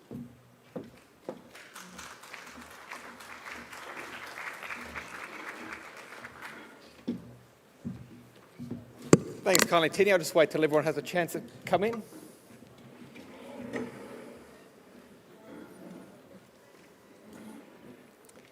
And as always, the chairs are filled from the back first.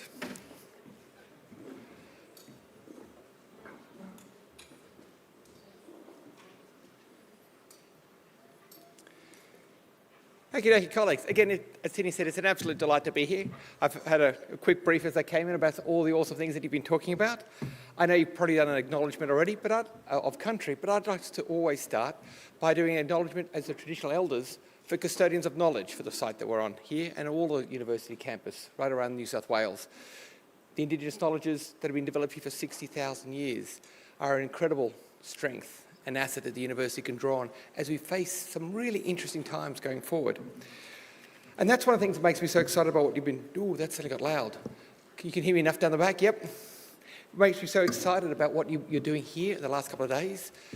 There are so many opportunities. There are such interesting times that we'll be navigating over the next few years, such interesting opportunities for our students, that getting together and really thinking through what we can do together as a UNSW teaching and learning community, I think is a really important thing going into the end of the year and what we do next year. I'd also like to start by thanking you. I know this year has been quite an extraordinary year. There's been a whole lot of initiatives right across the university, particularly in the changes to our education, thinking through as we developed not just our strategy, but for the first 3-year roadmap of the strategy. Thank you very much for all of the work that you've done.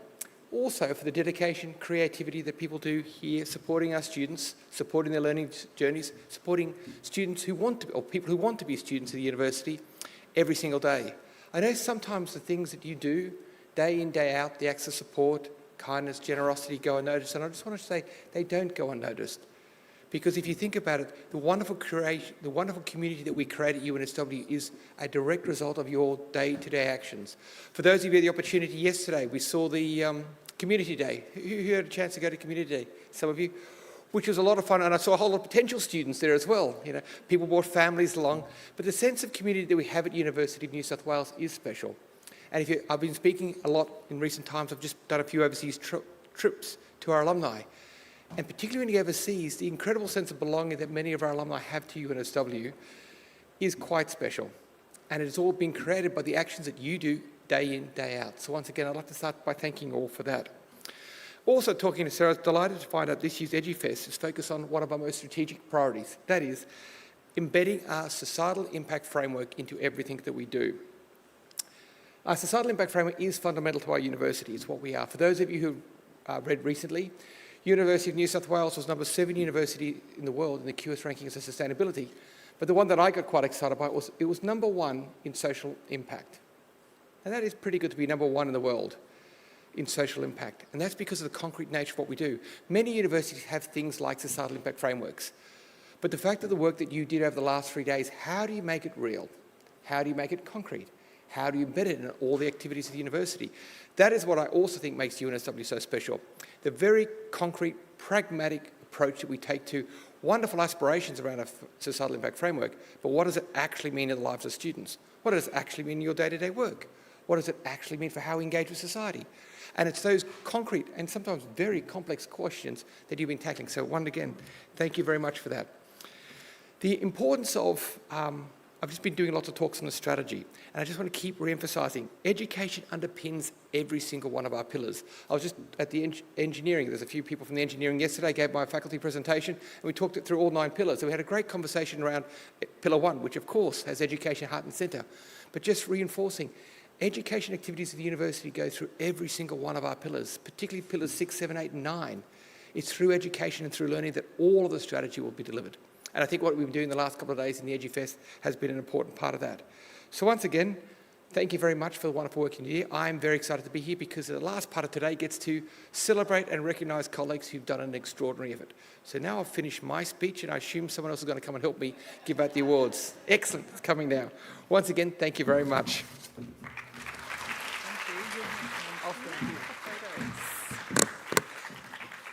Normally he runs off the stage and I have to grab him, so instead he had to grab me. Thank you very much for joining us.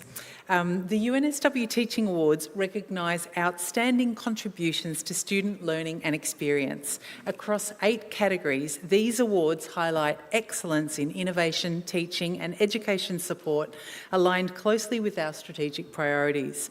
And before I begin to read out the 8 award categories and our winners, a special thanks to the PBCE Academic Development Team for supporting the management of the awards. So as we call your name, obviously there's going to be rapturous applause. Come on up, receive an award and get a photo taken. So our first award category is the UNSW Award for Teaching Excellence, which recognises excellence, leadership and sustained commitment to teaching and learning. And this year's recipient goes to Associate Professor Lynn Gribble from the School of Management and Governance. For leading and advocating digital innovation that is continuously reimagining higher education by creating inclusive learning environments for a dynamic technology and AI-enabled world.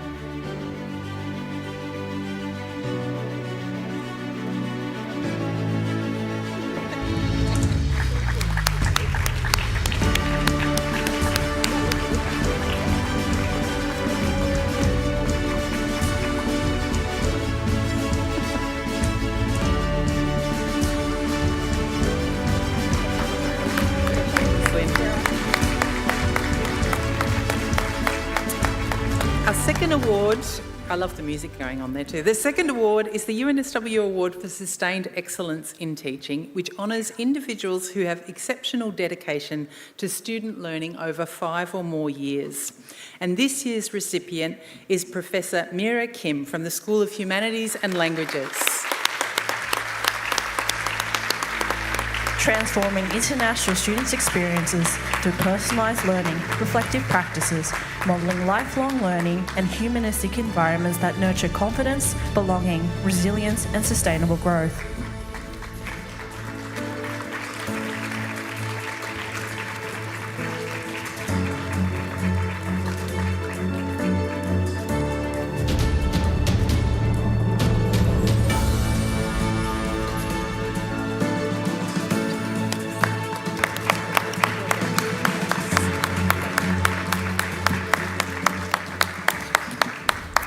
Our third award is the UNSW Award for Outstanding Contribution to Student Learning, which recognises and rewards individuals or teams for their significant impact to the quality of student learning. This year there are 3 recipients for the awards, and the first is Dr. Natalie O and the UNSW Global Consultancy Group from the School of Banking and Finance. The UN SDG Challenge, now in its 6th year, empowers first-year students to address global issues, aligning with UNSW's Progress for All through purpose-driven education that creates meaningful societal impact.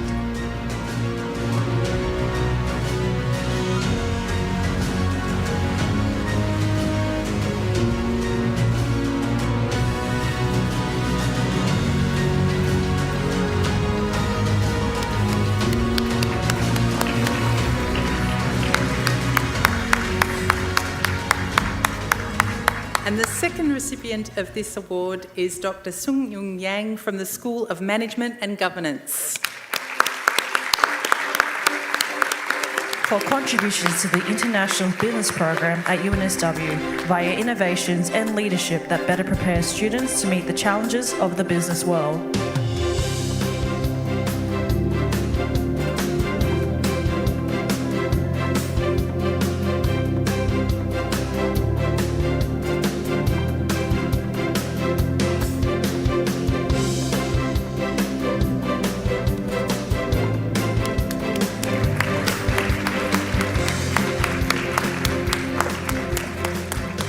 And the third is a group award or a team award to Dr. Sasha Vassar, Dr. Jake Rosella and Associate Professor Andrew Taylor from the School of Computer Science and Engineering. The team has transformed foundational program courses by pioneering safe, sovereign, and pedagogically aligned AI for learning. This innovation provides scalable, instant, curriculum-aligned support, enhancing the student experience and learning outcomes.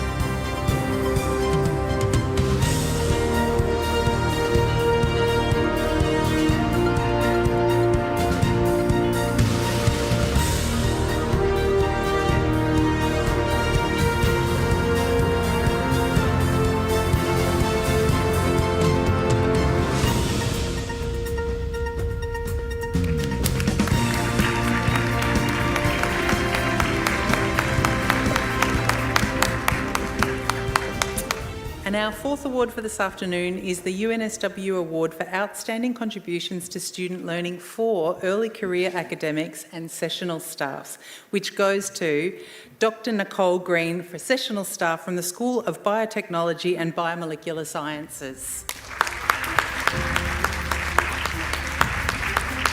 Nicole is an accomplished science sessional staff member whose innovative, student-centred teaching enhances learning, critical thinking and problem solving, and fosters a motivational learning environment.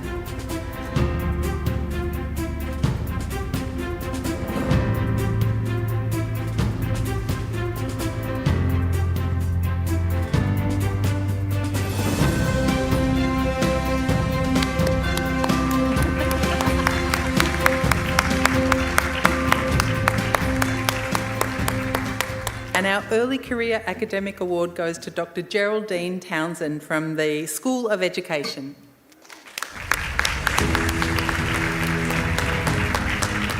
Geraldine has developed a globally unique MED course preparing teachers to embed creative and creative thinking across all curriculum subjects, informing practices nationally and internationally.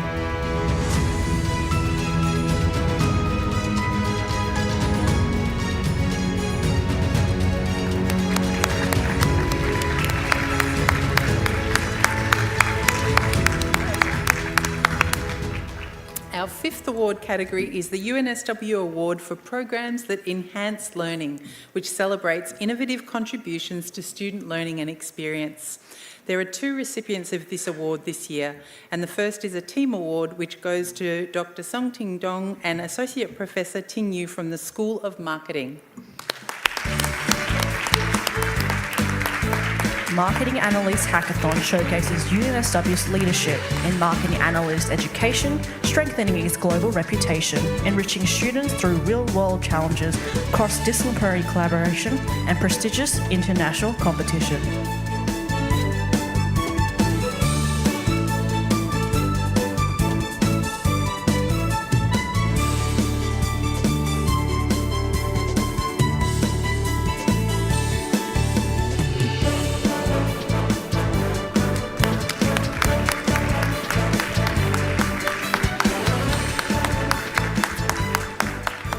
And the second award goes to the All-E team. The All-E team stands for the Academic Language and Literacy Embedding Project, led by the Student Learning team in the Pro Vice-Chancellor Education portfolio. And today this award will be received on behalf of the team by Dr. Owen Wilson.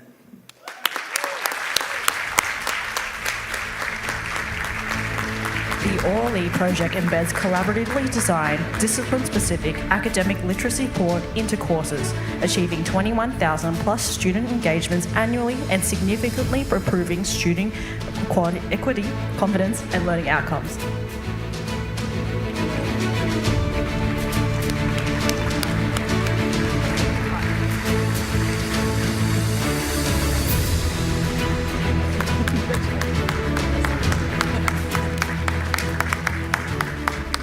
Our sixth award is the UNSW Award for Outstanding Contributions to Student Wellbeing, which recognises those that go above and beyond to support students' wellbeing and academic potential. And this year's recipient goes to Dr. George Jakoda from the School of Information Systems and Technology Management. Teaching business through inclusive courses, focused on care and well-being, using industry-authentic assessment, check-ins and student partnerships that build learners' belonging, confidence and success.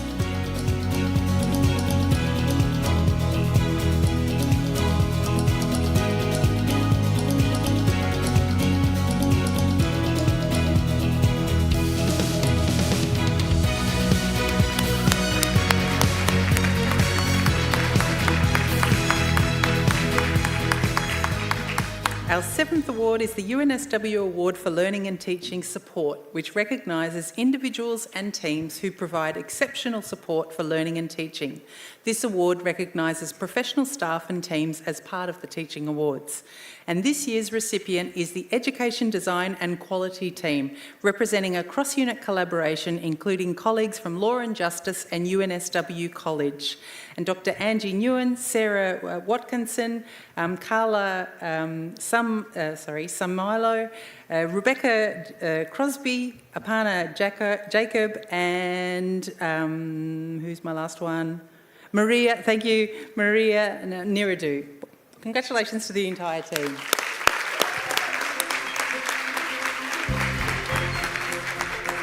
The team designs, delivers and responsively adapts Study Hall, a transformative co-curricular program fostering academic literacy, peer mentoring and belonging for first-year international law students.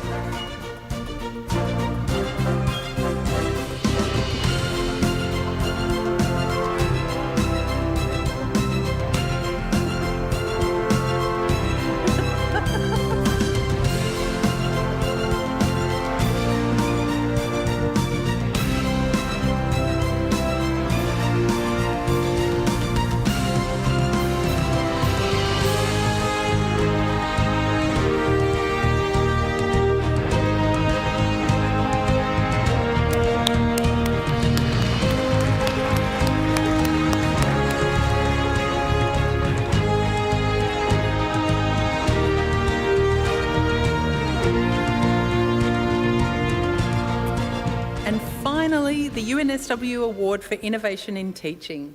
This award is not applied for, but it's selected by the UNSW Teaching Award Committee. It celebrates individuals whose work challenges traditional teaching practice to drive transformative outcomes.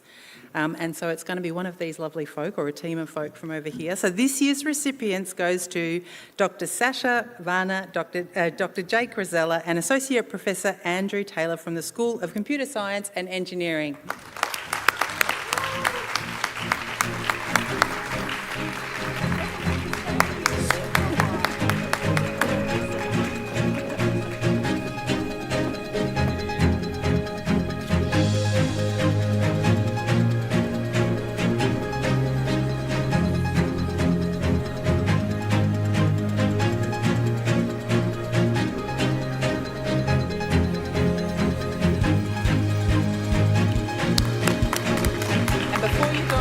I now invite all of the recipients to come up for a group photo, and please join me in congratulating all our winners again.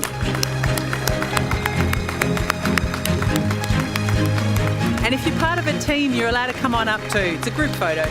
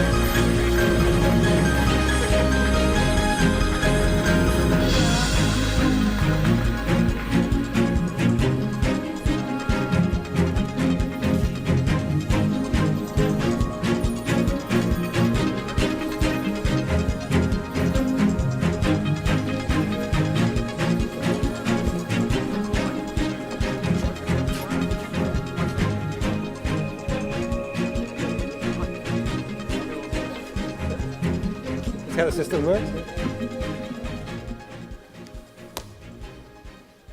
Okay. Thank you very much. My name is Jonathan Morris. I'm the Pro Vice Chancellor for Research Training and the Dean of Graduate Research. And it's my pleasure to announce the UNSW Vice Chancellor's Award for Excellence in Higher Degree Supervision or Research, particularly in supervision. UNSW has a very high bar for supervision, and so these people who are going to be named today are really exemplars of excellence, and really want to emphasise they're very focused on supporting candidates. It's not about them as being great academics, but how they help HDR candidates become research leaders. So without further ado, the first award is for Excellence in High Degree Research Leadership, which is celebrating an individual academic in a research training leadership role who demonstrates inspirational, effective local graduate research leadership at school, faculty or other academic level. And the recipient this year is Dr. David Eastwood from the School of Art and Design. This award is a testament to David Eastwood's outstanding leadership in the HDR arena and an instrumental role in shaping high-quality HDR initiatives to maximise the benefits for HDR candidates.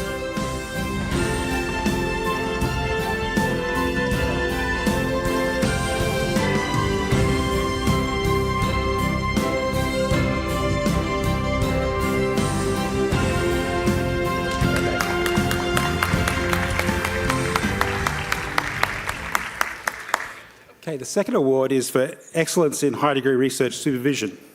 This is recognising an individual HDR supervisor who's demonstrated a track record of successful HDR candidate outcomes and engagement in high quality supervisory practice and leadership.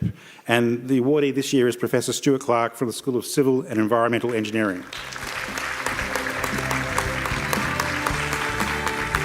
This award is a testament to Stuart Clark's exceptional track record in HDR supervision and outstanding engagement in high-quality supervisory practice and leadership.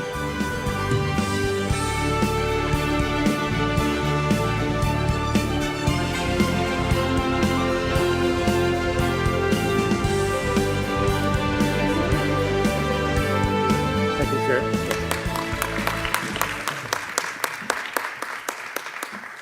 The third award is for Excellence in High Degree Research Supervision Emerging. So this is for an academic who's earlier in their career and who's demonstrated a track record of good outcomes and engaging in high quality supervisory practice and research leadership.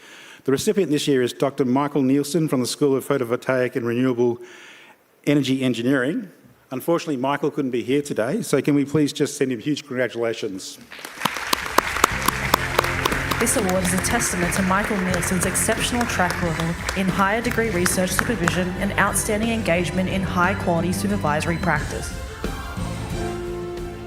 All right, and the final award for me to announce is the Award for Excellence in Promoting Industry Engagement in High Degree Research.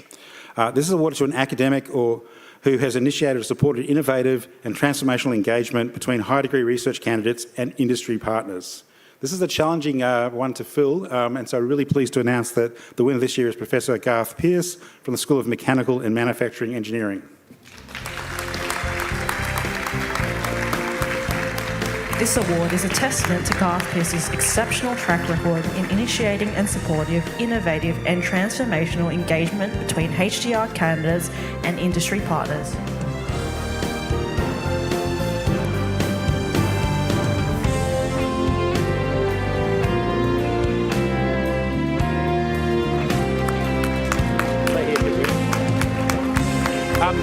Can I have David and Stuart back up and we'll do a group photo?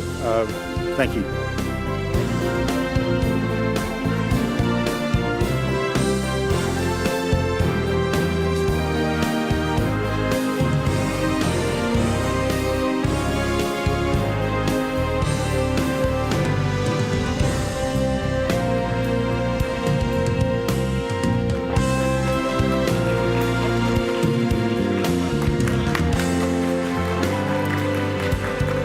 Okay, now invite back Teenie Mathers to continue the awards. Thank you.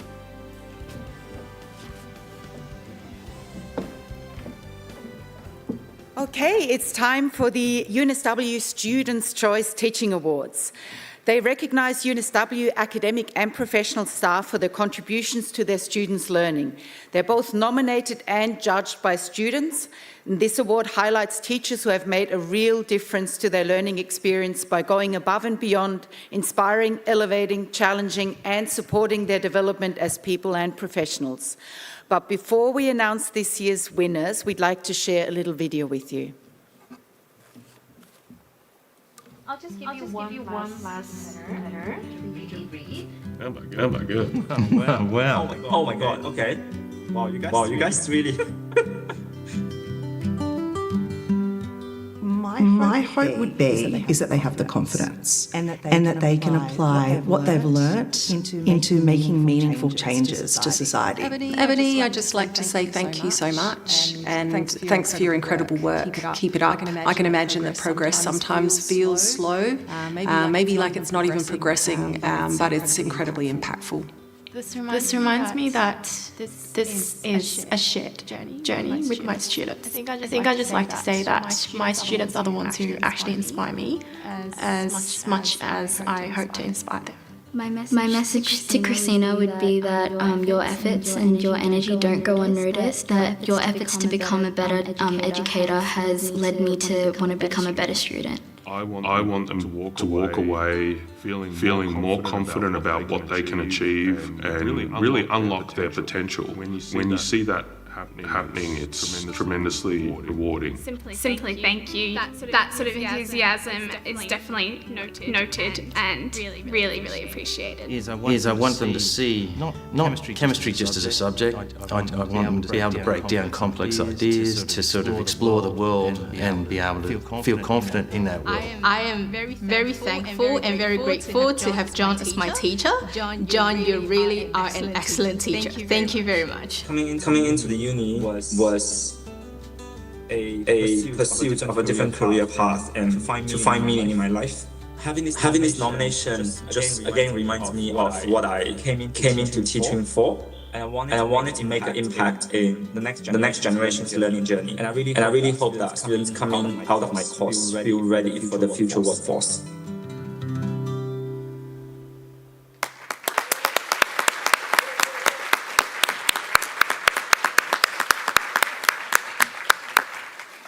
So as we've seen in the video, this year recipients are first Dr. Ebony Lewis from the School of Population Health. Unfortunately, Ebony can't be here, but I think we're still going to see her testimonial and her photo up on the screen. Because of Ebony, I've moved from being beyond being aware and feeling personally responsible to taking action. This isn't just another subject, it's something that has permanently reshaped my worldview and my role in creating a more equitable future.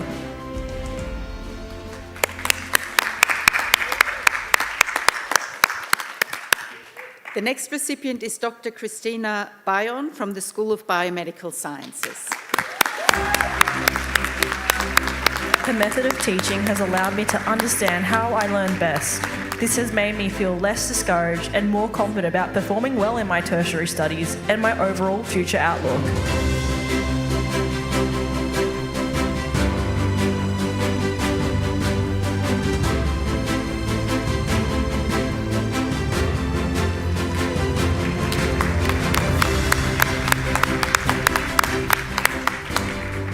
Congratulations also to Dr. Daniel Folzer from the School of Biological, Earth and Environmental Science. Daniel is an incredibly passionate individual who simply goes above and beyond to ensure students can get the most out of their degrees.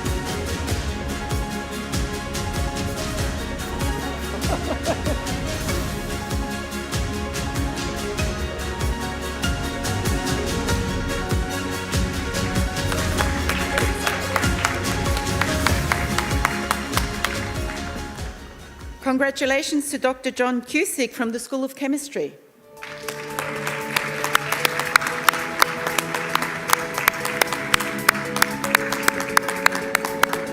John's positivity and constant support not only helped me get through this course, but also reshaped the way I view challenges. Stay positive, believe in myself, and take things step by step.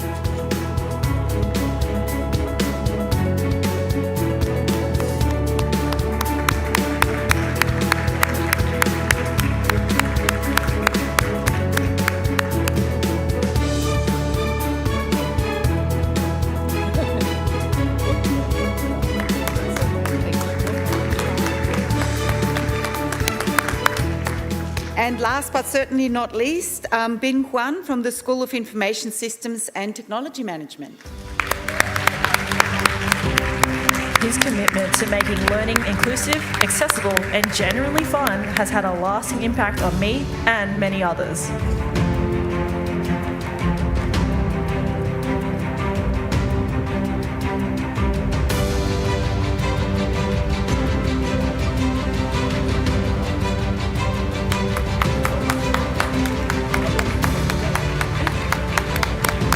Can we please get all of our Student Choice Award winners back up for a quick group photo, please?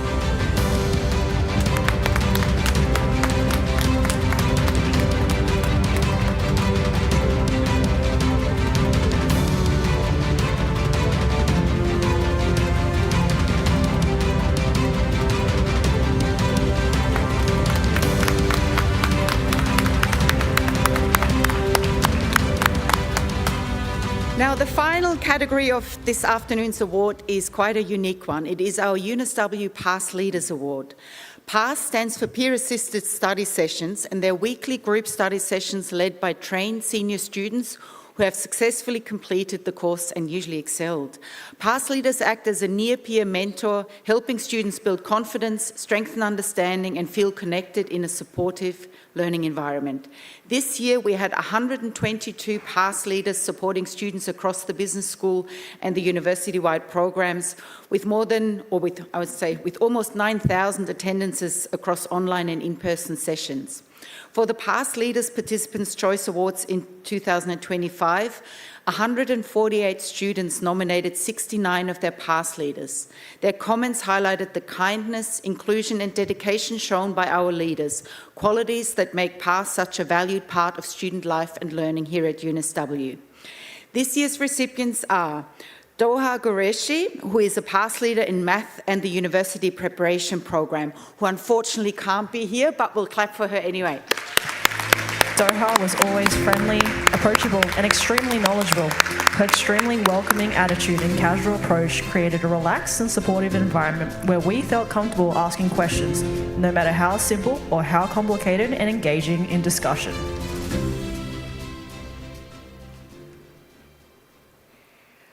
Next is Jack Nethery, who is PASS leaders for PASS Plus across Medicine and Canberra.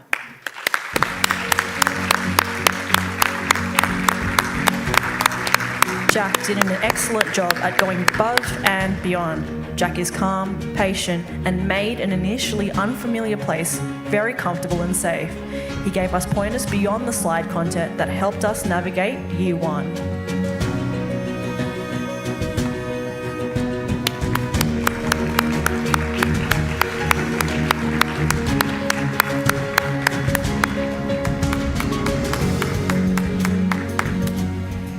And Lanli Guan, PASS leader in banking and finance. Lanli provided exceptional support to our learning throughout the term. Whenever we had doubts, Lanli was always approachable and willing to answer our questions in detail.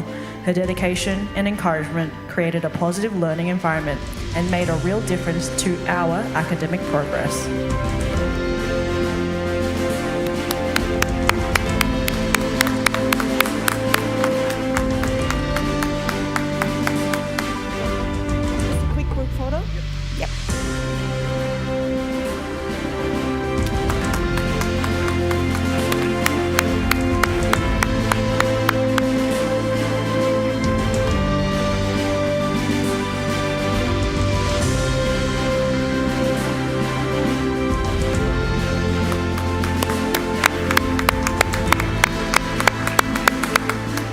And now, last but not least, we come to the Higher Education Academy Fellowships.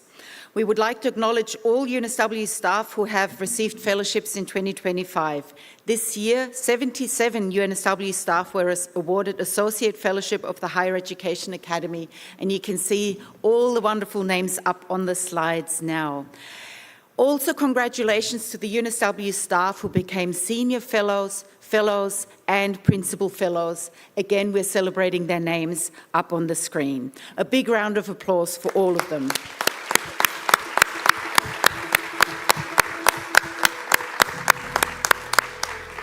Congratulations to all of our incredible winners and contributors. This brings us to almost the end of EduFest 2025. There's just a couple of important things left to do. Number one, to thank all of you and everyone who has contributed over the last few days. Our amazing co-hosts and faculty partners that have contributed so significantly, the Roundhouse team, and of course, the PVC Educational Excellence team that every year puts this event together. A big thank you from all of us.